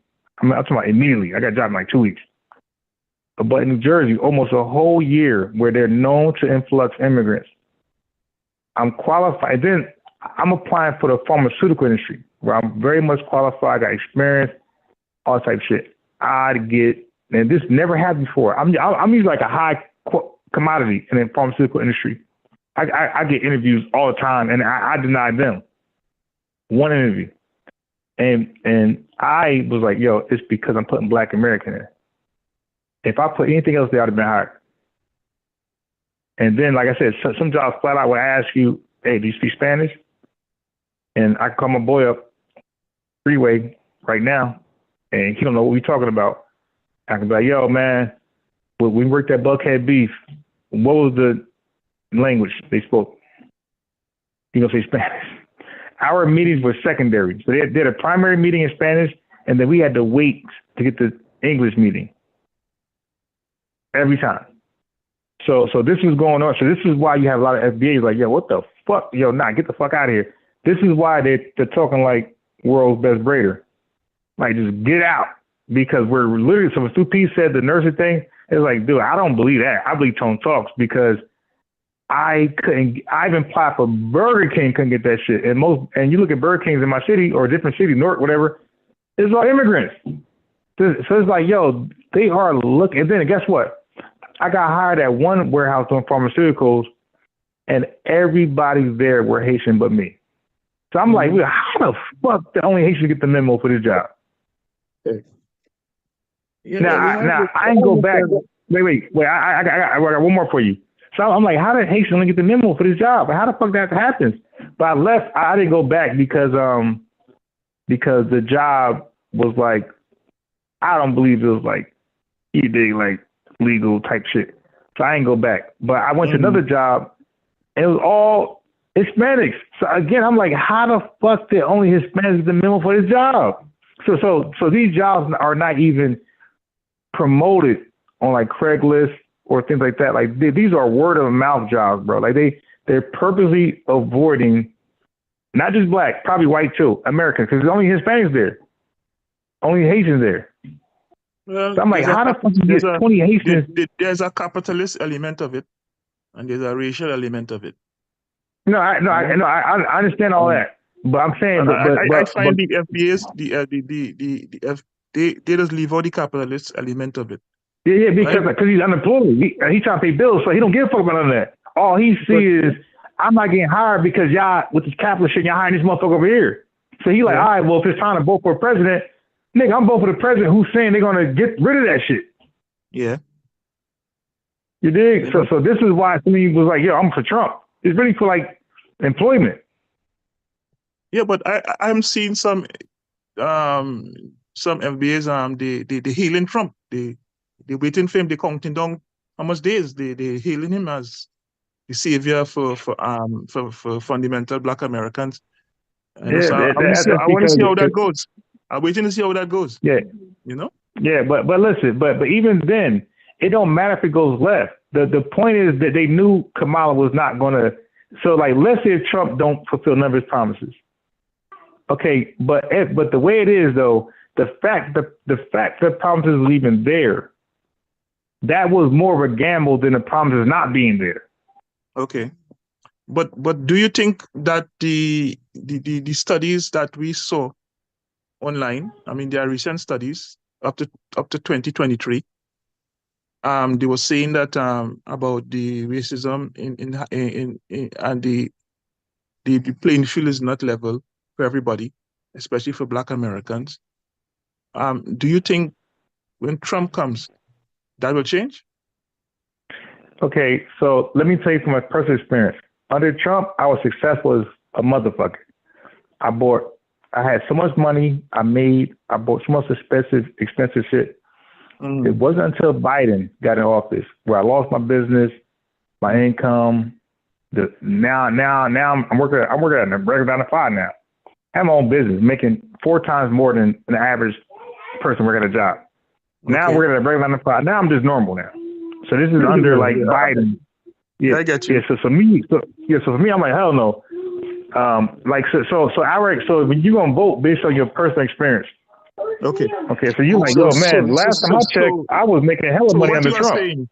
So what you are saying that every individual Americans will get the extra money and live nice, but then some of these inequalities might stay. Okay, once you live nice and you have your money your money is in your pockets.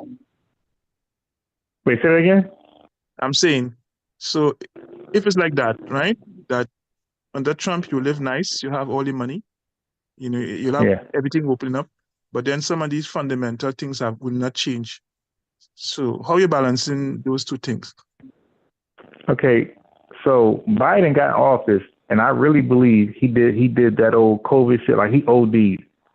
keeping everybody in their homes. Yeah, so now that killed small business.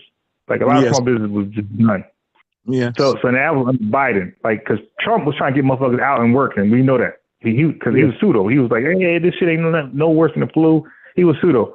Biden was like extra, like, oh no, you're gonna die. You go out there. So Biden held us there so long that most small businesses went out of business.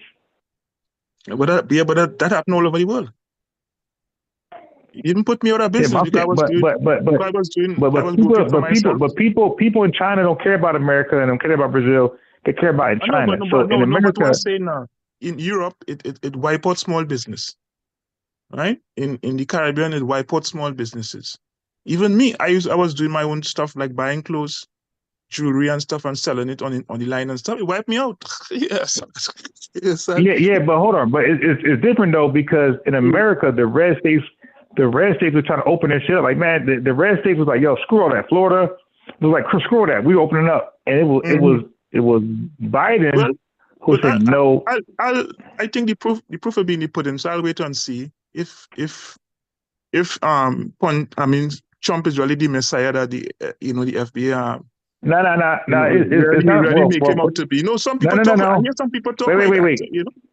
Wait. Hold on. Not you, but I've heard some people. I got it. But I'm gonna let two pieces go. But let me say this lastly. Some people counting out the days. Wait, hold on. Let me say this. I got the numbers. Okay. I went back and looked at the numbers. Tone Talks, thank you. I got the numbers. Okay. SDs can believe that Trump was there because of them. That's not true. Trump is there because of white women. Yes. So FBAs can believe this false bullshit, but it was white women who put Trump in office. Yes. 5% of black FBAs voted for Trump. 5%. Okay. Yes. Like the black 37, 40%. Black men voted for Trump. No. But even then, it's a small, like 1.5 million. That's it. Okay. But when you look at white women, that's like 40 million. Yeah. So at 1.5, because nothing. You see, women, they feel a lot of the pinch when there's an economic downturn, anything with the economics, and they like to be safe. So they will throw everything outside the door once they are safe. And Trump is promising them that, financial safety. So I understand. This is human. What was Kamala? But by the way, what was Kamala promising? Me personally, I find she was a fraud. I don't know. I find she was a fraud. If I was American, I would not vote. If I was an American black, I would not vote for Kamala. No jump. I might just throw my vote to some third party or something. But she's a fraud, man. Come on. Yeah. She was pro this, and then now she's pro that. It's like, come on, how you gonna change your whole position just to win a presidency like that? Nobody gonna respect that. To me, I hope we could enjoy the money if it comes, because the way this warmongering that they have, a lot of Americans don't look at the external policy of America. Okay, so I hope you get that money, because when they're ready to blow their shit up and with their own craziness, because that's a warmongering, and the world is not taking that American hegemony again. They don't want that bullshit again. You see, so now look, we don't believe that, and because I live in America. No wait, because I live in America. Look, let me say this, because I don't want to confuse me. I'm American. I'm not nothing else. I'm American. So I have no problem with that. Okay, so if there's other countries that's jeopardizing what we got going on, I'm pro blow their ass up. Right. And what about if you jeopardizing people? What about if you jeopardizing people now, and they want to blow your ass up? What's the difference? Yeah. Give me a case scenario how I'm jeopardizing them. Tell me. No, but what's the difference? Because America have 80 bases all over the world, and they're poking in everybody's business. Yeah. Everybody business. You move people out of the Golan Heights, you move people from this place, and they decide to come to America. When they come to New York, Hey, immigrant, go back home. But your president throw me out of my house. Your army come and throw me out. Where you want me to go? I come here. No, Yes, sir. again. See. Okay, again, you got to understand my position. There's a lot of dimensions in these things. I just try to look at the whole picture. Yeah, but you got to understand my position. I'm like, well, I if understand America your makes position very well. I mean, the okay, black well, man, let me just say it for the record. Let me say it for the black man record. has been fighting America's wars. No. But I'm talking about as far as immigration. If America makes a deal with Pakistan to come over here, that's none of my business. If America make a deal with Jamaican nurses, none of my business. Okay. If America make a deal with Mexicans, none of my business, because I believe it's for the betterment of the country, and it's something that has to be done. That's why I'm pro-immigration. Yeah, but immigration, I mean, we have to be fair. Immigration had to be, you can't just open all your borders. I mean, it's a nonsense. Nobody does that. Right? Yeah, but so it must have some level of control. Jamaica doing that. No, you dig? So I tell you, we had America. America put sanctions on but you switched it though. Right? No, I didn't say over the borders where illegals come, and I'm against illegal. I showed you something. I'm America pro legal. On Venezuela, right? And a whole wash of Venezuelans came to Trinidad and Tobago, right? Trinidad and Tobago is 1.3 million people, right? The distance between Trinidad and Venezuela is 10 miles, right? And they wash out. They came and they washed out, and they had these same tensions. The same things we're talking about here is the same things, but in a Trinidadian way people were talking about in Trinidad. Right? So I understand that, so that's why I tell you I don't get upset. I personally don't get upset. Okay, when I hear Black Americans talk that way, I say, you go, bro. I don't get upset. Because to me, I mean, the world will always have people going here and there. Right? All right, so I have one more clip. And since the time of the cavemen or whatever, people travel this world. Why do you think it have Black people all the way down in Melanesia? Right? People walk all over the place, and you'll always have this, So, but I understand somebody living in our country. You want to enjoy the benefits of the country. Come on, I understand that. I got this clip for you, right? Yeah. Okay.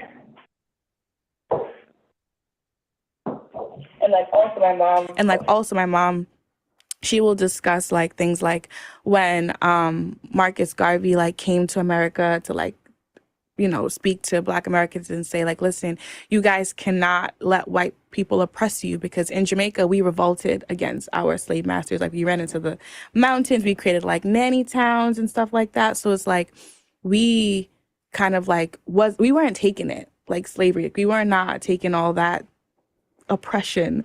So there was I think there's a lot there. There's a lot there. I think boy, that story is so wrong. Listen to me. In slavery in the Caribbean, okay, a lot of the population accepted slavery. Okay, they were fighters, yes. That's the Jamaican issue. Yes, they were fighters. They went in the bush, the Maroons. But when the British made treaties with the Maroons, part of the treaty was any slave that ran away, the Maroons were supposed to bring them back, which they did. Okay? So that pretty pity that all Jamaicans was Maroons, that's bullshit, right? Okay, that is not true, right? The Maroons, for all my love for them and respect for what they did and thing, but they had a checkered history, and it was just the political reality at the time, Because I make a treaty with you. I'm fighting you, and we have a treaty. And part of the treaty was that I'm not supposed to accept no more runaway slaves. That was unfortunate, and that was the part of the treaty. You see? but they don't Mm-hmm. with that part of the history. There's always talk about the glory of it. It had a downside. It had a downside. You know, if we are be truthful to history, to me, history is what it is. Right? It's messed up. It's glorious. It's nasty. You know, you gotta just deal with it as it is. You see? But all Jamaicans were not in no resistance. That is not true. Yeah, for her to reference Marcus Garvey as though there are no FBAs, no Booker T. Washingtons for slavery, no W. Du Bois. Yeah. Like we were just waiting on Marcus Garvey. No. Because Marcus, okay, in fact he was heading to go and speak to he was supposed to meet Booker T. Because he was inspired by Booker T. Okay, you had these cross currents. This is what I'm trying to tell you, that there's always this cross currents of people and ideas.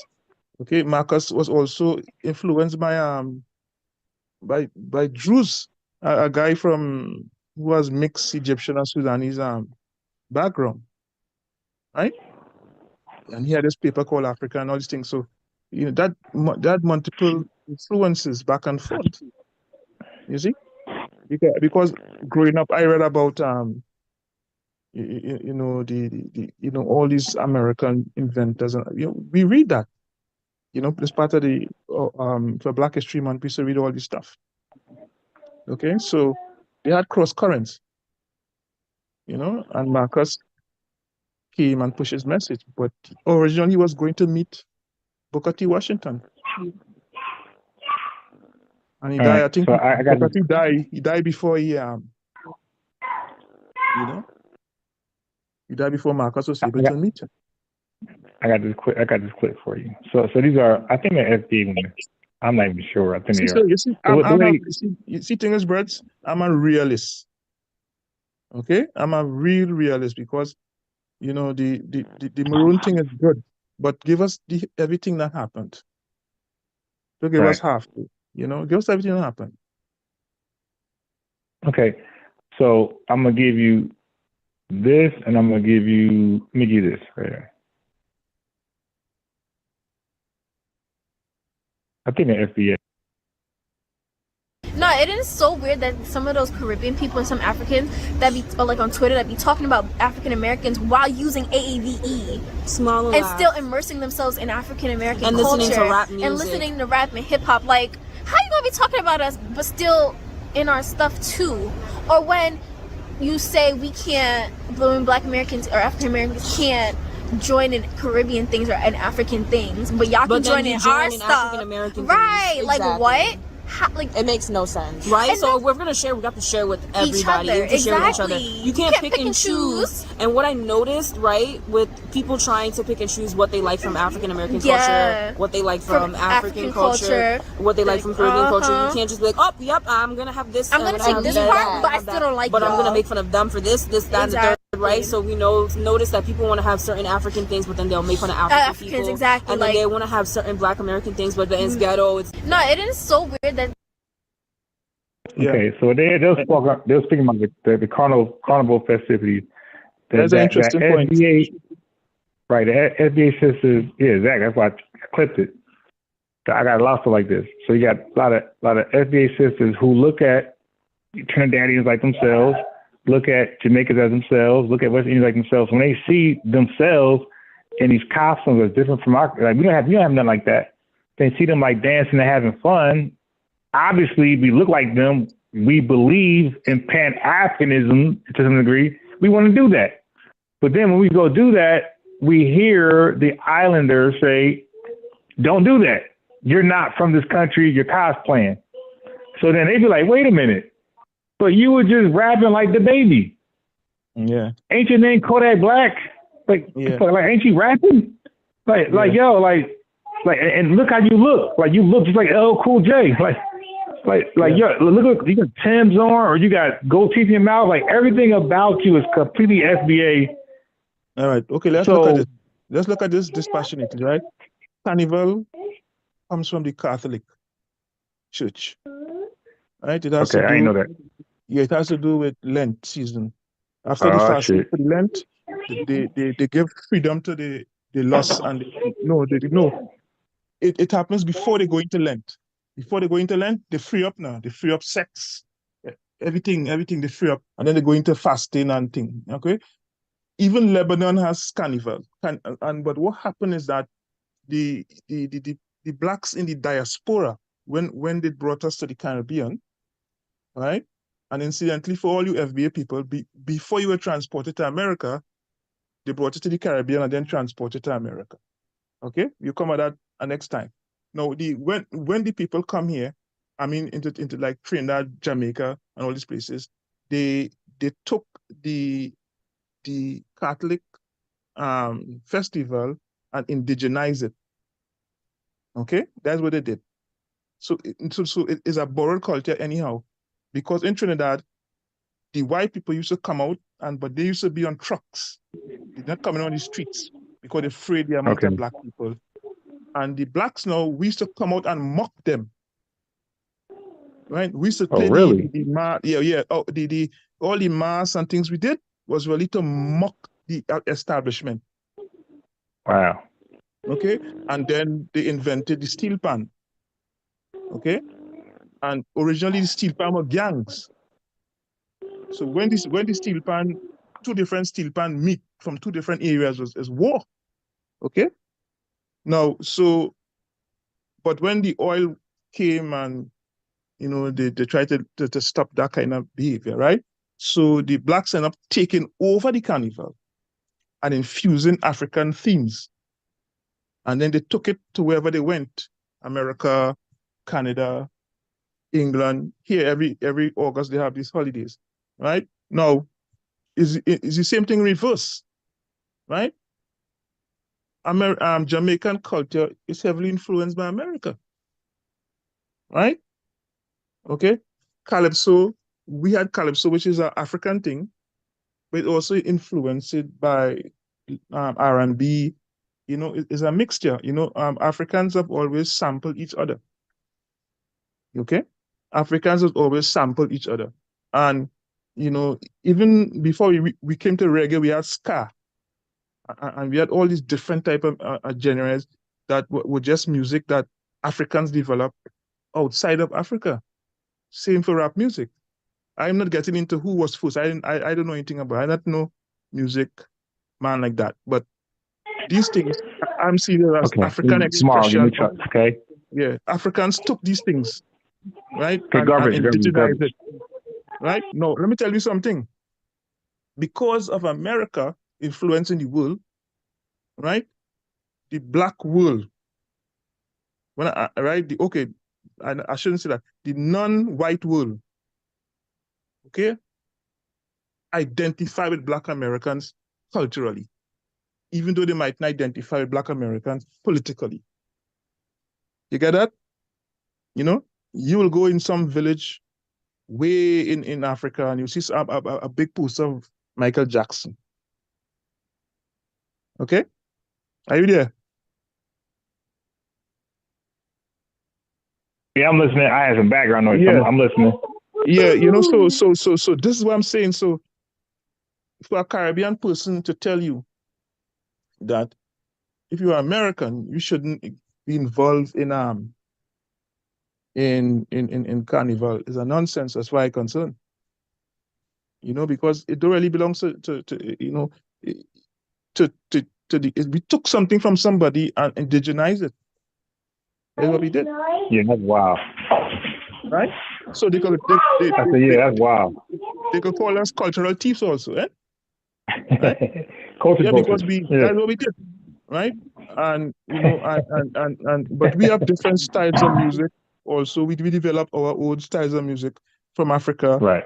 And all these things happen just like hip hop, and all these things have an African influence, and it have a modern influence in the fact that this is what we as of descendants of Africans who enslaved wrongfully. This is what we developed from this new world that we were in, and this is ours. So I can see the pride people have in those things that they develop. I have no problem in that. you know. But what I know is that they have always sampled each other. They've always sampled each other, you know. But now the thing is, don't sample, you know. Don't do this, don't do that, you know. And a lot of the American music also is influenced by European music. It's just natural. Yeah. It's just a natural thing, you know. So I don't know. Some of these everybody under their own fig tree kind of thing. I don't see. I see sense and I see nonsense in it. You know, because you must have pride in what you bring forward, right? But a lot of one of the things that I say though, I agree with this girl. Like I find a lot of Africans who don't like us, whether we are Caribbeans or Americans, right? And they just sample American art, American dress, everything, okay? And they don't like black. They don't like black Americans. Yeah, that's right? wild, especially participating in what they got going on. Yeah, to me, the African, the generation, the youths, even in England here, they're not like the parents. Okay, the youths are not like their parents. Yeah, and that's why I'm gonna put some more videos. Yeah, I've seen that. But what you said is key, and that's being left out of the conversation with black immigrants. So they'll say, "Come over here," and they get picked on. But listen, that might be true, but you're getting picked on because the way you're dressed. If you put on these sneakers, if you wear these pants and wear this shirt, you're not gonna get picked on. So you're only getting picked on because you look different and you're not up to speed of what we got going on as far as because for us, dress code. I have a totally different thing. You know, I feel if a man want to come, wherever part of the world you want to dress, wherever you want to dress, right? You have to take the good and the bad of it, right? But there's no thing say that I must dress like everybody else. You know? You understand? Yeah. You know, and I know people not strong enough to stand out in a culture that is different to them. You know, and perhaps as a Muslim, that is why I have the attitude, you know, that I don't really have to you know, I know how to mix without getting mixed up. You see? You know, because, you know, and everybody, I don't like conformity. That's my one personal problem. You know, I like conformity. Yeah, I always have my own little look. Yeah, but my own little look. You know, I have my own little scenes going on, and I like conformity because I see a danger in that. You know, it's mindless. It's mindless. You know, I buy that shoe because you buy that shoe. Come on. Right. Now, next video. Here we go. There we go. Next video.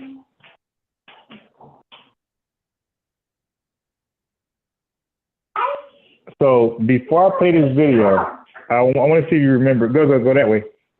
So I want to see if you remember last video. Last video, the young Jamaican girl, like 20 years old, she kept saying her mother, right? Right? You recall that? Yeah. If not, I'll play it back. Okay, so there's a pattern. I remember her mother, yeah. Okay. So when I watch all these diaspora wars, right now, when I hear from black immigrants, I'm seeing there's a pattern, okay, amongst them. I'm like, wow. Okay, so now watch this right here. I can speak from my perspective, being Nigerian and my parents coming over with big accents.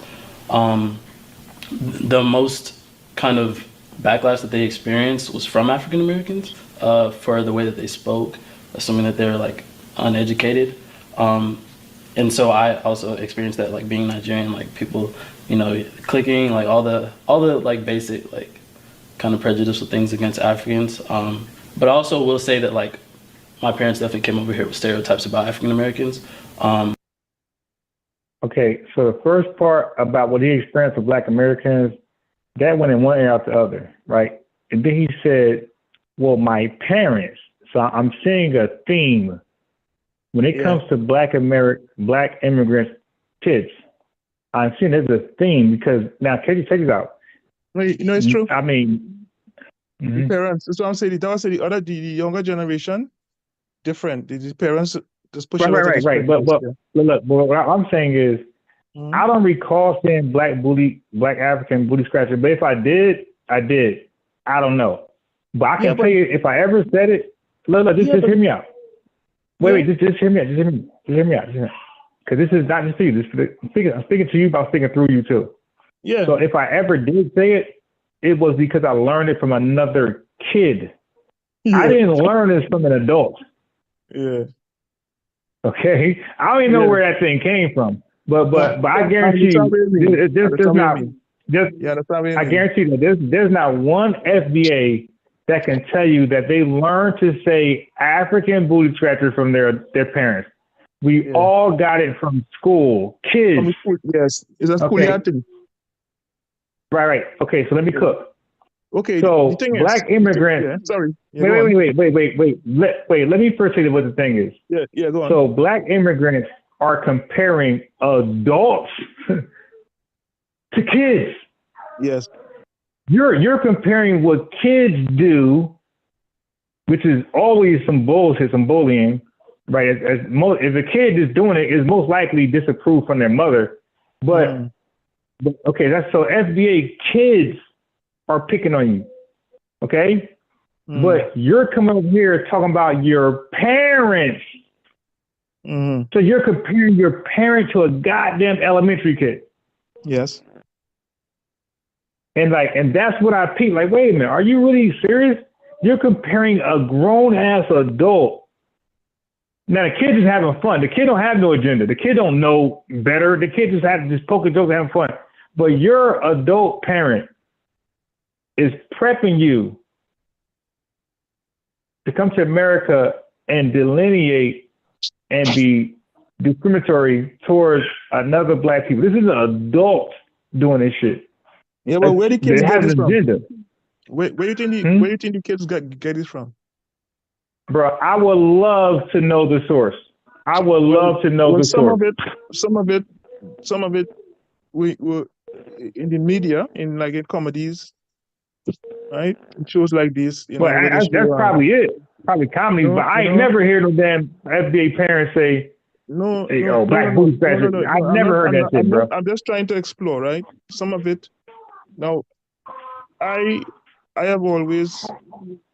never really changed my accent. Right? I talk how I talk right through, right? No matter where I go in this world, I talk like this. Okay? Right. I might slow it down because we talk fast sometimes, real fast, right? So, but so I mean, kids will find that funny. People will find that funny. This is just life.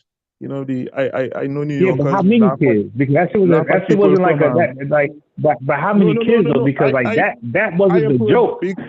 I have heard adults laughing at other adults who come from the South, like Texas and Alabama. Yes, country boy. The accent. But hold on. But because now you're misconstruing.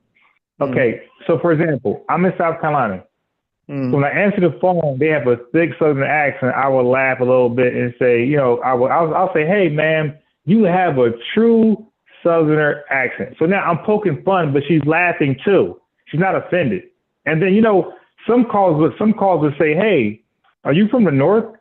I'm like, yeah. They were like, oh yeah. I'm like, they said they could also hear me, but there's I am sure you have heard. You country boys are slow, man. What's up, man? Yeah.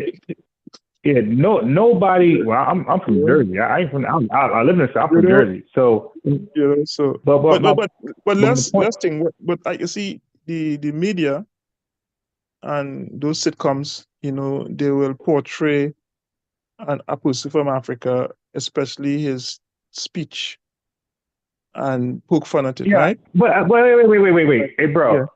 Are you trying to tell me an 8-year-old kid is watching In Living Color and then see an African and start speaking like in what they believe is African dialect? I never experienced that in none of my life.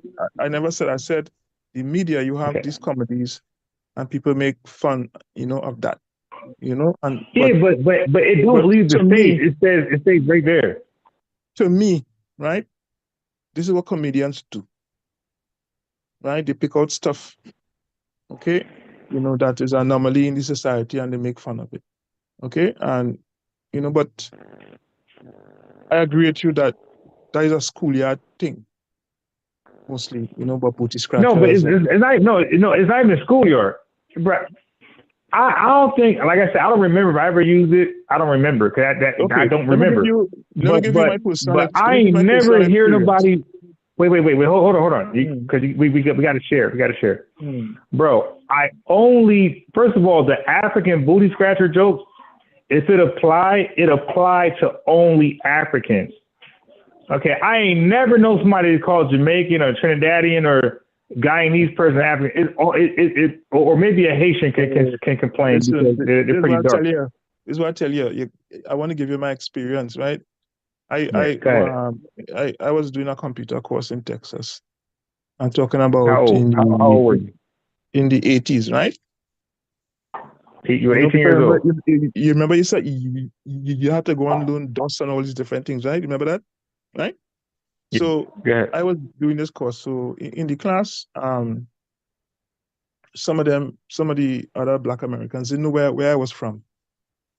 Right? And so during the class, one of them said, "Yeah, I know you. I know you guys swing from trees, and and you was always scratching your bottoms, and I say, what are you talking about?" I say, I'm from Trinidad and Tobago. I say, I know you all say that about the Africans, and it was a big joke in the class, okay?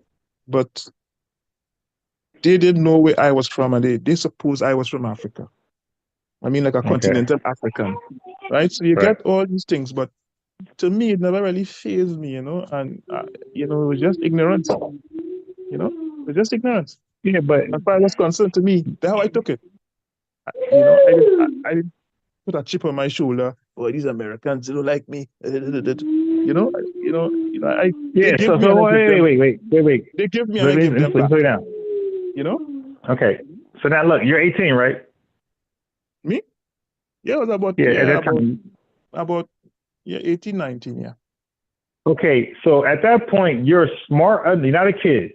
You're smart enough to know that this one person said this, not these 43 million FBAs. This is one person said this. So miss me with the excuse right here from Black immigrants when they get picked on by. No, wait, hold on. I got what you said. No, I got you. I'm responding to what you said. Wait, now I'm responding to what you said. Okay, because I keep hearing Black immigrants name 1, 2, 3 SBAs, picking on them, and then they blame the entire goddamn lineage. That's some white supremacist bullshit, man. You blame not you, but Black immigrants. What they're saying, they blame the entire lineage for 3 SBAs. That's wild.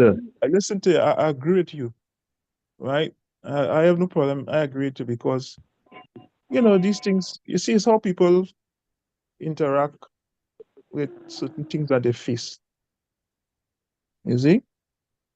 Yeah, but that's not even popular. Bro. Because let me tell you something. Like people from the other islands, when they come to Trinidad, a lot of Trinidadians, small islanders, just small and make jokes. Right? But but Brian made a good point too. Like we can call ourselves booty scratchers because like we're just mean like that. But look, wait, don't say one word. Don't say one word. I'm gonna call a friend on 3-way. All right. So this is what most people can't do. I'm gonna call, and like I could do this. I could do this over and over and over to show you that most SBAs, not only that they don't call African booty scratcher, but they didn't even hear another SBA say it before. So like this. Okay, at some point, I think not you. But at some point, I think African immigrants be capping because that's like the proper thing to say. I think most of them never even experienced that shit before. Yeah, but to me, I just know it in school. I never know it. I never heard I never got it from a grown person. I'm gonna trust what you said. No, I'm gonna trust that you're honest. School. You know, but to me, I give back as I got, you know, because, you know, this is, I was no punk, you know what I mean? So what I'm saying is that, you know, to me it's overblown. I mean, you know, perhaps, but see, I don't want to color somebody's sensitivity based on my attitude. I'm trying to avoid that. You know, I'm not saying I am a model of all Caribbean people. I'm not saying that. Right? Caribbean people had a shit going on, even between themselves. Wait, Hasan, hold on 1 second. Right? Hold on. I'm not a model of all Caribbean people, but I'm just telling you how Hasan, hold on. I deal with some of these things. Wait. Hold on 1 second, because I got some three-way. Yeah. I got some three-way. Hasan. Wait. Still. I got a three-way call. He busy. Let me get this out the way real fast. You still there on the three-way? Hello? You speaking to me or somebody else? I got some on three-way. Okay. Yeah.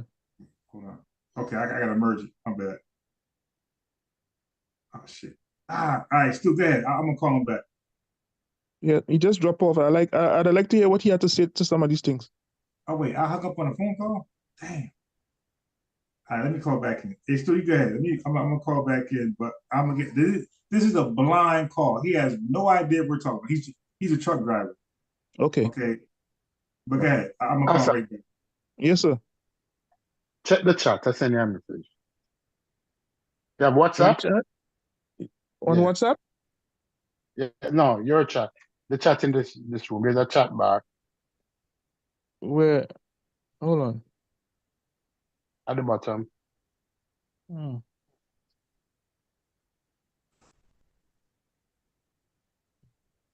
I notice. Yeah, beside where you mute your mic and the video camera, you have participant, then you have chat. Yeah, but I'm not seeing. I'm on my phone right now. Yeah. Right. And okay, when I go back to the live, I'm getting echo. Yeah, go to the live, and then where you see like you can mute your mic, that bar, or you can mute your video, then participant, then beside it you have a word, you have something in chat. Yeah, hold on. Just click on it. Like I have to go back to hold on, like I have to go back to hold on just now, I have to go back to is Zoom you on, right? Yeah. Yeah, hold on. I'll go to Zoom. Hold on.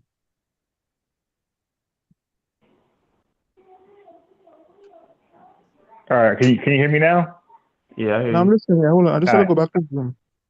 All right, hold on, Hasan. So I got my guess. Yeah, let me get there. Hold on.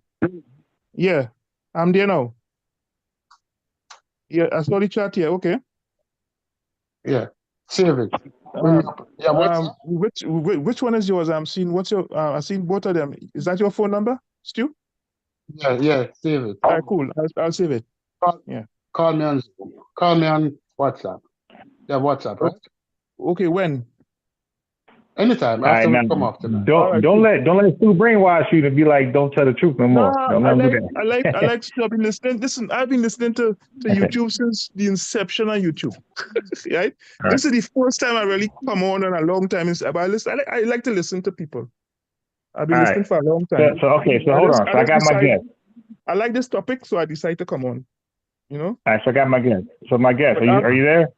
I've had years as okay. I'm senator. Hasan, hold on, because his time is very short. So I want you to be, don't lie for me. Just be honest. Your personal experience in school or life. Mm-hmm. Have you ever called somebody an African booty scratcher? Yeah. Okay, cool. Where'd you get it from? Some other little goofy ass kid said it.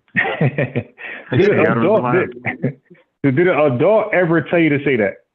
Nah, that never came from an adult. That was some little ignorant, one of the badass kids in our schools running around. What grade was that?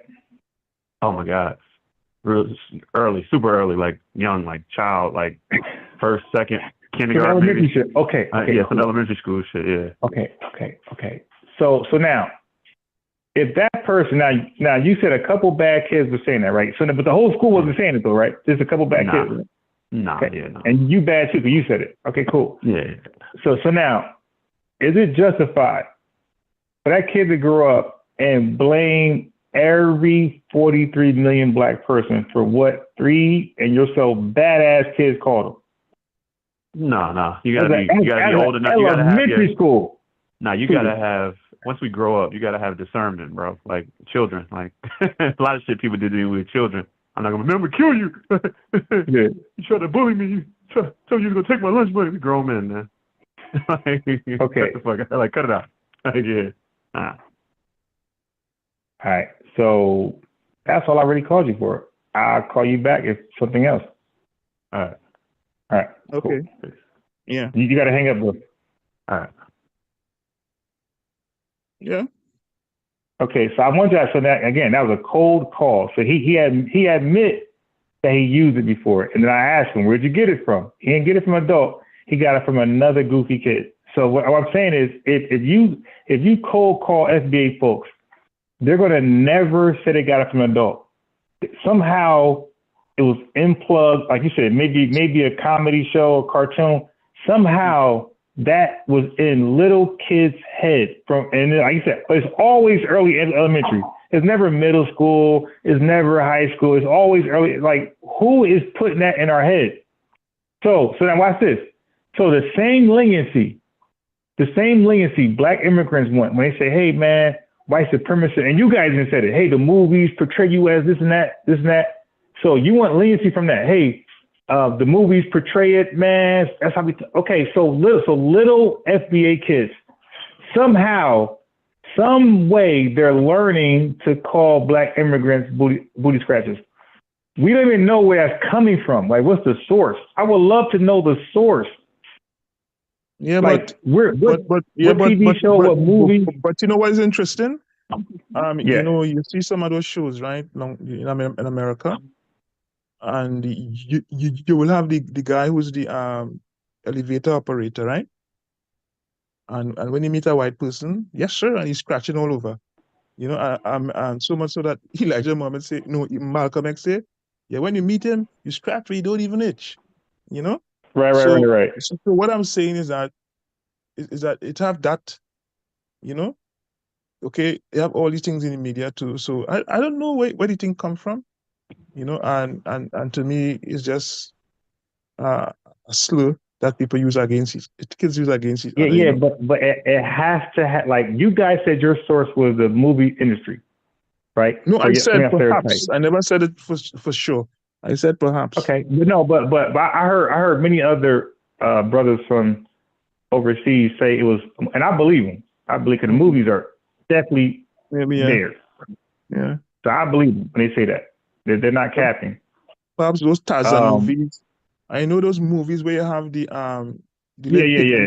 Boiling the well, white yeah, man. Yeah, the cartoons like Bugs Bunny. He depicted Africans always with bones in their nose, with a little ponytail. Yeah, so the cartoons 100% always depicted Africans as like just a savage person, just out there, just cannibalism, trying to eat somebody else. So that part we got from the cartoons. So now, if a black person said, "Hey, you're gonna eat me," I would say, yeah, they were wrong, and we got it from the cartoons. But the African booty scratcher, I don't know the source of that, and I don't. So if we don't know the source, who was it? Was it a teacher? Like, I don't even. We're so young, we don't know. It could be an actual teacher saying, "Hey, that's an African booty scratcher. Don't talk to him." Yeah. It could be a teacher aide. Like, we don't know. We don't know. I don't know. But it wasn't apparent though. All right. So now I'm gonna call the watcher. Yeah, but you know something, I've never heard that in England. This booty scratching stuff. Hold on, I've never heard that in England. Over here they call you a monkey. Yeah, but Hasan, that would make sense to me. Hasan, that would make sense to me. If a black immigrant come over here and we call him a monkey, we call them those things, to me it'll make sense. Okay, no, yeah, that's something that they don't use that booty scratching thing. They call you a monkey, but they started with white people. Or they call you a gollywog. You know, or they call you a wug. You see, but that comes from white people. You know, Right. Yeah, that So comes from white people. do black people ever repeat that towards each other? Yes, no. I've never heard black people call each other wugs. Okay. Right, but I've heard them call each other monkey. You know? So black people call each other monkeys. Yeah. But they get that from white. The first other people call us monkey Right. whites. Right. Yeah. So I'm glad you said that, and this is why it was hard for black folks to accept evolution, is because they were calling each other monkeys. Yes. And now science is calling you a monkey that they think. Yeah, They're like, oh hell no. Now we still I am not doing that. Yeah. They call us monkey they call us wog. There's some British. You know, they had these toys, these dolls, these black dolls. It had these Moorish dolls. And because of the hair, they call it I remember those.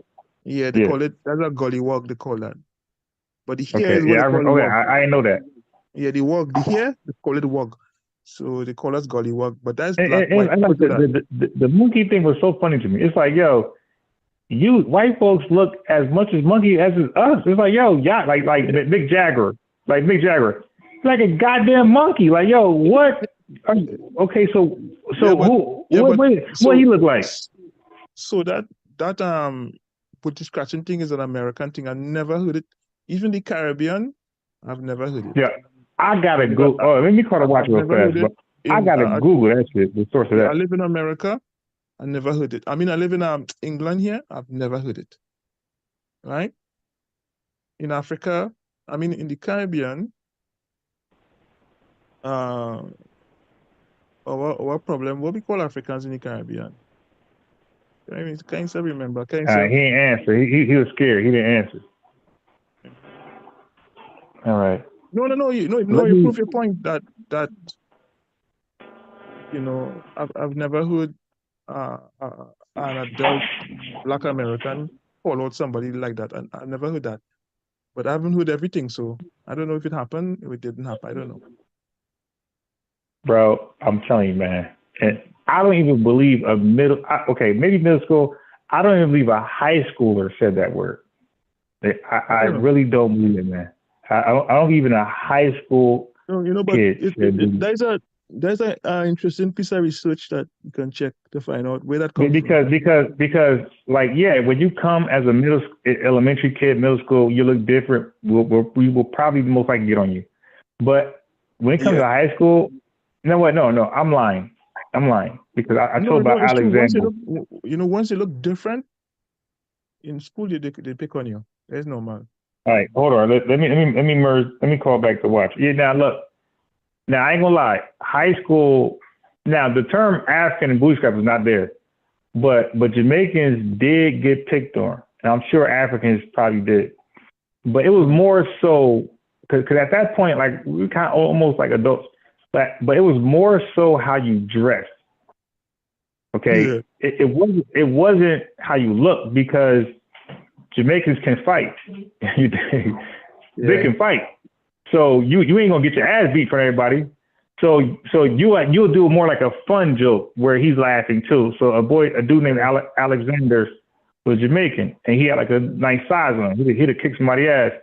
So they made a joke where he laughed, but they talked about his clothes because his pants came down to like his ankles. In American society, it's called high waters. So I know that it's called high waters, but in the Caribbean, that was a style called skeng foot. Okay. Yeah, that was a style. You find it a lot among the Rastas. They used to have they call it skeng foot. It's skeng. I know I'm too stupid, so that be helpful here. But we used to call it waters too in Trinidad. We call it waters because Yeah, but Alexander never. But the thing is a Muslim style too. To where they are. Right. The Muslims. But here's the key thing though. Alexander has never taken that offensive. He would laugh about it, or he'll chase Ambrose around the school, but it was like joking. Like it was clearly nobody's hurt. It was clearly nobody's hurt because Alexander had a nice size. He could beat the guy ass if he wanted to. Okay, it's in high school. There's no gangs. There's no bloods. So there's no block. So it ain't like he's gonna the other guy will be defended. No. You're going to get your ass kicked in front of everybody, and you're going to be embarrassed. Yeah, but even in school, if you have a cheap shoe, where your shoe not in style, you know, people still laugh at you, so. Right. So I'm going to agree. So when Jamaicans wore like the little fishnet shirts, now by the way, and in my high school, by the way, there's people that went to school with me who's in the chat sometimes. Yo, there's no Jamaican I ever picked on. There's no African I ever picked on. There's no Spanish person I ever picked on.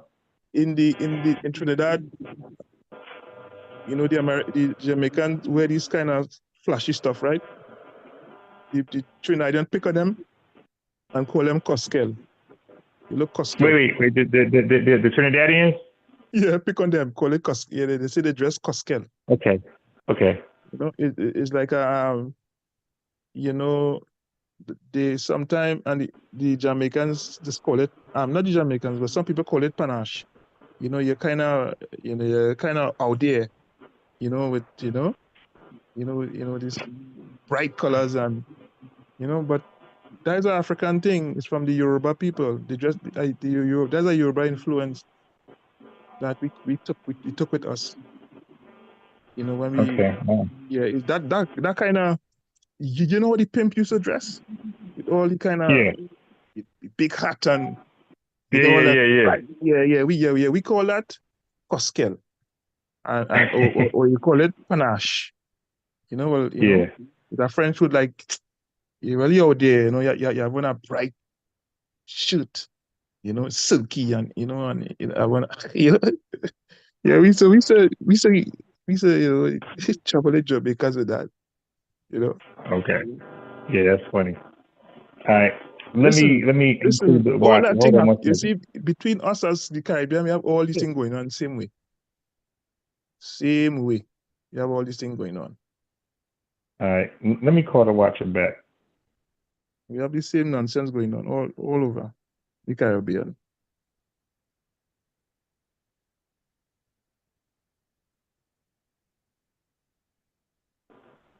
So I think I didn't have much problem with it. Because so I got the watcher here. Yeah. I got the watcher here. Okay. So again, now look, I always make it clear. That's why I like you. I like Garth. I like Supees.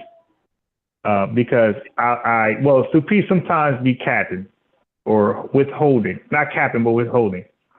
But I feel like you're more transparent than Supees. But Supees do give resistance to some degree, but I think he'll be on cold other instances. I like black people. I like my people, whether they're Americans, Trinidadians, Jamaicans. I like my people, and I've always studied my people.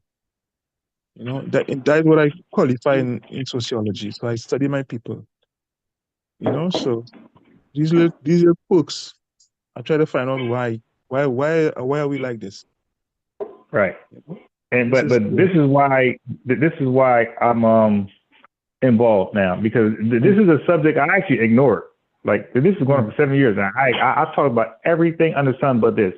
I never talked about this on purpose. I avoided it, but now it's like almost unavoidable now. No, it's almost unavoidable now. It's good to investigate these things, But these little things that cause a lot of friction, between us as people. So I got the watcher on the phone, and I'm gonna ask him, just be truthful, don't cap, don't make up imaginary bullshit. So the watcher, have you ever called somebody an African booty scratcher in school? Not in school, but when I was younger, no doubt. All right, at what age were you? Maybe like 8. All right, where did you get it from? The first time I saw it was Boys in the Hood, that classroom scene. When African booty scratcher? Yeah. Yes. It's true. Yeah, Boys Craig, in the Hood, when he was sitting in the classroom before he had to move to his father. Somebody talking over me? Yes. Let me finish. Yeah, so I'm sorry. It's a delay. So he was in the beginning of the movie before he got sent to his father, Furious. He was in the classroom talking. I guess the teacher told him to get up and teach the class, and then he pointed to Africa, and then called somebody an African booty scratcher. Something happened, but that was the first time I ever heard it. All right, so that's crazy because that's in a movie. So that means that's clearly not as SBA influenced. That's a straight movie production bullshit. Okay. But it was also John Singleton, and it was a kid saying it to another kid. Right. Now I got it, but it's still movie though. It's still movie. Right. Because I'm really trying to pinpoint. And then by the way, Minister of Society. You said that's the movie, right? Or Boys in the Hood? Which one? Boys in the Hood. Okay. It may have been a Menace to Society, but I remember Boys in the Hood. Okay. So Boys in the Hood came before then. So I know for sure I was at least a teenager or close. So that means that word existed way before that movie. That movie is not the reference of the word.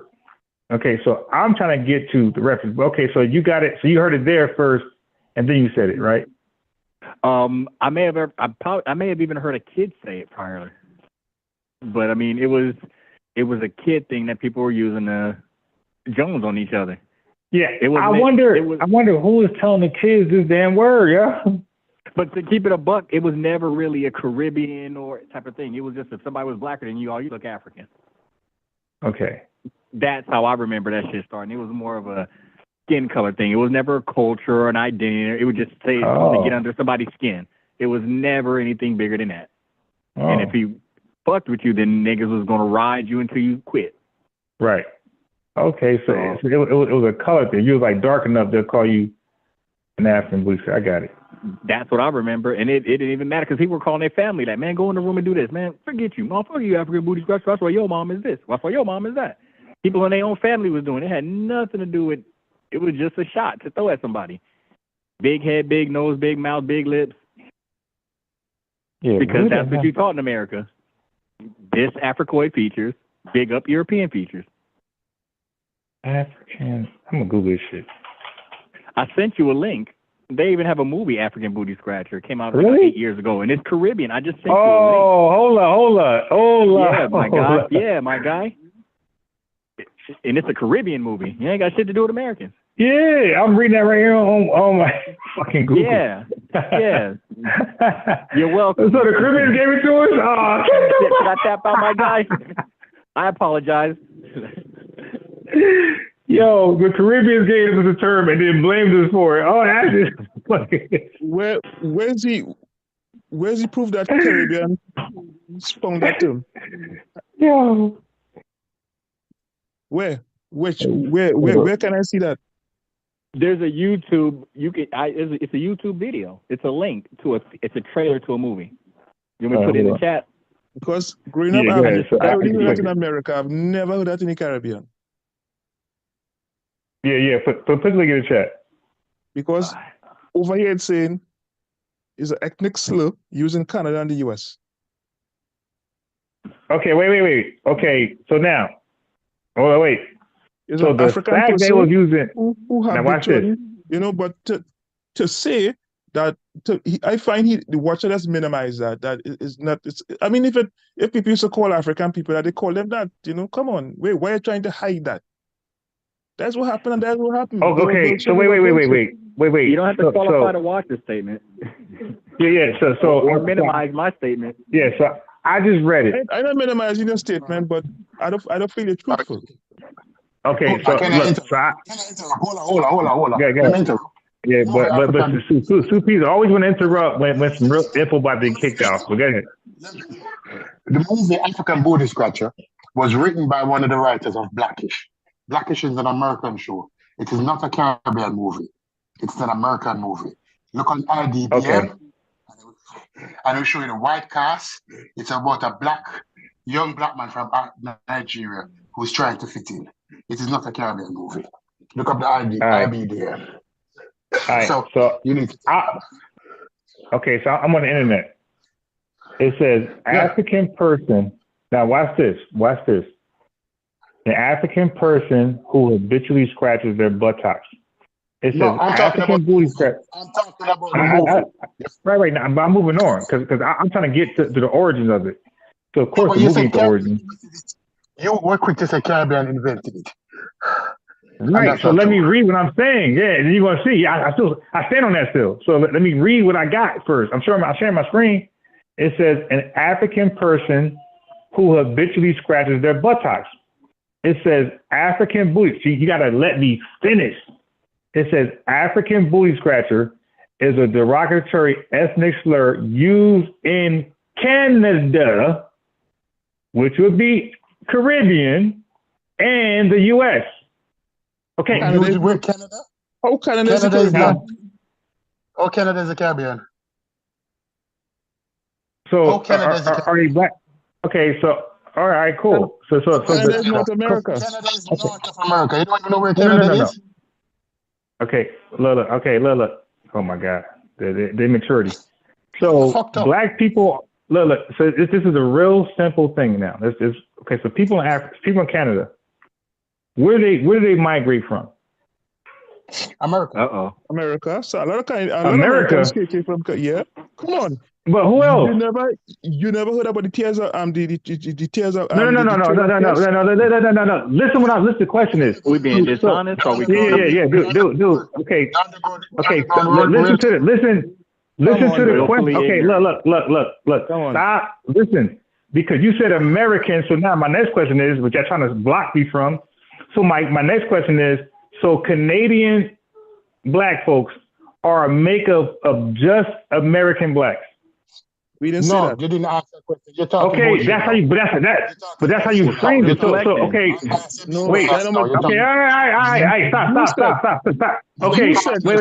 Caribbean. Okay. I got you. And guess what? Right.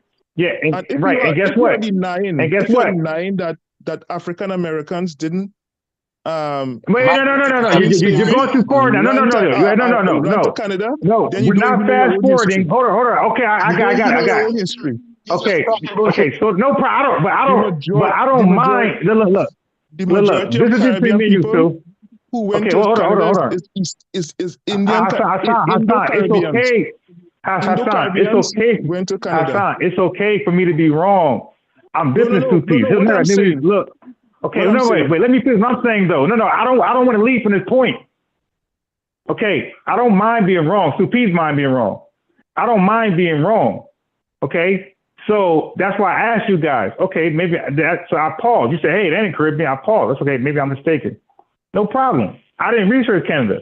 So now I'm asking you genuinely, Canadian blacks come from where? You said America. So I'm like, well, American blacks aren't Canadian. You say no. Okay, so now, so the question now is, the question now is, here's the question. Answer the goddamn question. The question now is, Canadian blacks are made up of where? Go. Canadian blacks are made up of blacks that were sent to Canada under the slave trade, and American blacks who migrated in Canada in large number after the Civil War and before from slavery.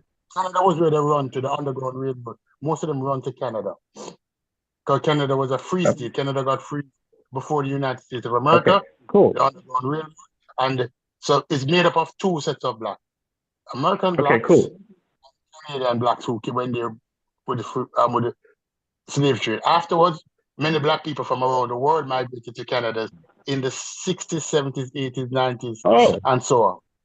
But the majority because wait. No, don't hold on to that as a lifeline. Don't hold on to that. Don't hold on to that. Just slow walk it. Just slow walk it. Don't speed through it. You said right. Let's address it. Let's address it. Yeah, or we can be dishonest and play games. They weren't the one who was because Caribbean people. Wait, no, you don't know that. There's no date here. You have two Caribbean persons here. You have one from Trinidad and you have one from Jamaica. That's two separate. Yeah, but there's no date here. Nearly 800 miles. So therefore, they're telling you that that's not something that is done in your island. And you have called you so have called 3 American black men, and all 3 of them agree that they, in childhood, has mentioned African booty scratcher, has used the terminology. Right. Okay, cool. No problem. because we're trying to get to the bottom of it. You're reaching Okay, well, like you a should giraffe. listen. So if you don't know, so people who don't know, they're usually quiet. The people who don't know No, you something should are be usually quiet quiet. because you didn't know. Okay. You should be the one who's Okay. quiet because you don't No, know. but I You already, try to make up stuff. okay. No, you Wait. make up stuff. Okay, And then you so, make up but stuff. I Canada is already said, okay, look. You Like, said again, Canada is in the Caribbean. he gets That's the very, dumbest thing you but I already said I could be mistaken. So I already said my fault. That's not a mistake. This That's not a guy mistake. becomes emotional, and he does this every live. Hasan, is he not going crazy right now? Yeah. No, you That's see, not a He's going crazy. the Okay, Hasan, majority, I'm gonna talk to Hasan. the majority of the majority Look, of Canadian blacks who from the Caribbean and Africa came in the 1950s, right? okay. Earlier there was a 1950s. That were the most Caribbean people and from Africa also came and settled in Canada. Okay. Before that, since 1812, right? Canada has been refusing. Have had black loyalist slaves running there, refugees from the war. Yeah, but of who the hell 1812. saying African booty scratch in 1812 though? Look how far we got from it. Yeah, come on, bro. I'm just giving you. Hold on, I'm just giving you the history of the people of the black people in Canada. I'm never say that they were saying that in 1815. I never said that. I'm just telling you that in 1950 that we had the most black people from the Caribbean, and mostly in the Caribbean, most people go to Canada with Afro-Caribbean, Indian Caribbeans. Majority of them. Okay. Most of No us problem. went to either England or America. Okay. So now, no problem. So I made a misstep because when I was thinking of Canada, for some crazy reason, no, I'm sorry. When I said Canada, for some crazy reason, I had UK in my brain. Okay, so sometimes I can make a mistake. Because the other person, not only you, the other person was saying, yes, it's from the Caribbean. The other person, what you call the watcher, whoever he is, I'm saying that I feel he was not being genuine because... No, but it ain't about that. No, it ain't about that. Hold up. I heard my name. So what was the brother watcher being disingenuous about? Good sir. You know, clarify my mistake. Because you were saying... Hold up. I hear more voices than one voice. You were saying I need that one voice. it relates to Canada and Caribbean. I said it was what? Wait. What did I say about Canada? People. You said that. What did I say about Canada? You said booty scratchers came from Caribbean people, and that is what I objected to. That's what I said? Or did I say that there is a movie out that is Caribbean-based, and they're talking about African booty scratchers? And someone talk about, let me finish. You can overtalk me, or you can allow me to finish my sentence. You can be rude, or you can allow me to finish my sentence. Can you allow me to finish my sentence? Can you allow me to finish my sentence?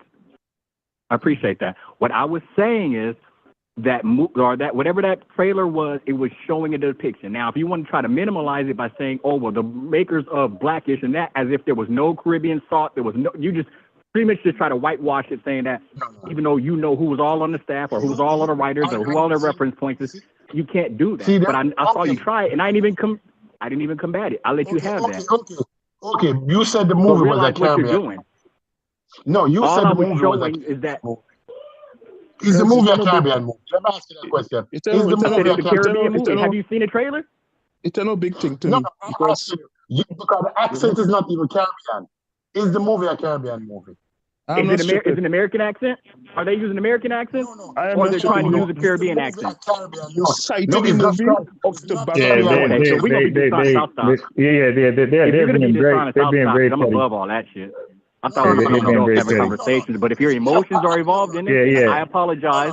I hit a nerve, and logic is out the window. I don't move to hurt people's feelings. There's a relationship to talk about emotions. Everybody have emotions. No. Wait. Fall back. All right, Not because you're speaking stop. I didn't even finish reading. No, I'm gonna mute everybody. I'm gonna mute everybody. I didn't even finish reading the goddamn thing. Let me read it. Like, why I can't read it? Read. Y'all came in too early. Let me finish reading it. Read. I can't even read the damn thing. Read it. Okay, so there is no date here. It don't say 1812. It don't say 1950. It just says African booty scratcher is a derogatory ethnic slur used in Canada and the U.S. It says the term is a combination of booty, which is slang for buttocks in African American English, and scratcher. It says which refers to someone who scratches a body part to relieve an itch. It says therefore, African booty scratcher is used to describe an African person who habitually scratches their buttocks. And then I was going to say this. Do black people ever call themselves African? So just because we call somebody an African booty scratcher who's not from America, it doesn't mean we're talking about an African continental person. We call ourselves African. So we could be, yeah. So and that's why we talk. That's why we use it on each other. So you want to? So wait now. So wait. You want to discuss now Africa? That's another topic. No, right? I'm going to the root. I'm going to the root of the word. So what you are saying now, we acknowledge booty this? scratcher does not only was not only used exclusively. There you go. Say people it. from continental Say Africans, it. or was it not? No, and it had nothing to do with only shitting on Caribbeans. It was more about shitting on somebody with light skin, because you're not calling a white boy, even if he's from South America, an African booty scratcher. You just told me not to talk over you, right? So I've just shut up. You talk. Right? I finished. You can talk. No, you see?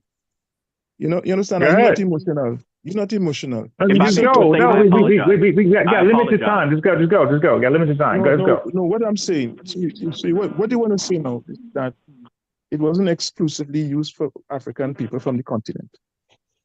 Is what you're saying? I said it wasn't for Africans or Caribbeans. So it wasn't to the used point that Caribbeans feel like it's solely talking to them only. It was used for the Black Americans also? Yes. Yes. Okay.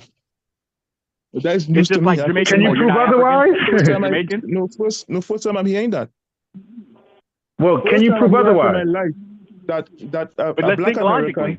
That a Black American. But how many Black Americans do you actually talk to though? African booty scratcher. That is a new one. Wait, no. But okay, hold up. That's a fair point. That's a very fair point. Now, can I say it's absurd for a Jamaican or a Trinidadian to get offended when someone calls them an African booty scratcher when they're not African, they're Jamaican or Trinidadian? I've never heard that in the Caribbean. Okay, so what you heard makes the point invalid then. That's how it works. So what crossed your ears is all that matters. You can't do an intellectual exercise. I'm telling you, I've never heard that in the Caribbean. I've lived in different parts of the Caribbean. Okay, now that you've stated what you've heard, can you answer the point? I've never heard that in the Caribbean. Right. Answer the question though. Can you address the statement I made? Does that make sense? What? Do you think that insult is solely for Caribbeans and not Africans, or solely for Africans and not Caribbeans, or solely for a black person? I asked you the question that if it was used exclusively for African, you said no. You said that even Black Americans. Right. See, he asked you a question now. You said even Black Americans. Right. See how I answer your question, but you want to highlight. You said no. You said even Black Americans call other Black Americans with the scratcher. You said that. And now you're repeating what I'm saying just to get further away from my question and point. Right. I'm right here with you every step of the way. Just know when you're done, I'm coming right back at that jump. Make sense because you wasting your own time, not mine. Your sentence don't make sense because I asked the question. Okay, don't make sense. Don't make sense. Fine. Now, can you answer his question? All right, you're right. You won that point. Can we move to? Can we get back to our original point? Listen, you beat the hell out of that straw man, dude. You beat the shit out of that straw man. I am not on no. You a dog walking the straw man. You come up here. Can we walk back to the point? Hasan, can you address his question now? You don't want to. He probably don't even know it anymore. That question doesn't make no sense because I asked the question. How don't make any sense? What are you talking about? It makes sense. He don't want it to make sense. It don't make no even though I sense answered his question. Because he said that it applies both to Africans and to Black Americans. This is what he said. Okay, yeah. And Caribbean. I'm saying it could apply to anyone. My reply to that was that is something new to me. Okay, to you. Okay, fine. Let's move past you. This is why I said. Okay. This is why I said. So ask me a stupid question after you say. I just say. Wait, a stupid question? Stupid. How is this stupid? I said it is new to me. Your emotions make you feel. Oh yeah. He now at this point, I understand why people in the chat going crazy on you, because now that a question is asked back to you, you are now run away from the person who you pretended to be earlier. You say, hey, I'm upfront, I'm transparent. I said it is That's new the to only reason me. why I told him to call me. I thought we had a real one. I said it is new to me. Okay, fine. So you're this one is out what I of said. fucking million people. So that is Okay, the let's just answer. move on. Well, This okay, is you what got it. Understand that you I cannot got it. escape a conversation by saying, well, this I never watcher- heard it. Or Yeah, so what? You never heard of it. This Go is what I'm ahead, telling move you. on. You know what? Puff Daddy This is what I'm never saying. messed with me that way. He Right. This is what I'm couldn't have done saying. that because I've This is never exactly seen what I'm Puffy saying. do that.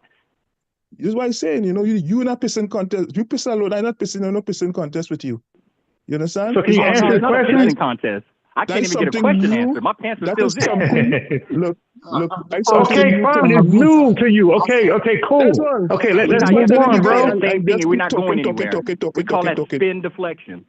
But you call it Hey, bro, you said it 10 times. It's new to you. Fine, it's new to you. No, because now, can you answer the question? It's new to you, not nobody else. So can you answer the question? Nobody else. We don't even have to give him the question anymore. He don't need the question. The question is not irrelevant now. If he says it's new to him, the question is irrelevant. Remember, the person who asked the question came in on a lie. He said the African booty In your eyes. And it's a lie. Okay, we're far removed all that. Just answer the goddamn question. You act like a white supremacist. Slowly. Why should he answer a liar? Hey, liar, pants on fire. Can you answer the question, man, about what he's asked? Yo, these niggas just can't be honest. That's hurting my feelings, bro. Honest about what? Honest about what? You come in. The what question you he want to try asked. to do is that Caribbean people. He asked me a simple question. He doesn't deflect us so far from the question, he don't even know what it is. And he doesn't want to say, can you repeat the question, because of his ego. And so we're just going to sit here and just talk until he tries to remember. All he has to do is say, bro, I don't even know the question anymore. Do you know the question? Like, the question is, are you offended if somebody called African? I've been on this phone. I done apologized. I done said my bad. I done said I was wrong. I said I was wrong. Bro. He asked the question and he forgot. And I was the last one on the call. Question. Where's your ego coming from? What university do you teach at? Let me sit at the foot of your sandals. Look, you go personal. Anytime you get hit, you go personal. I don't care what university you go to, and that is not the point.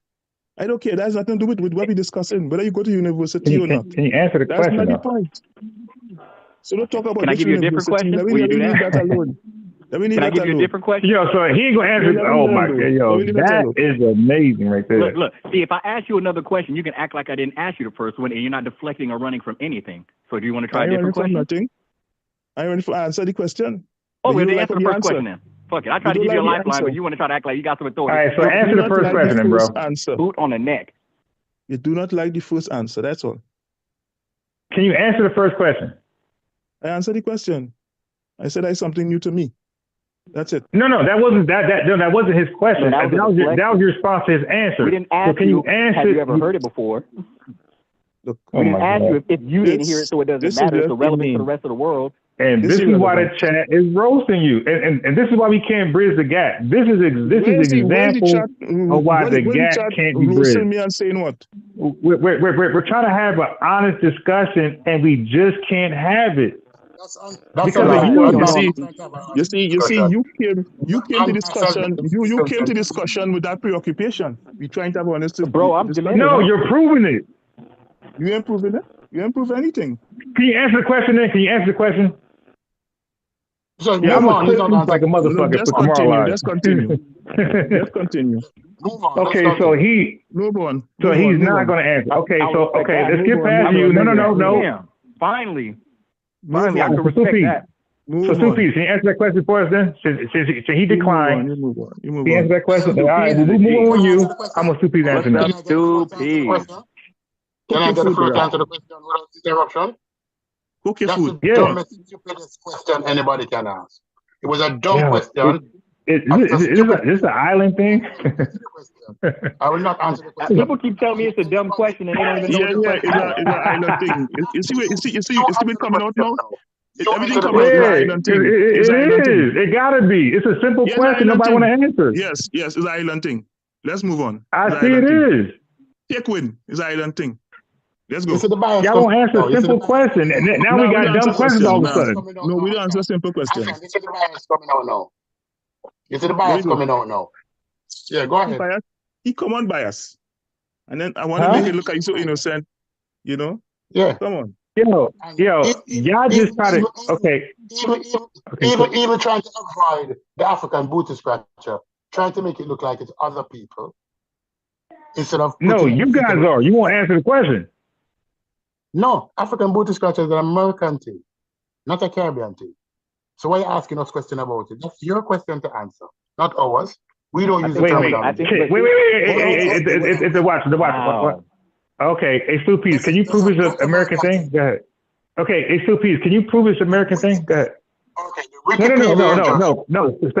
Stop. Wait, what? Say it again? Of course, the Wikipedia that you just read made reference to the origin of the African booty scratcher. That is a terminology that is used in Canada and the United States. It said nothing about the Caribbean. So your own evidence that you brought Yeah, forward. but you just said a bunch of Caribbeans was in Canada in the 1950s. But they were and they were also and wait, hold on. By the way, they came here in Jamaicans came here in mass numbers in 1960s. Yeah, but so now wait, hold on. Stop trying to over dominate the conversation. So now we need a date on it now. See, now if you give an earlier date than 19, guess what? You're hiding and you're running, and you want to make people look emotional, but you're hiding and you're running from the truth. nah, you just took an L.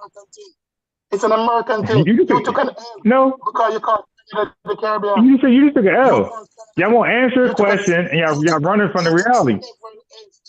You took several L's today. You took a large amount of L's. Is that Stu? Is that Stu P? Real quick. Show you that you're thinking not straight. Admit it that it's an American terminology, and we'll move on. It's American. Okay, no. Okay, great.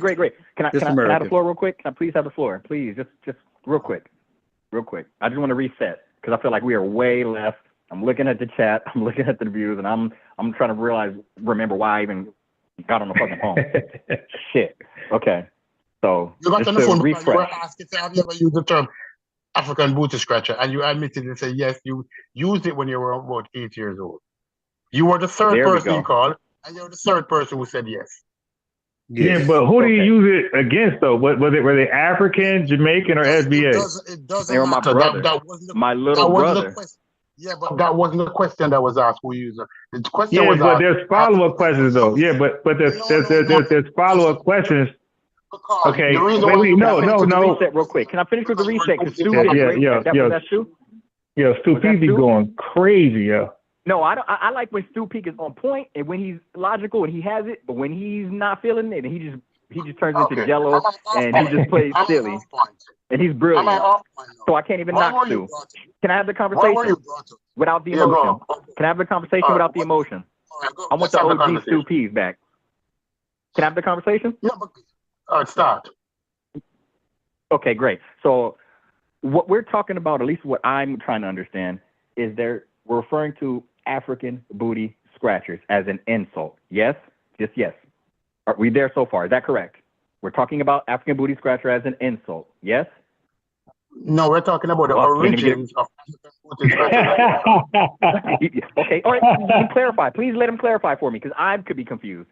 So we're talking about the origins of African American booty scratchers. That's what we're talking about. No, yes? we're talking about the origin of the terminology African booty scratcher. Perfect. So what you just said is what we're referring to. And what? I'm trying to steel man it, and you turn it into Jello. I need something solid so I can wrap my head around it or see if I'm right or wrong or don't even understand it. Okay. We're talking about the origin of the terminology African booty scratcher. Okay. And understanding the origins of it, and we know that it's an insult that's used in America, and you also brought in the Canada. By who? No, I'm sorry. That's a Wikipedia. That's a Wikipedia link that Unbiased read. I didn't bring it up. He did. So the thing is, who used the terminology? All right, that's fine. Okay, I'm just trying to get the evidence that was submitted into the court just validated. I'm just trying to make sure that it's legit, so we can not talk about bullshit. Let's talk about what needs to be on the table. So we brought that up, and it said Canada and the U.S. So it's not specifically anything to do with Caribbeans or Africans. It's an insult for those people that are in Canada and the U.S. That's for people who are using it.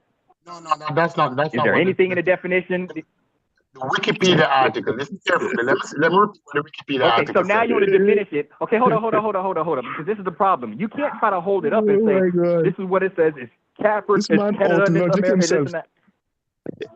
Autologic himself.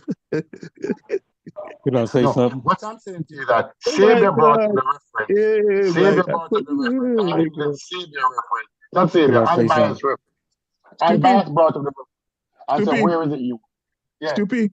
What the man is trying to say is that the term itself could be used for an African on the continental, or it was also used by African and Black Americans for other Black Americans. This is what he said. Yes. This is what he's trying to get at, because Black Americans call themselves Africans too, so it's not exclusively a Who is this brilliant guy speaking right now? That's what you say. That's what you said. Intelligent. That is what you said. So that is why I said. Right, that's what I said. It's a stupid question. I thought two people got that by now. That's why I said it's a stupid question, because I have already told you that's the first time I heard that. And you just keep going on and on. What does that got to do with stupidness? I don't understand why you have to insult the question based off of you not hearing it. Just as being you realize dumb. that you're saying it's stupid because you didn't hear it. Dumb. Right. You I already told you that's the first time I heard that. Okay. So then, let Eddie King go. What you're saying? Can I go? God. Can I speak? Let Eddie now. Can I all speak? this thing about in court and thing, all that bullshit. Come on, you're talking shit, man. Let's move on. Yeah, let Eddie King go. Let Eddie King go. Hey, I appreciate y'all letting me on the panel, man. Yeah, talking shit, man. Good conversation, man. That's that intellectual garbage. Yes, sir. Hold on, Hasan. Let Eddie King go. We're having a discussion. Nobody in court. You just pissing contest. You like a pissing contest. Me no pissing contest with you, man. Okay, I'll let discussion. Okay, I'll let y'all talk. You know, I'm go Eddie King. Okay, let Eddie King weigh in. Okay, appreciate it. You see when they poke somebody, they bring out thing. All your Caribbean people. You have it on it. Just scratch the skin and that bullshit come out. Hasan, it's a first time caller. Let him listen. You just scratch the skin and all the prejudice just fall out. Nonsense. All the biases. What is he talking about? All the biases. He was quick to mention that we were just scratch the skin. Yes. It's a Caribbean thing.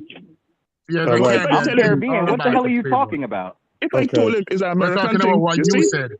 Stupid. If I told him it's an American thing, all they don't like Americans. You see what you're saying? But he's telling us it's a Caribbean thing. Can I speak on? Can I say something, please? Yeah, let the brother go. Let Eddie King go. You just come and spoil the whole conversation. And it's 4 o'clock here by me. I 6 or I 5 hours ahead of you. And you come with that bullshit. You just changed my mind. Okay. All right. All right. It's almost 4 o'clock here, and I didn't stay up 4 o'clock to talk no bullshit with you. That's why I say just continue the talk. Okay. All right, guys. It is an American slang. It was a derogatory slang. This is what we do as FBA people. We talk about each other.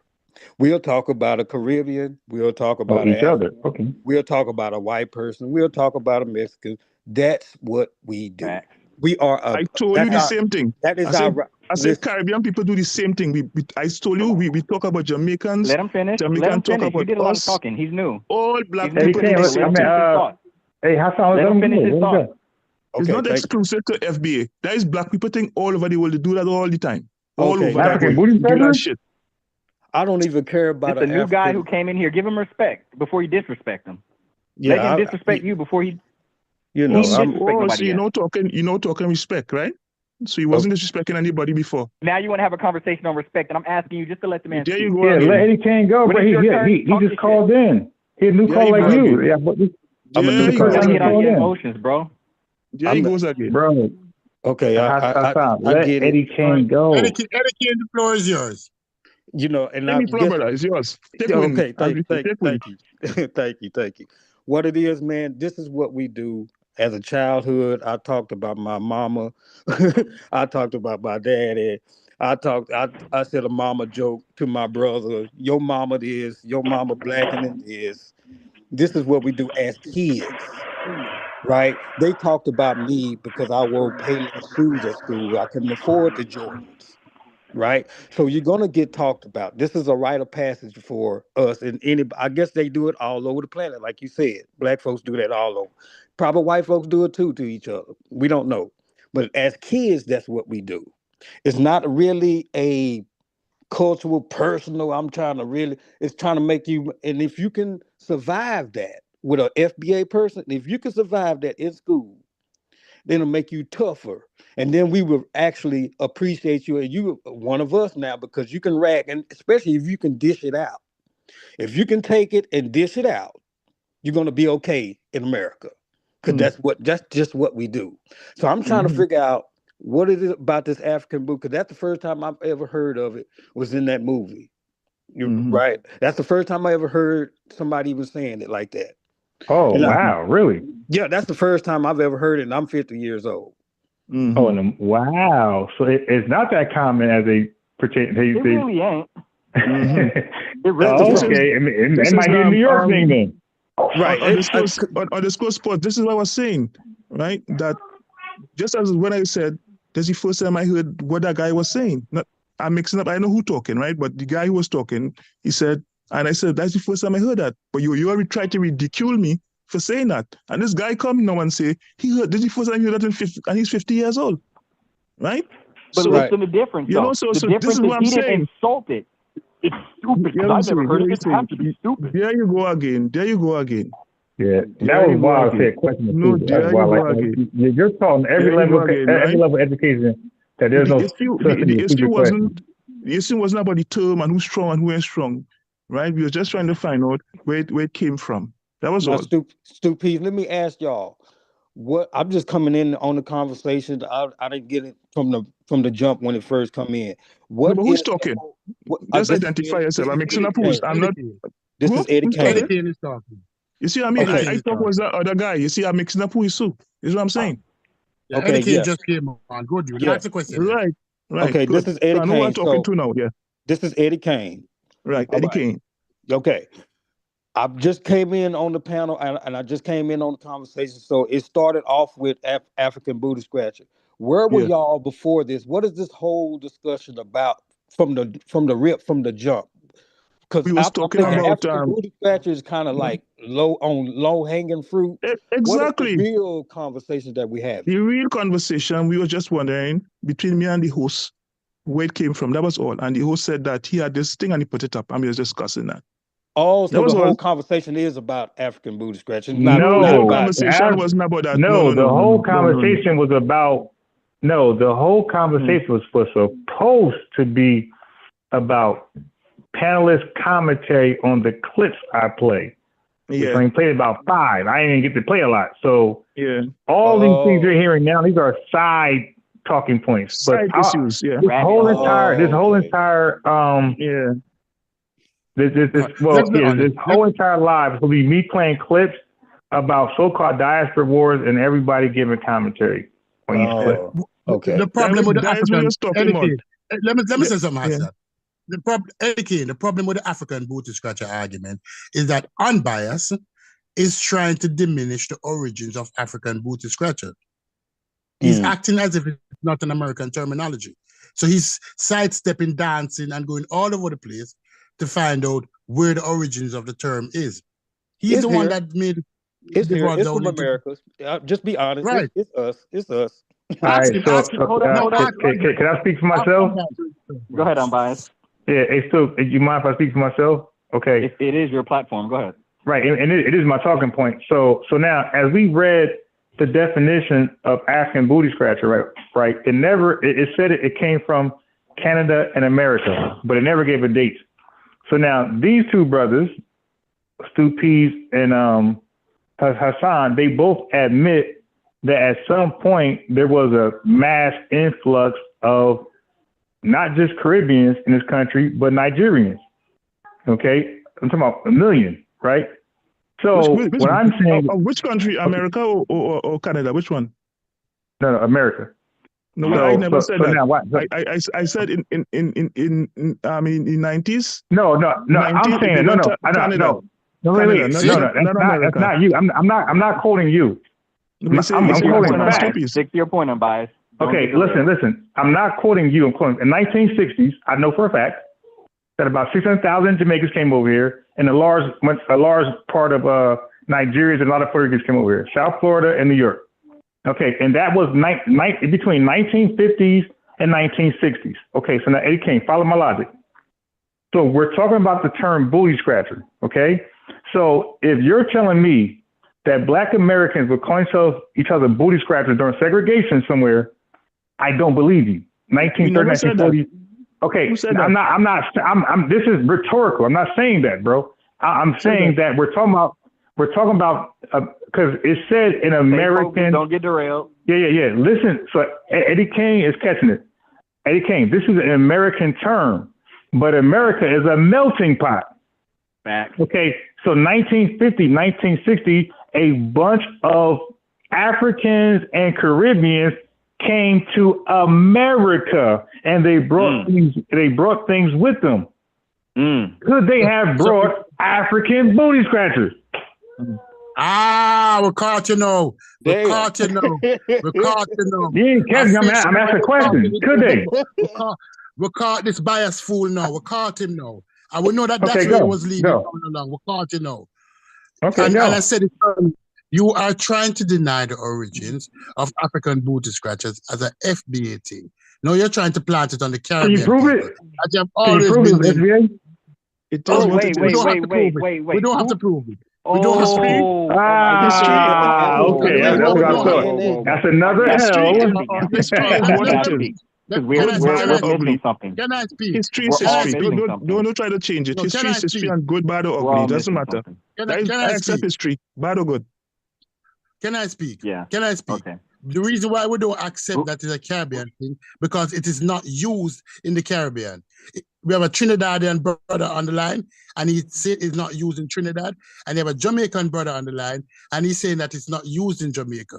So historically, it is not used in the Caribbean. So it is not like so the origins of it, that's unlikely to be Caribbean. But unbiased want to put it on Caribbean people. So hold that same talking point to the hip hop.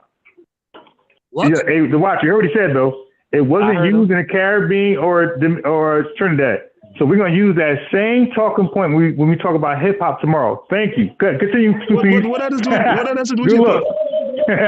What that has to do with hip hop? What does it do with hip hop? What Okay. does it do with hip hop? Let's think on this point. We'll do hip hop tomorrow. We'll do hip hop tomorrow. Listen, I told unbiased. That is hip-hop not that's not my strength. I said I don't care where it comes from. Is something that developed by black people in circumstances they found themselves and they create what they did. I told him that. So this you're just talking. You want to prove African but booty scratcher by talking about hip hop. Hey, No. I don't know. No. I don't know.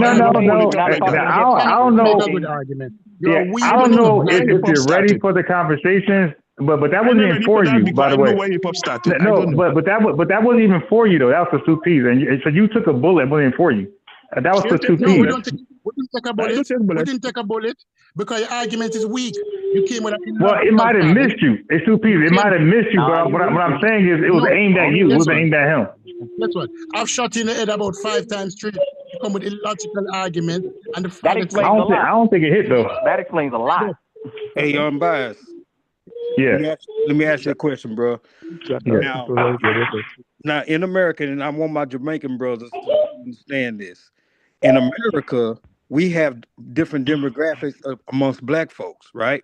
You got the East Coast. I'm from the South. I'm from Texas. You got South.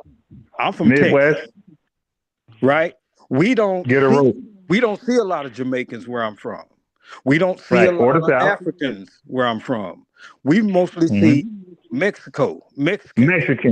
Right, and white folks. This is who we deal with on a daily basis. So when y'all speak on Ghanaians, Africans, we don't really understand that conversation. And I'm in America. You know, I wonder why. we don't see Jamaicans that much. Eddie, see can what I'm I ask saying? you a question? Eddie, can I ask you a question? Go Do ahead. you believe, Eddie, that the origin of the term African booty scratcher is Caribbean? No. That it came from the Caribbean? No. Where do you believe it came from? It came from us, America. Finish talking.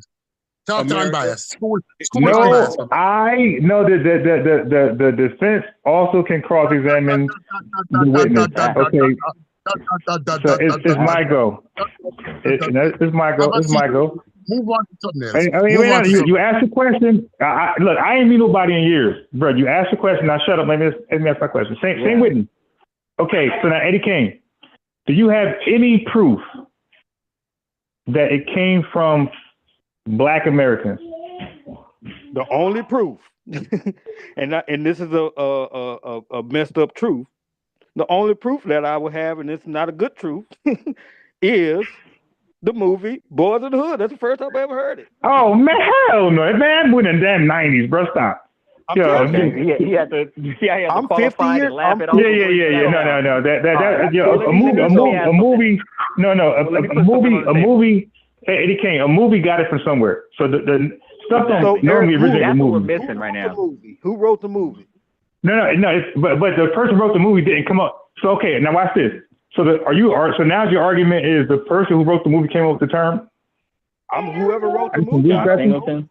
Who you cannot, John Singleton. You cannot go back and say who the first person who said African booty scratch. That's impossible. No, but that's the point though. The point is that's what we're arguing today, because two pieces saying SBA and I'm saying it could be Caribbean. It could or be. African. I got a different answer. Either or. I got a different answer. You can't even answer that question. I got a USDK answer.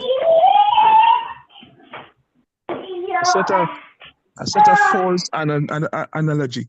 False analogy.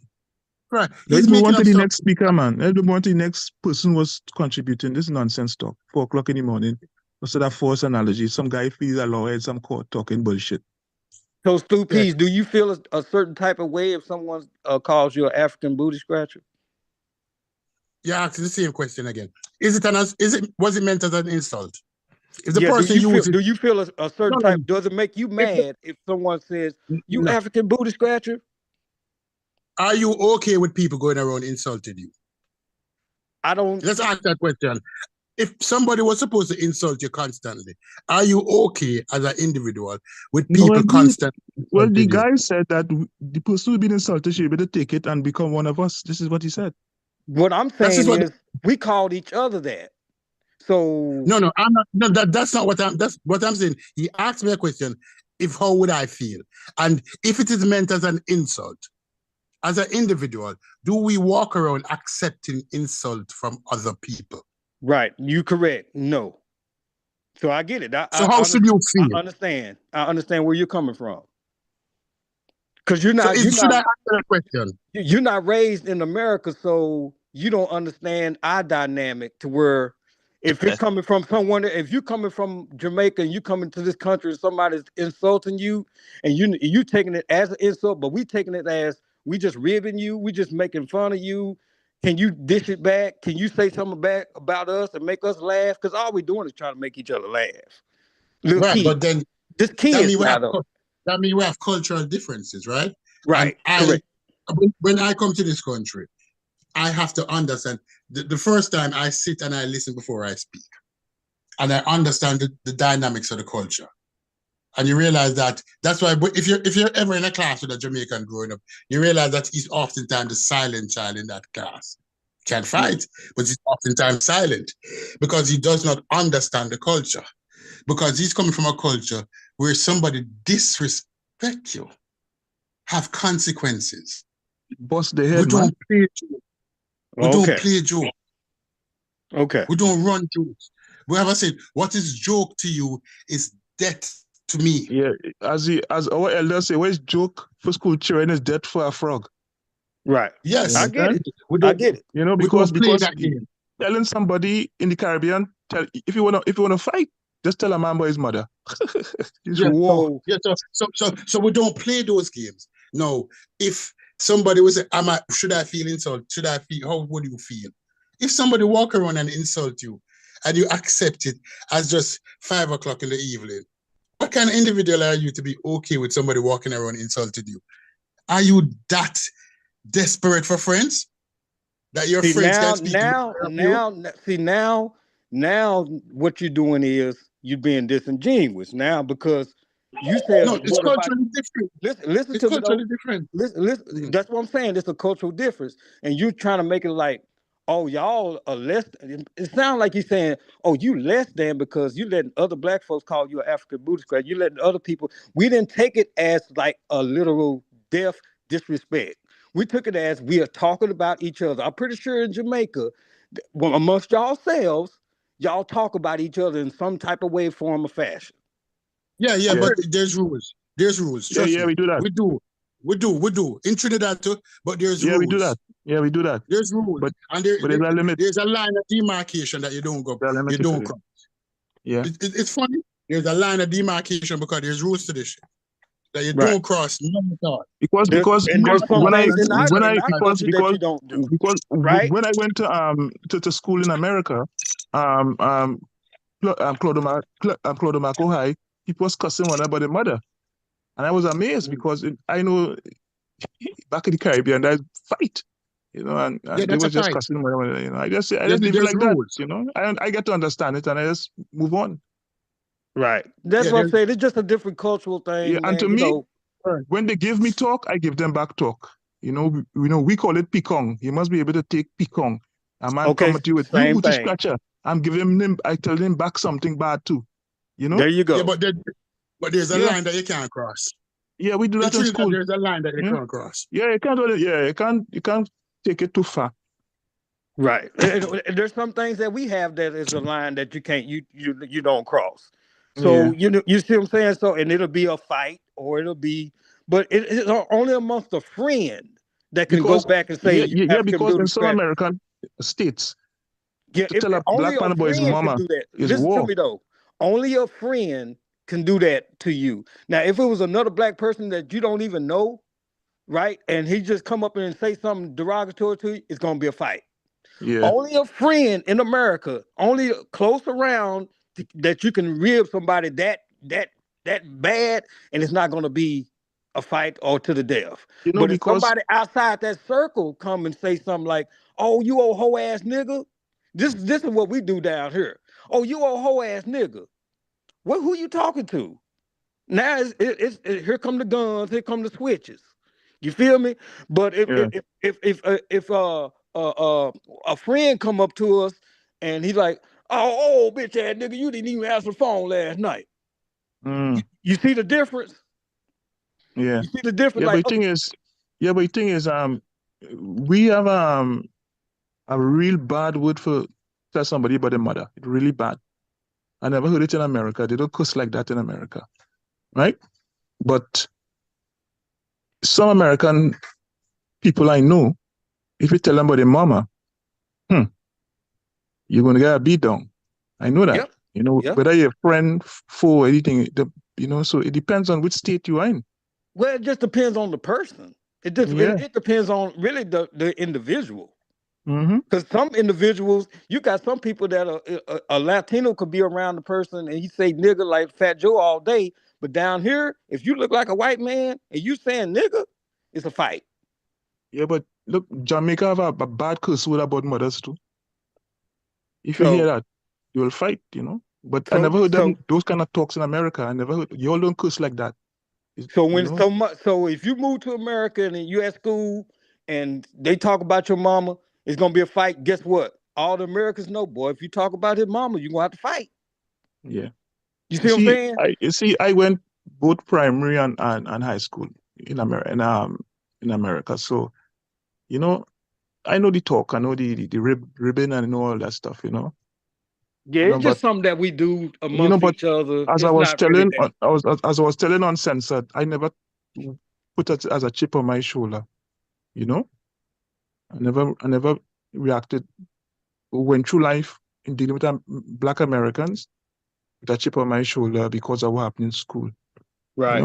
And I think it's just really low hanging fruit what we have. Now, this is the unbiased. This is what I wanted to say to my my fellow brothers that's outside of America.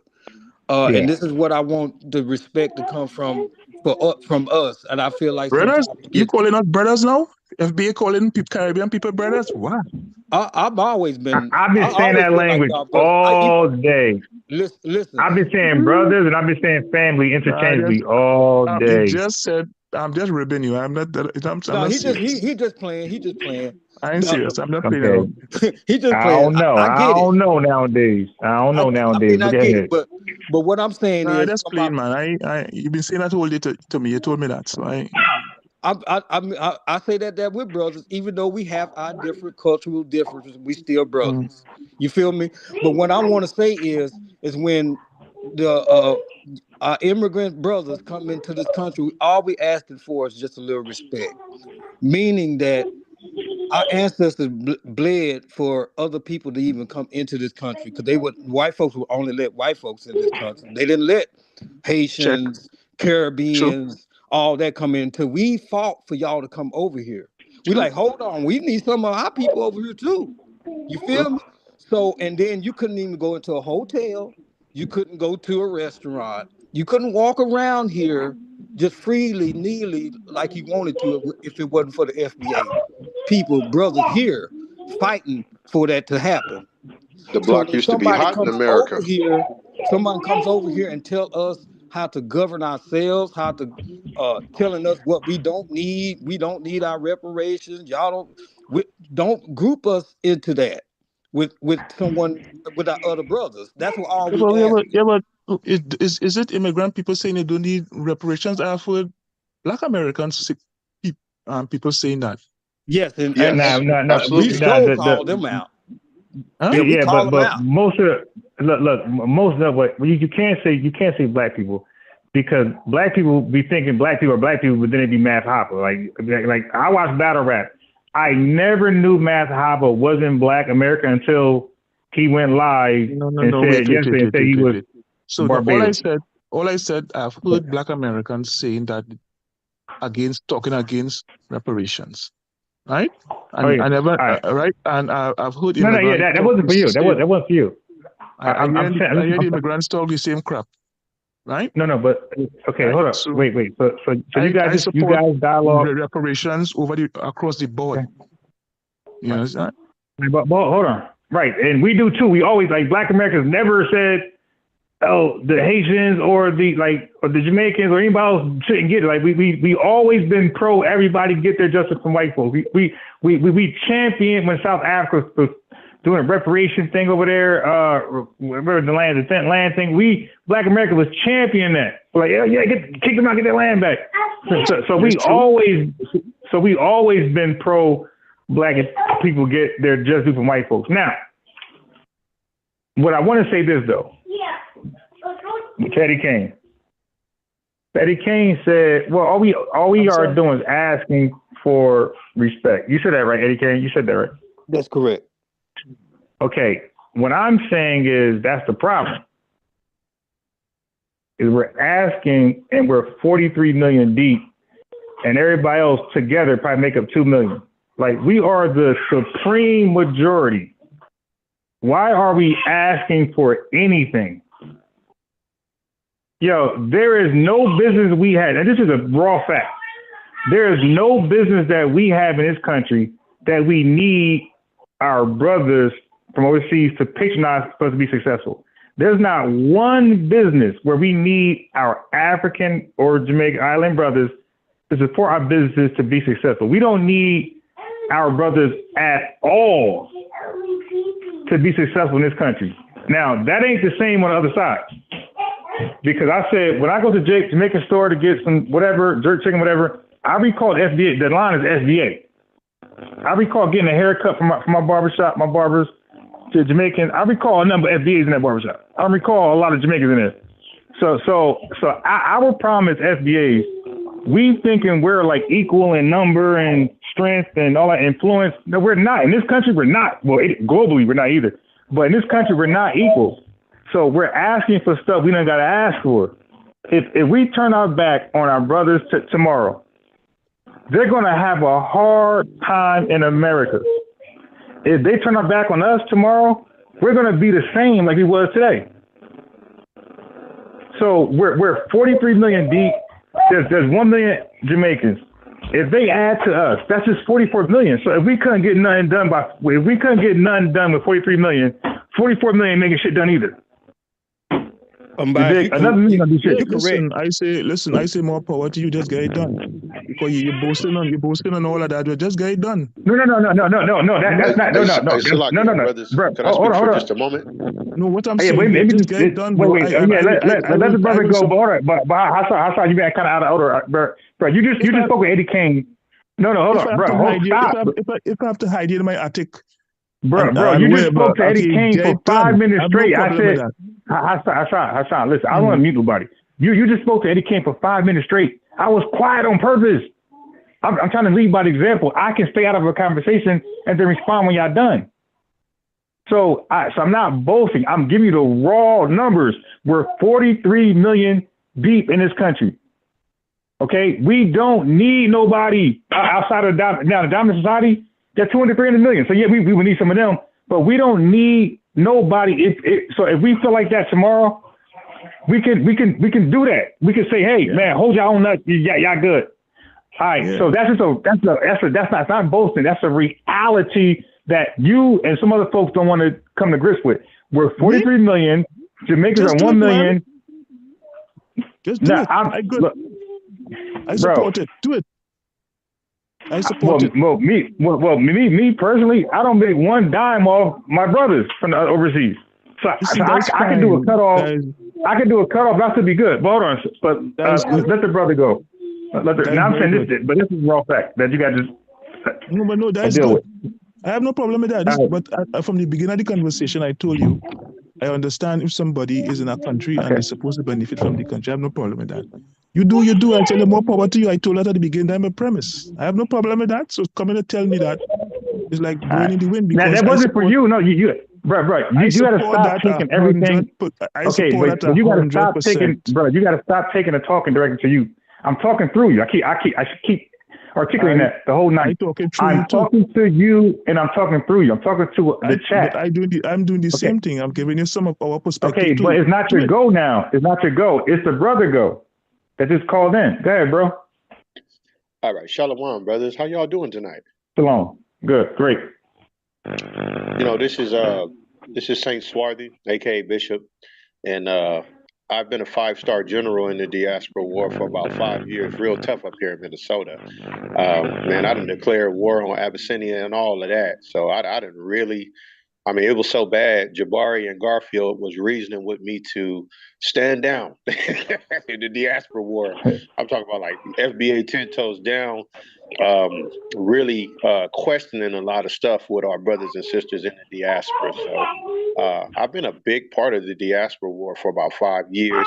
I'm in talk with a few Habesha Ethiopians, with some Somalis, and I talked to some West Africans up here too, and some brothers from Eritrea. And we individually get along, but it doesn't stop me from addressing some of the cultural prejudice that takes place between all of our groups, whether it's foundational Black Americans or it's Ethiopians or it's Somalians or it's West Africans or it's Jamaicans. Really, my experience with the brothers from Trinidad has been pretty solid. They're pretty genuine when they deal with us. From the few brothers that I met, I couldn't speak on them generally, but I could tell you from just really being deep into the Diaspora War, yeah, man, I've been like a 5-star general in this thing. And a lot of it comes from me noticing that all my life, I have always accepted Africa. I have always accepted my genetic ties to Africa. And I could never really figure out in California, at least when I lived there, why is it that we loved everybody, but we didn't really get that same love back culturally. So when I came up into Minnesota, I started subscribing to the idea of some of us being Israelites. I do believe some of us are Egyptians or Kemites, if you will. I believe some of us are Moors. I kind of got a lot of respect for different brothers in their position, even the brothers that are atheists and scientists that don't rock with none of that stuff. So I talk to a lot of people up here because I do a lot of street teaching. I don't just talk about my belief in some of us being Israelites. I talk about science. I talk about the Moors, talk about Kemet. I talk about a lot of stuff when I preach on Nicollet and 9th Street. So I rub shoulders with a lot of communities up here in Minnesota, with the Muslim community, the Christian community, the Moors, etc. But I think the biggest thing for me and my wife is I can't teach my children that we one big happy family when I've come to find out that that's not the truth. Like the brother was saying, the West African spot up here, for example, it'd be a lot of FBA up in there buying the food, right? But they don't consider us to be the same people. They don't even acknowledge the genetic ties that we have as a people. And, they'll hire Somalis or other West Africans or other Ethiopians, but they will not hire our people in the store. And I've had some people try to make it seem like this is just my individual experience with these groups of people. But, as a street preacher, I talk to young FBAs, I talk to elder FBAs, and they all have the same testimony. I mean, a lot of times they'll come up to me and say, Swarthy, why is it that the East and West African brothers and the Caribbean brothers have smoke with us, And because I had to do a lot of research, because I've been in a lot of these wars, or diaspora wars, if you will, I had to explain to them that, in their cultures, unfortunately, they do teach a certain set of culture superiority over us. A lot of these immigration caseworkers tell them the worst things about Black Americans when they bring them here. And instead of reasoning with logic and not taking their word for it, they take it and run with it. So I've had Somalians tell me that caseworkers tell them that Black Americans are nothing but drug dealers and crack smokers in the county. I've had Ethiopians, Habeshaw and Oromo, tell me the same thing. I've had elders when I worked at MSP Airport tell me about how, Ethiopians get mad when Black Americans hold the door for them, or like if a Black American man is speaking to an Ethiopian woman and she might be really interested in them, it's against their culture to accept us as marital partners. But I noticed with the other dynamics or groups of or races of people that's up here, they don't have a problem with accepting like a white man as a husband or wife or a white woman. But when it comes to making marriages with us, it's a big no-no in their community. So, I'm not coming from a place of just picking on them, and most of my life as a Black American, I naively believed that we was one big family. And when I noticed that we were getting spit on as Black Americans, then I decided to, fight back and really stand on business 10 toes down in the diaspora war. So I'm working on reasoning and trying to come to a peaceful solution where at the very least, we acknowledge that we're brothers and sisters and cousins. But sometimes it's hard for me to teach my kids that these are our people and we all Black Africans, when that's not the truth and the reality. So, I don't want to be too long-winded, but I just wanted to give y'all a quick view of what my life has been like up here and what my interaction has been like with Africans from East Africa, West Africa, as well as other Africans of the diaspora. Can I say something to that? Go ahead, please, brother. Yes, sir. Listen, I always knew we are not one people. Okay? These same Africans you're talking about, the Somali people, they come from one family and they have been killing one another for years. They don't get along with each other. Okay? The Hausans don't get along with the Igbos. So the same people you're talking about have their own tribal wars in their own countries. So to expect them to accept you as a tribe just so, it won't happen. Right? No, I agree with you wholeheartedly. As I told you, hold on. I want to clarify something. No, hold on. Hold on. It's okay not to disagree. It's okay to disagree with me. Hold on. The thing is, right, I am, as I tell you, brother, when I said more power to you, what you said, the statement about you don't need nobody, right? Because it's high time you look at yourself as a tribe. Okay, if FBA is a tribe, I have no problem with it. Oh, no, we don't. I'm not against tribalism, right? Nah, okay, that's your word. Oh God. Yeah, you're lying on me. So I'm pointing out because my man just hopped on the panel. He don't know what we talked about prior. So I'm saying you're representing me. I never said tribe. So the thing is, you're representing me falsely. I never used the word tribe. I said I am happy. If you look at that as a tribe, I never said you look at it as a tribe. But I never did that. No, but I never did that either.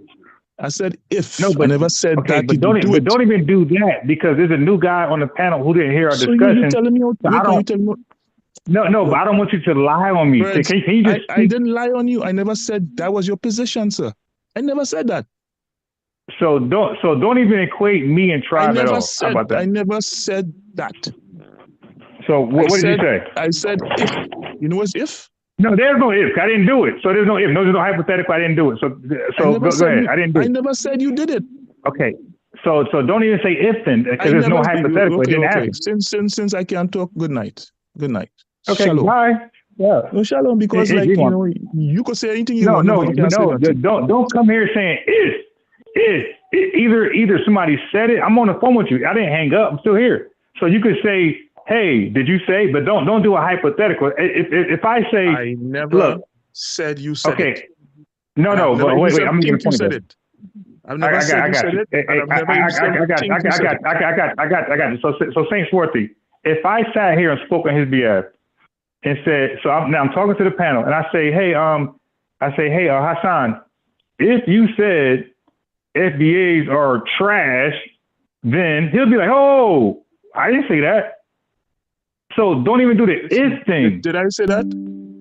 No. Okay. So I said. Okay. I said, how about start over? If they began to look at themselves in that don't kind even. of thing, I have no problem with it. I have no problem. But don't. I have no problem with their. I have no problem with their solidarity. I have no problem with the 10 toes down. This is what I was trying to. The point I was trying to. That's better though. That's better. But don't say it's tribal. I never said that. But listen, can I? Oh Lord. No, you can't if you're misrepresenting me. You'll never be allowed to do that. I never misrepresented you.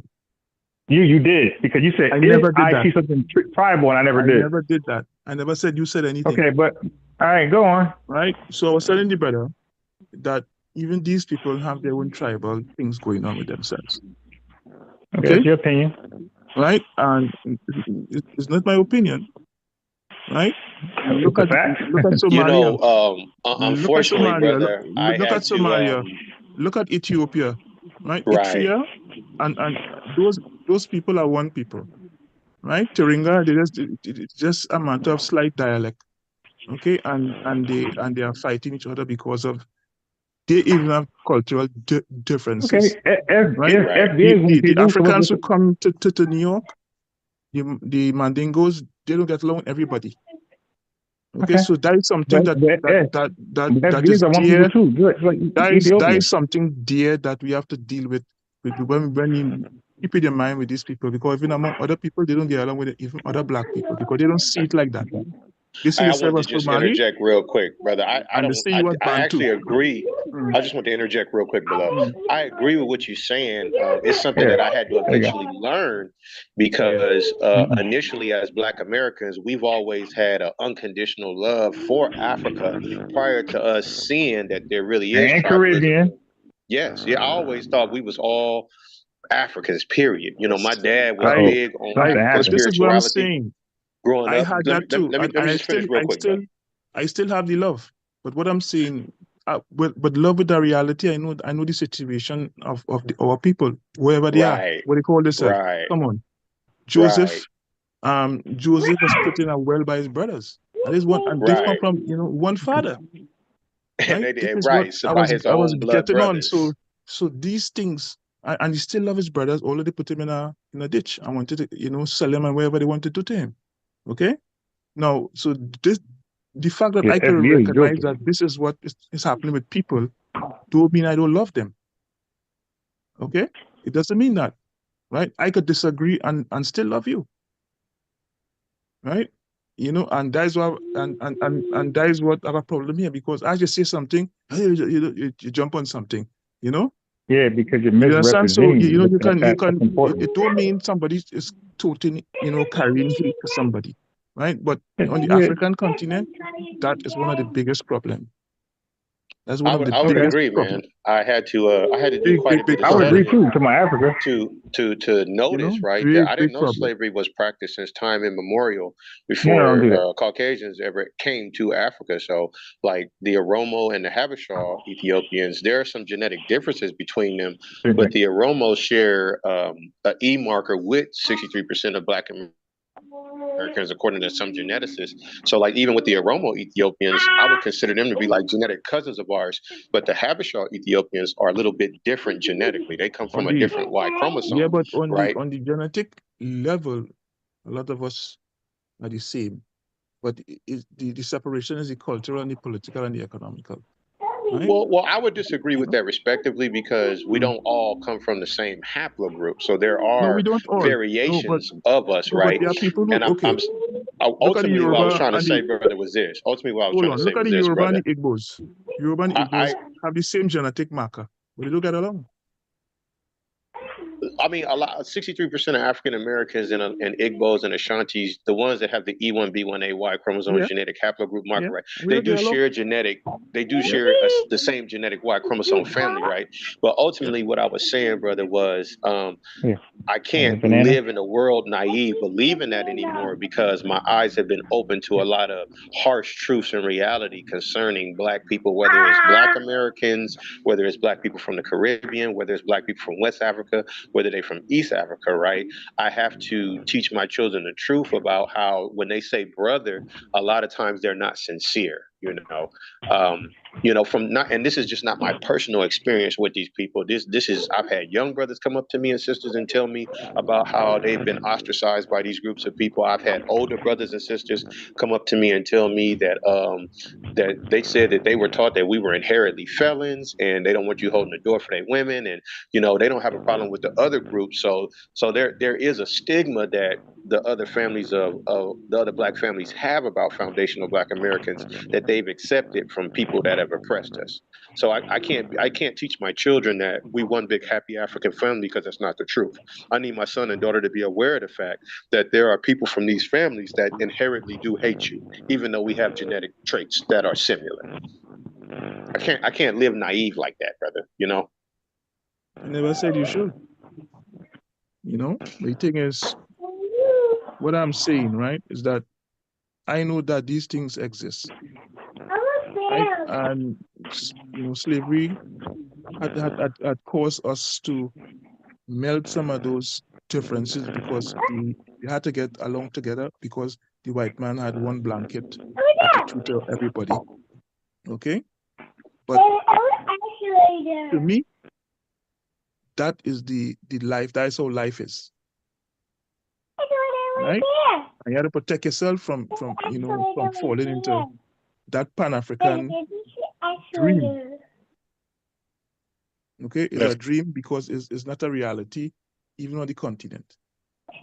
That's correct. So, you hear that, Jabari Osasi? I love you, brother, but what the brother just said was true, man. And I do listen to Jabari, and I listen to the other Kemetic brothers and Pan-African brothers, even with my position as believing we Israel. I do honor and listen to what they say, but the reality is that's not the world that we really live in, and unfortunately, that's probably the biggest weakness that we have as Africans and Africans of the diaspora, is that we don't have a common ground where we at least get along and work together. I think it's contributing to us being at the bottom of society.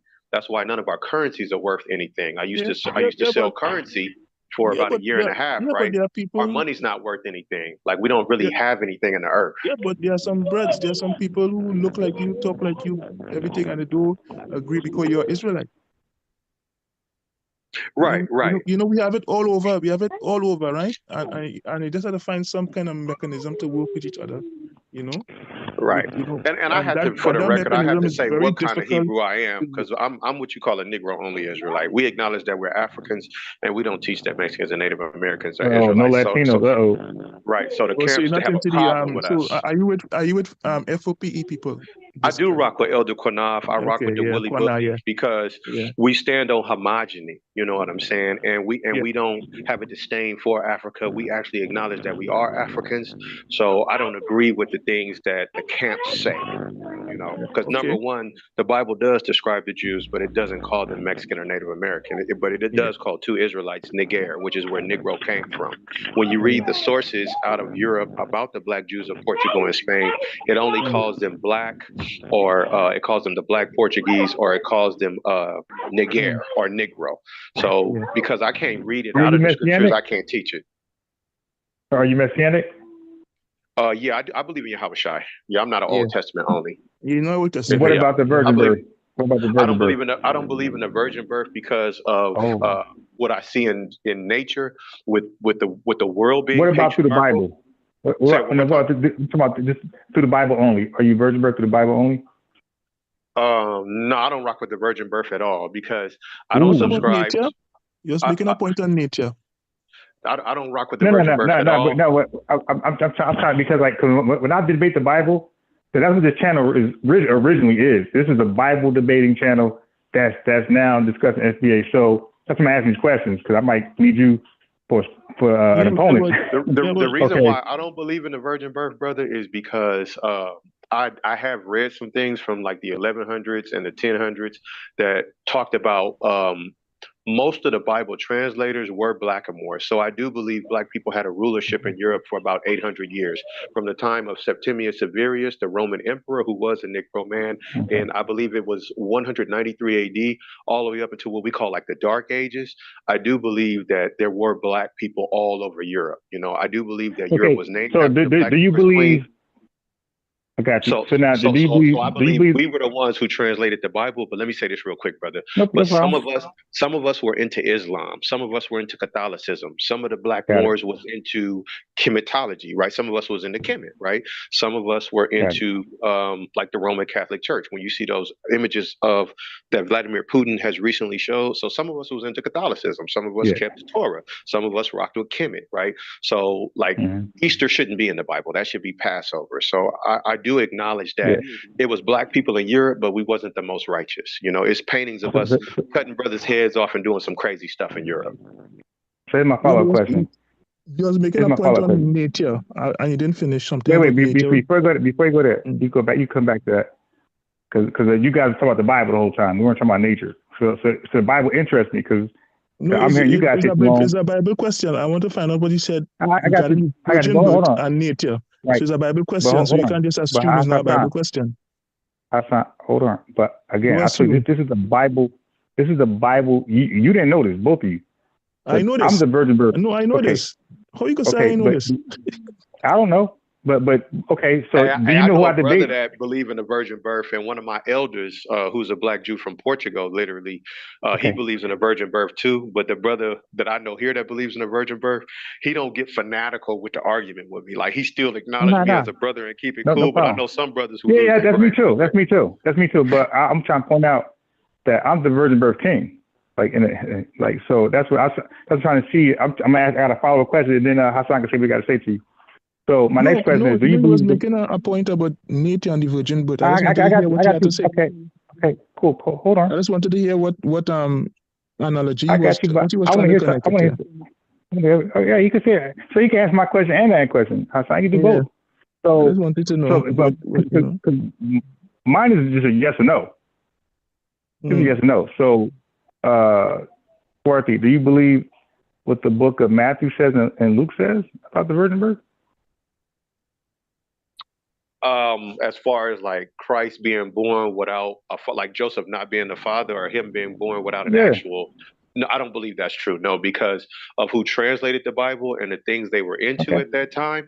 And I had the conversation with another Hebrew brother. His name is DJ Him. And it was something that he said that I wanted to research for myself. But from the conversation that I had with the other Israelite brother, he was saying in the Codex Sinaiticus, it doesn't even mention Mary in Yahweh Shai's genealogy. It literally says, from what he was telling me, that Joseph begot Jesus. So I wanted to investigate that for myself. Okay. To see if that's I what it got really you. said. But when you look I at got you. Hebraic customs, like our God is called the Father, the God of Abraham, Isaac, and Jacob. Yeah, sure. When you look at in the book of Genesis, how it mentions man being made, or it mentions man first, or even when you look at the trees, the creatures, it says after his seed, right? I think it's more witnesses in the Bible to you are who your father is than not. So I have my reasons for believing that Joseph. No problem. But we look at of course you're saying it's true, but we look at the virgin birth as a miracle. It's something that never happened before because there's or a one-off. So in the Bible there's a lot of one-offs that never happened before, and definitely for the Son of God. Like he's going to do things that never happened before. He's going to, and that's how you become like. There's nobody in the Bible making water to wine or walking on water. So Christ, or taking or feeding the multitude by 5,000 bread himself.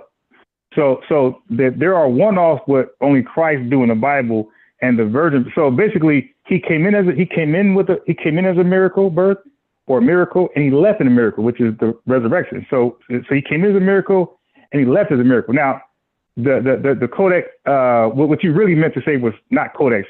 You meant to say Syriac Sinaiticus. That's what I'm trying to say. This is my lane. So you mean Syriac Sinaiticus.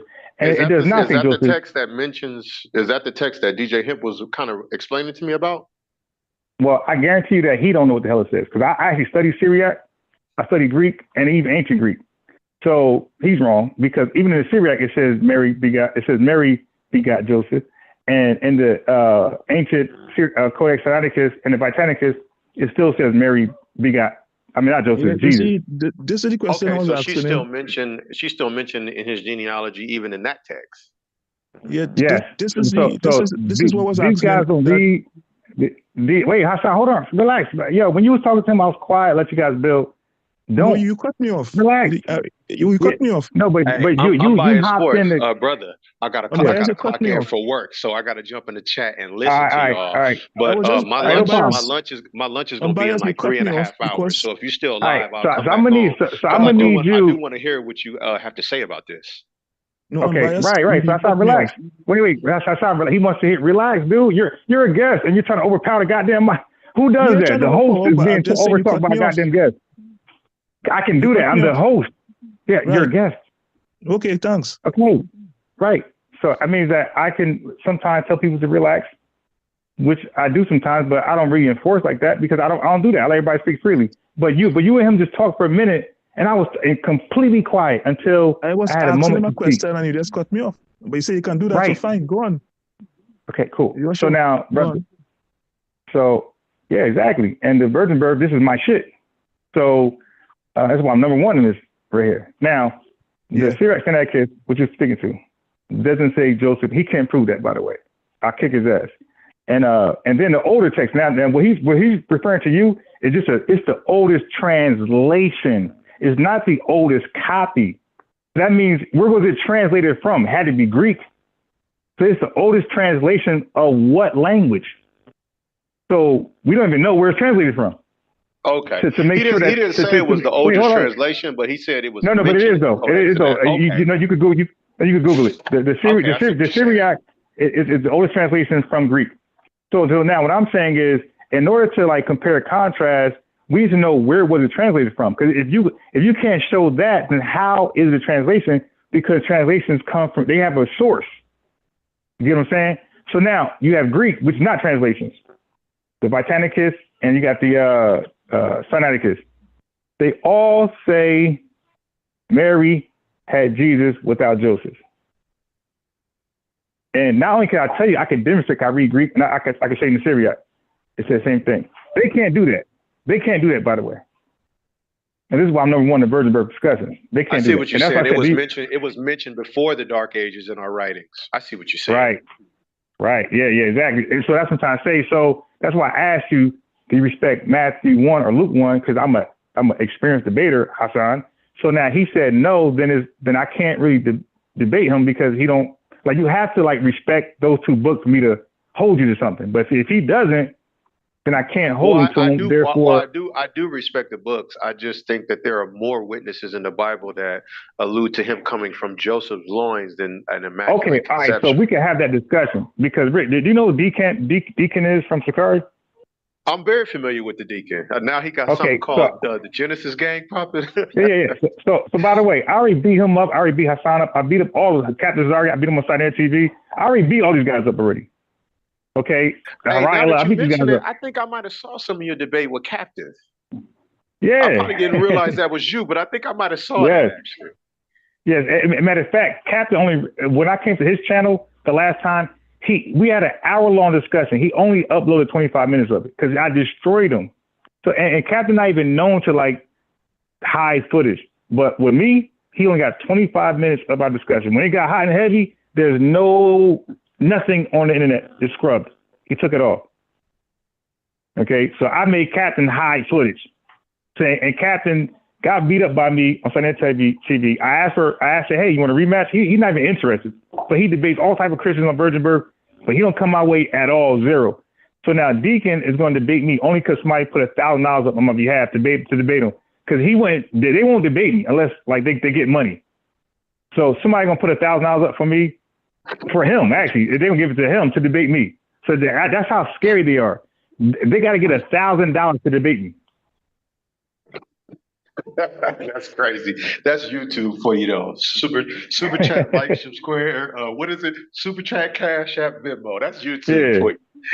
Hey, brother, I'm about to clock in. But Hasan, you asked a question. I just want to get that off. Okay, Hasan, I ain't want to be rude. To answer the other brother's question, all right. When you look in observable nature, the man possesses the X and the Y. Like, for example, when I impregnated my wife for the first time, we had a daughter. So my daughter has inherited one of my X's and has my wife's X. Thus, we have a female, right? So now that my wife is pregnant with my son, she's inherited my Y, and her X is being put with my Y to make my son. So I do believe you are who your father is, which is rare for a Negro-only Israelite, because most Negro-only Israelites, almost all the ones I know, don't believe you are who your father is. They believe you got to come from two Negro parents to be recognized as an Israelite. Really? So I ain't never heard that before. Some of the things. Yeah. Some of the things I believe, even as a Negro-only Israelite, is even different from the other Negro-only Israelites. The Negro-only. I got you. Right. I didn't know that. So that's new to me. And the reason why, even if you take a 23andMe, right? In genetics, they consider your father to be your direct ancestor. So even in science, it alludes to your father being your direct ancestor. And then but the Bible not bound by science, though. The Bible got a lot of anti-science in there. I would argue that the Bible said it before science was even a thing, before modern science was even a thing. It was mentioned in our writings. But my wife recently sent me something, right? So I didn't know that the placenta actually comes from the man. I had no idea of this. So my wife recently sent me a scientific article talking about how the placenta actually comes from the man. I always thought that was a part of a woman's body. So there are some things according to science and some things that I've observed in nature that brought me to my conclusion as well. But fellas, I got to start my shift. Unbiased. Wait, hold on. Let Hasan. And but look, you got to come back because you got to chop up on the Virgin Birth, bro. Yeah, I got to reason with you on that one because you did a lot of research. Yeah. So I want to hear you out sincerely. You got to come back. Absolutely, nobody can beat on that subject. And it's not one man on earth. But Hasan, you got something for me before you go? Almost all these siders. Yeah, I got to clock in because all the Viking fans feel good because they beat the Packers today. So I got to clock in and deal with my coworkers because all the Viking fans are feeling good. They think they finna get the #1 seed next week. Hasan got something for you. Hasan got something real fast. If he's leaving, I don't want to hold him back, Hasan, I'll try to come back on the platform. Okay. If you hear me back on here, I definitely want to hear what you have to say as well. If you come back, I'll ask. Yeah, I just wanted to ask something. I just wanted to show you something about that. Yeah, okay. What, the Virgin Birth? Yeah. Okay. Because like, the nature argument, a lot of people use the nature argument that, it's not in nature and things like that, but right, because I said, a lot of people use the nature argument, and to me that limits the creator. Okay, because Jonah in the belly of a whale. 3 nights, okay, 3 nights. That's not nature. Yeah. So the nature argument I was asking about. Elijah casting down fire from the heavens. Is that nature? Yeah. I'm a Muslim, and I believe part of the Quran is that he was born of a virgin. That's it. Right. Yeah, of course. Now, of course, I could eat with that easily in the Quran and the Bible, I win that easy. But this is why Hasan. The reason I cut you off, he might be a potential opponent for my debate. Like I debate Bible all day long on my channel. Yeah, I know. If you go to my I know. videos, I've seen you in action. Yeah. So if I got a guy to take the beating, freely, then voluntarily. You see, because that nature thing we hold for the Bible, because there are a lot of things that I describe it as breaking norms. What is normal and then God sometimes can break those norms. Elijah stood up a whole like Grand Canyon without any rain. He just that's it. And that's what we call a miracle. It breaks the norms of things, how things normally are. Peace, You know, peace, and peace, brothers. Peace, brother. Peace, Mr. Meek. Yes, I probably got. that's what that's what I wanted probably to. got 10 minutes, bro. It's me. You have to on the wrong time because I got to wake up early as shit. That's all I wanted to put in his head to think about. That's all. No, I didn't want you to. That's the thing. I didn't want you to. If I got a potential opponent to beat up on, I don't want you to discourage him. I want him. I want him to like. No, I don't want you to discourage that guy. I want to run into the damn debate. Willy nilly. I'm no debater. I don't debate. I like to discuss. I ain't debating. Hey man, look, listen. I'm gonna let you go after this. I'm waiting for you to get back on there with Captain Cesario, so you can walk him down. Now he's been like, listen, this is what y'all got to do, because he's dodging me. I got his phone number. I talked to him in inboxes. I got like more access to him. You guys got to call for it. Him and Gorilla Hebrew are the people got to say, hey man, won't you holler unbiased? Them two are running. And matter of fact, the only reason, like I said, the only reason why Deacon, I ain't no social media like that. I'm gonna try to get Ariana. I'm gonna try to get Ariana to reach out. Yeah, because he's not gonna do it. And the only reason Deacon is going to consider it because he's getting paid $1,000. Like, why wouldn't you? It's free money. It's just a debate and lose. He's like, I'll take that money. Pay a mortgage with that. So okay, and bias. I have to move now. It's 5 o'clock now. On my it's side. 12 o'clock. I gotta get up at 5 a.m. Hey, Stu Peace, have a good night, and I'm. So it was. But we're gonna. I'll try to get him on the Trinity too. So tomorrow we're gonna talk about the Trinity. It's a good conversation. I'll be back. Sir. I like this conversation. Yeah, thank you. So later. Peace. I appreciate Stu Peace too. He picked me up sometimes. I appreciate Stu Peace. If I didn't, I wouldn't. When he hop on, I'd be like no. But every time he ever wanted to hop on, he always believed we could get on. Because I'm not afraid of opposition. Yeah. Big up everybody. Shalom, brother. Shalom, brother. Hasan, give me a call.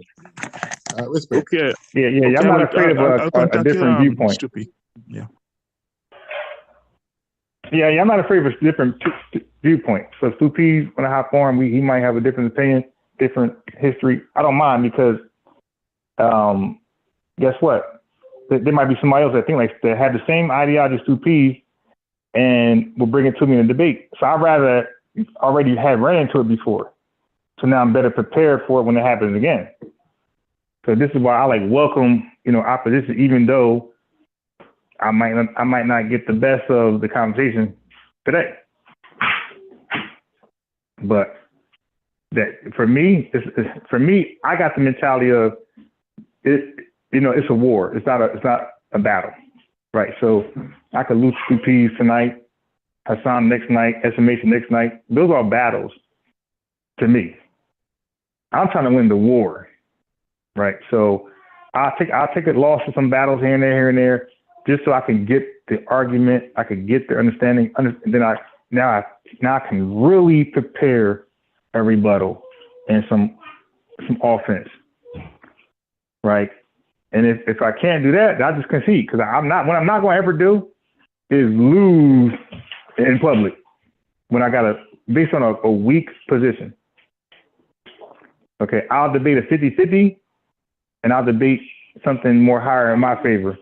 But I will never take the 30, 20, 40 position. Okay, because I don't want to lose. I don't like losing. And I'd rather bow out than lose. Okay.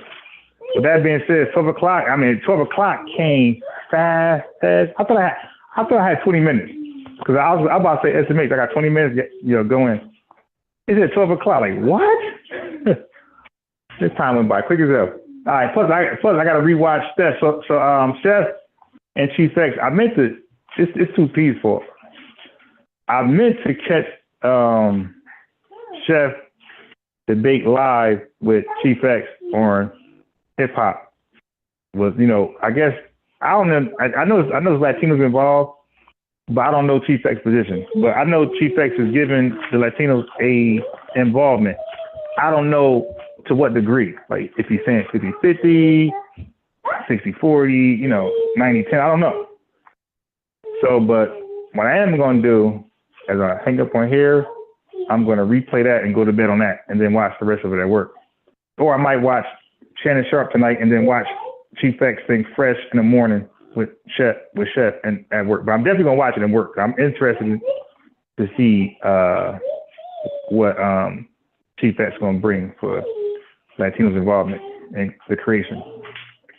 With that, man, I appreciate everybody. Sue, Michael Phillips, Hasan, and I'm a guy, just because I'm arguing on a lie doesn't mean, I go to bed and wake up mad. No, if I'm mad on a lie, it stays on the lie. I don't wake up mad because we're just arguing information. We're not arguing like real personal shit. We just argue information.